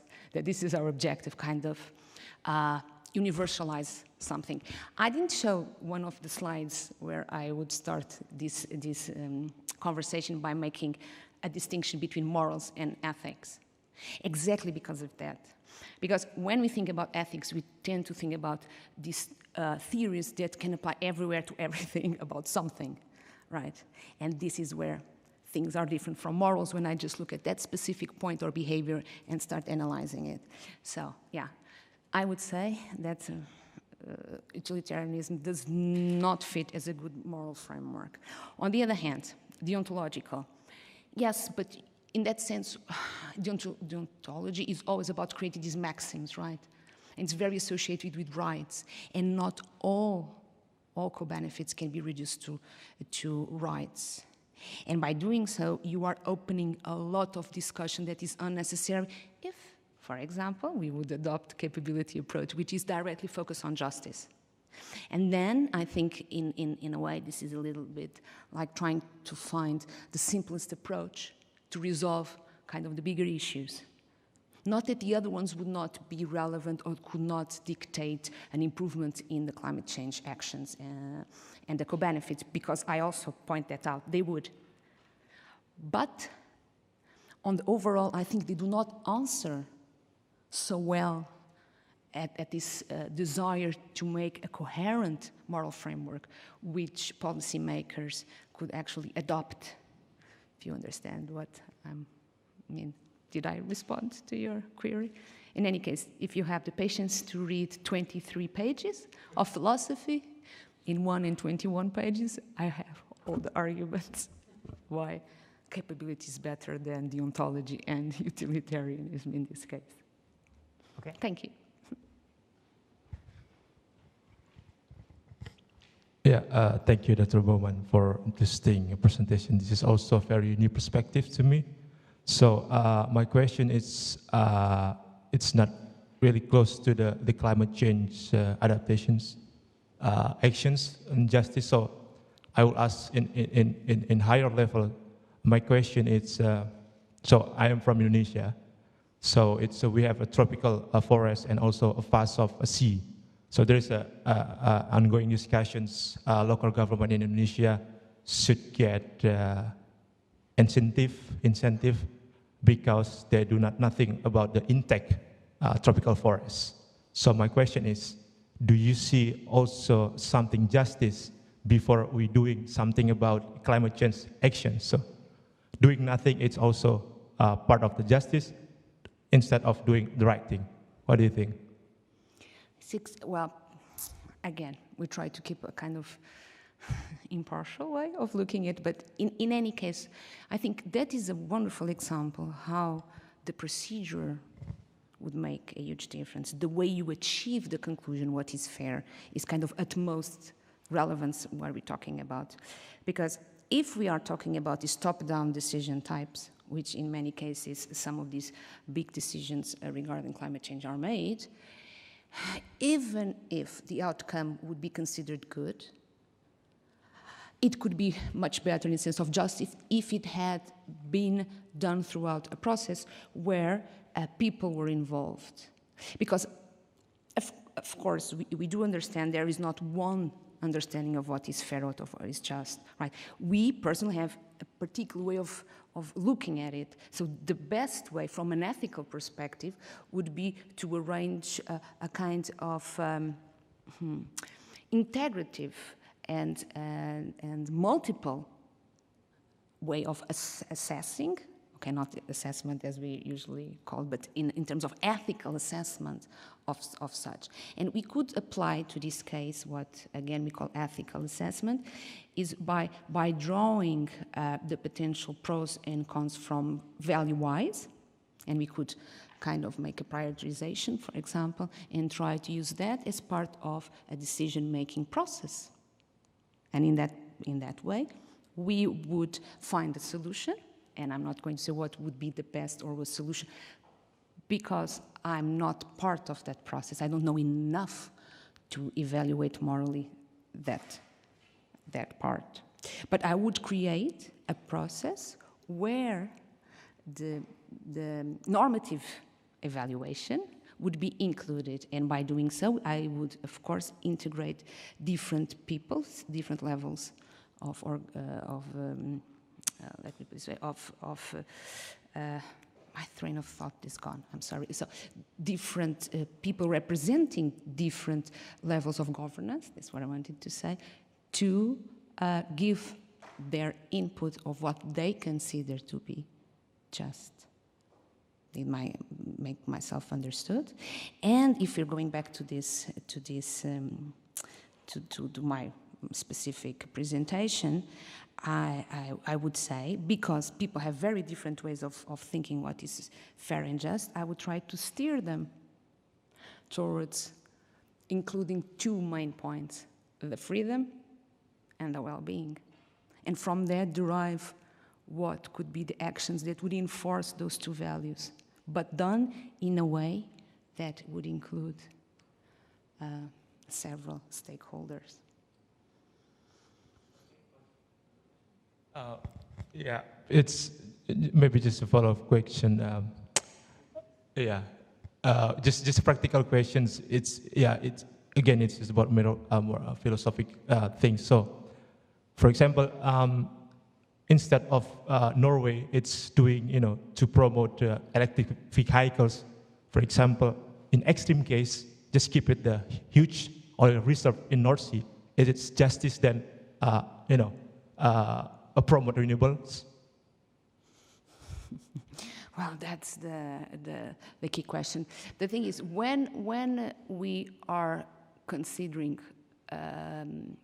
this ethical assessment, which you are asking me, right, to make an ethical assessment about two realities, we need to have them comparable. And I cannot compare them, because you're not talking about the same situation. Hence, the ethical problems, or let's put it this way, the moral problems coming from those are specific and they cannot be compared. But we can apply the same theories, though. And that is the interesting part when we do this analysis, is that we can use the same theories, but what we can not do is compare at the same level these two initiatives. But yes, this discussion, just kind of a sideline, this discussion about how a nation can be understood as fair or morally upright is there in the political and the social debate in Norway. People are thinking, should they just stop immediately the extraction of oil? Actually, I'm not sure if you know, but we had elections yesterday, and there was a huge shift in the political scenario. And, one of the most important points, or the two most important points that were in discussion in these last elections, one of them was social justice, and the other one was climate change. It was exactly that. Should Norway, to uphold its fairness, desire, and kind of persona, should it stop producing oil? For example, the Green Party said yes.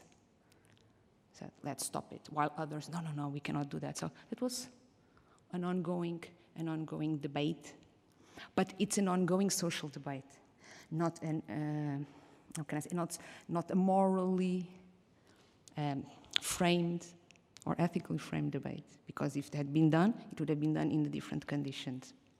Thank you. We've had one last question for now. Thanks a lot. Thank you so much for the presentation. During the course of the presentation, you raised a lot of issues in my heart, and I'm going to share some thoughts and probably get your thought about this conversation that we should keep having. As a young African, will I say boy or man now? Living in Africa after 8 years, and most of the thoughts you raised, for example, the trade-off, and came to my mind about the pollution haven hypothesis we have in macroeconomics, where big multinationals perform the dirty acts or the dirty operations. Let me be more mild in my choice of words. Perform the dirty acts or dirty operations in Africa almost what you guys call in social science, what do you call them? Global South, the Global South economies. So what's your thought on this? We are about the Global South issues, and I just saw your slides and I took note. For example, among the Global South, it's Sub-Sahara, or probably Africa as a whole, contribute just 4% of global emission. And definitely Africa has the least share of income, which is global power. But the topper tier has the least, has the highest emission, but with the highest income level. You could see the huge contrast. So how do those little cities in Africa, where you have the Shell, you have the Chevron carrying out those operations. For example, in my local village, we have oil, and Shell is operating there. And the local farmers, it's a very emotional question, or probably I'm just sharing my thoughts. Their livelihood or source of livelihood is from fishing. And the operations of Shell has cost, or ExxonMobil, or whatever, these big multinationals, you know the names. Not to demean the companies, but their operations have cost oil spillage across the source of livelihood. And how can these guys get either individual justice now or social justice? It's a very emotional question because I'm from the region. Even though I've left almost 8 years now, I've figured out myself. What about the other guys? Well, I'm so sorry. I do not have the answer for that. No, this is a conversation I want us to keep having. But? Because most of us are policymakers. We are members of this, probably IPCC and other energy organs or agencies. So there are little stuffs we can do that will change the narrative. So I just want to sow this seed to our hearts. Okay, most of us are academicians, but some of us are also top-tier members in this environmental arms that can probably not solve the problem, but can start the engine to solve the problem in the future.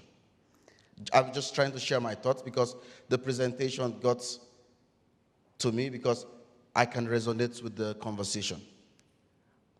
Well, thank you very much. I think it's the best thing I could hear because the objective of this presentation was to raise questions and awareness more than so far answering questions. The thing is, my analysis was in very particular concrete actions and how to steer them towards at least a little bit more of justice. Because in a sense, I don't want to diminish the importance because that's absolutely not the case.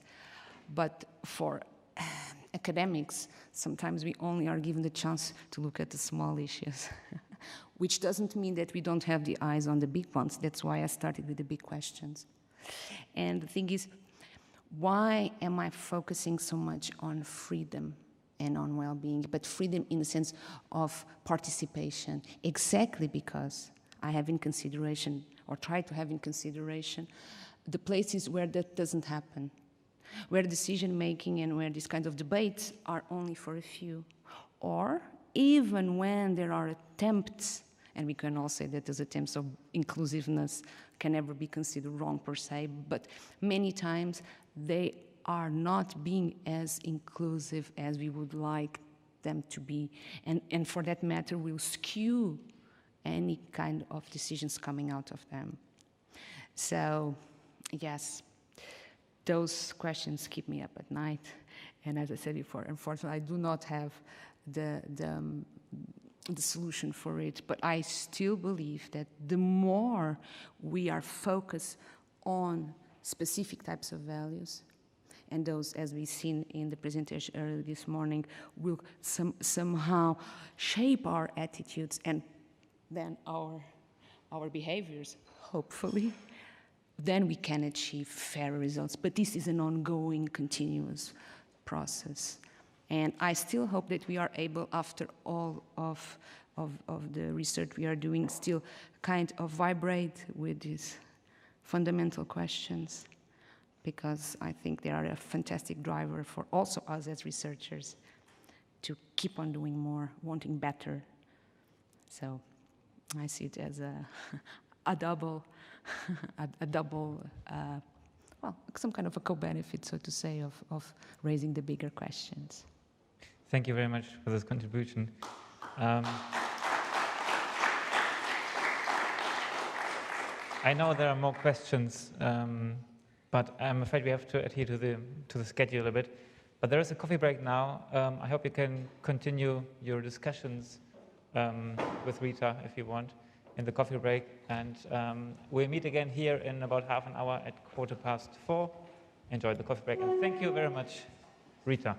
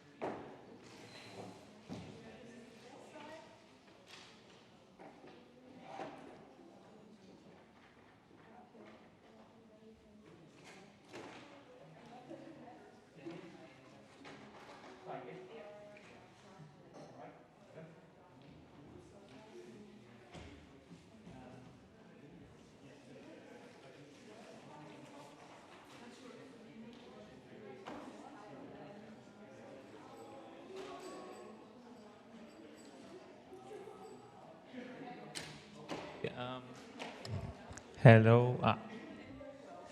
Okay, everybody. Thanks for coming back from the break. We are starting the second session of workshops now. So please go to your groups. We have changed. Group number 1 is now here in front, where Christopher is with his flip chart. Group number 2 will be, where's Anya? Yeah, will be there where it was before, in the left wing, so to say. Group number 3 is up front here at the stage, and group number 4, which is my group, we're going to the foyer to have a little more quiet. So, yes, group work is now 1 hour, and afterwards we meet here again, and then I'll tell you something about dinner. Have fun.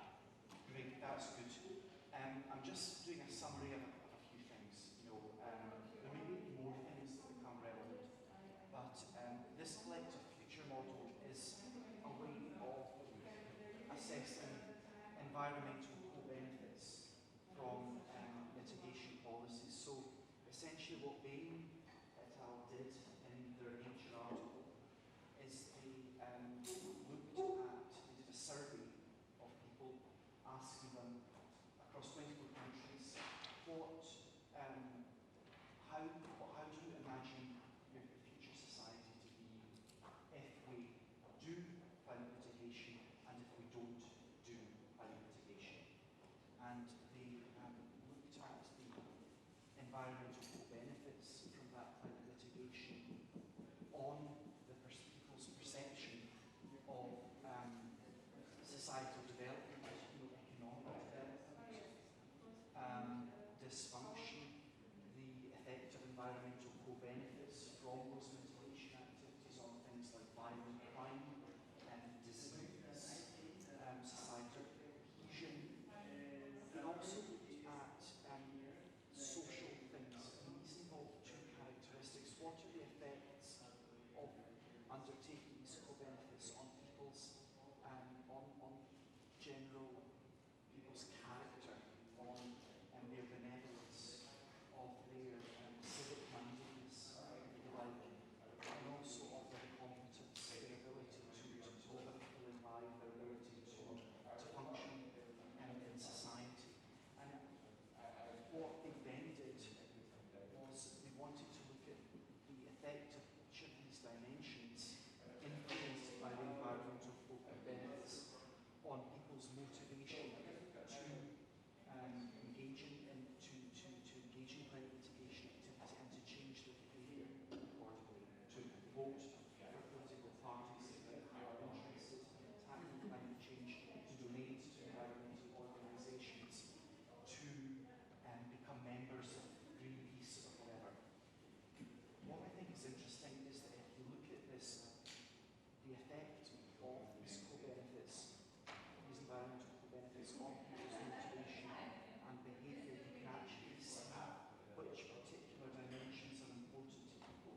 And what Bain et al. Found, summarising very clearly, is that this development thing was particularly important for these co-benefits that have influence on development-related co-benefits. Development, scientific advancement were particularly important to convince people how to, yes, it's a good idea to do climate change mitigation activities. So this collective future model in the article by Bain et al. Is something that we might want to use as a kind of guide. You don't obviously have to what we do. There's another interesting paper by Dubash et al. In the Indian context, and I think it's very interesting because it looks at the extent to which environmental benefits are integrated and present in Indian environmental policy. And they look at these benefits for the Indian context, and they look at three main things. One is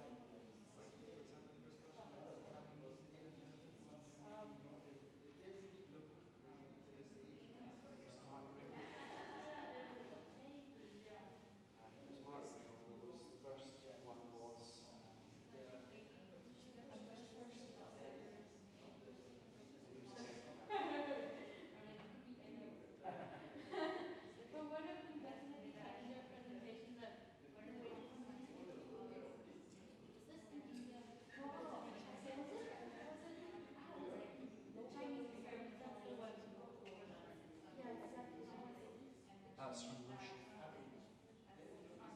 Because he said that people were moving because of the co-benefit rather than Essentially, there's a higher willingness to be a part of the technician than Shenzhen. That was reflected from local concerns about air pollution and pollution. So I think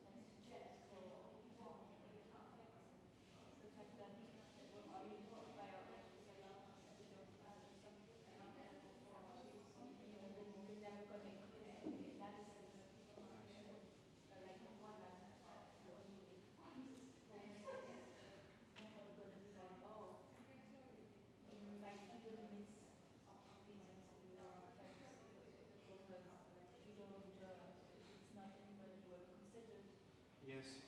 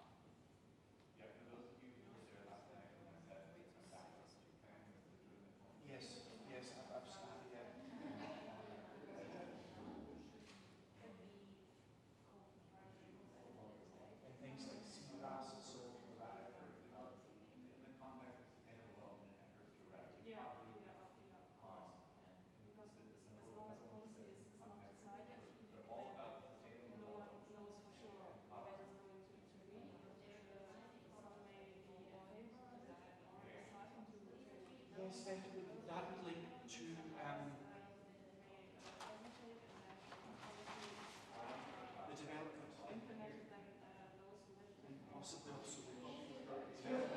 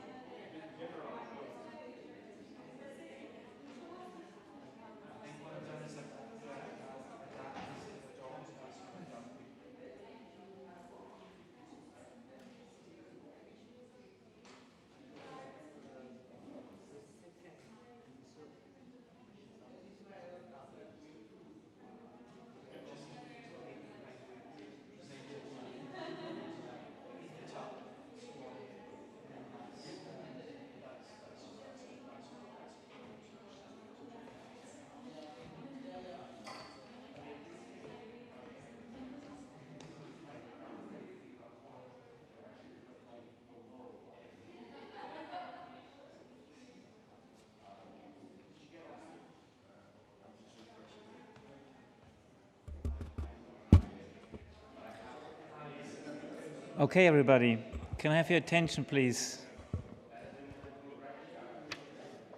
Can I have your attention, please? Just for a second or two. You can keep discussing after. I just want to announce. Thank you.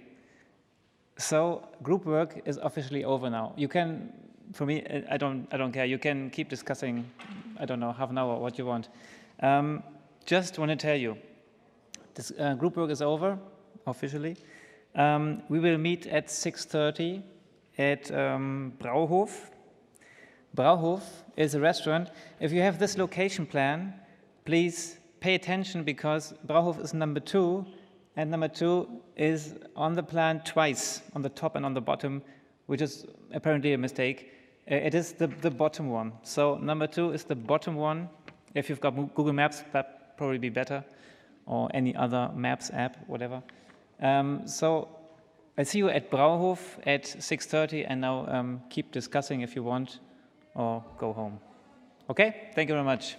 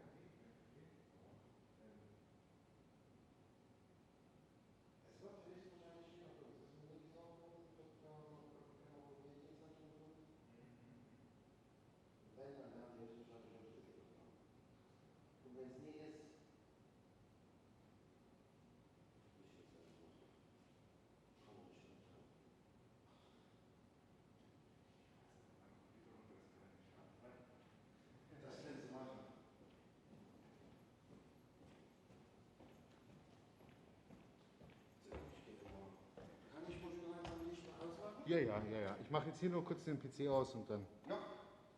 Falls wir uns nicht sehen, schönen Abend. Danke ebenso. Bis morgen. Bis morgen. Morgen nochmal das Vergnügen. Alles klar.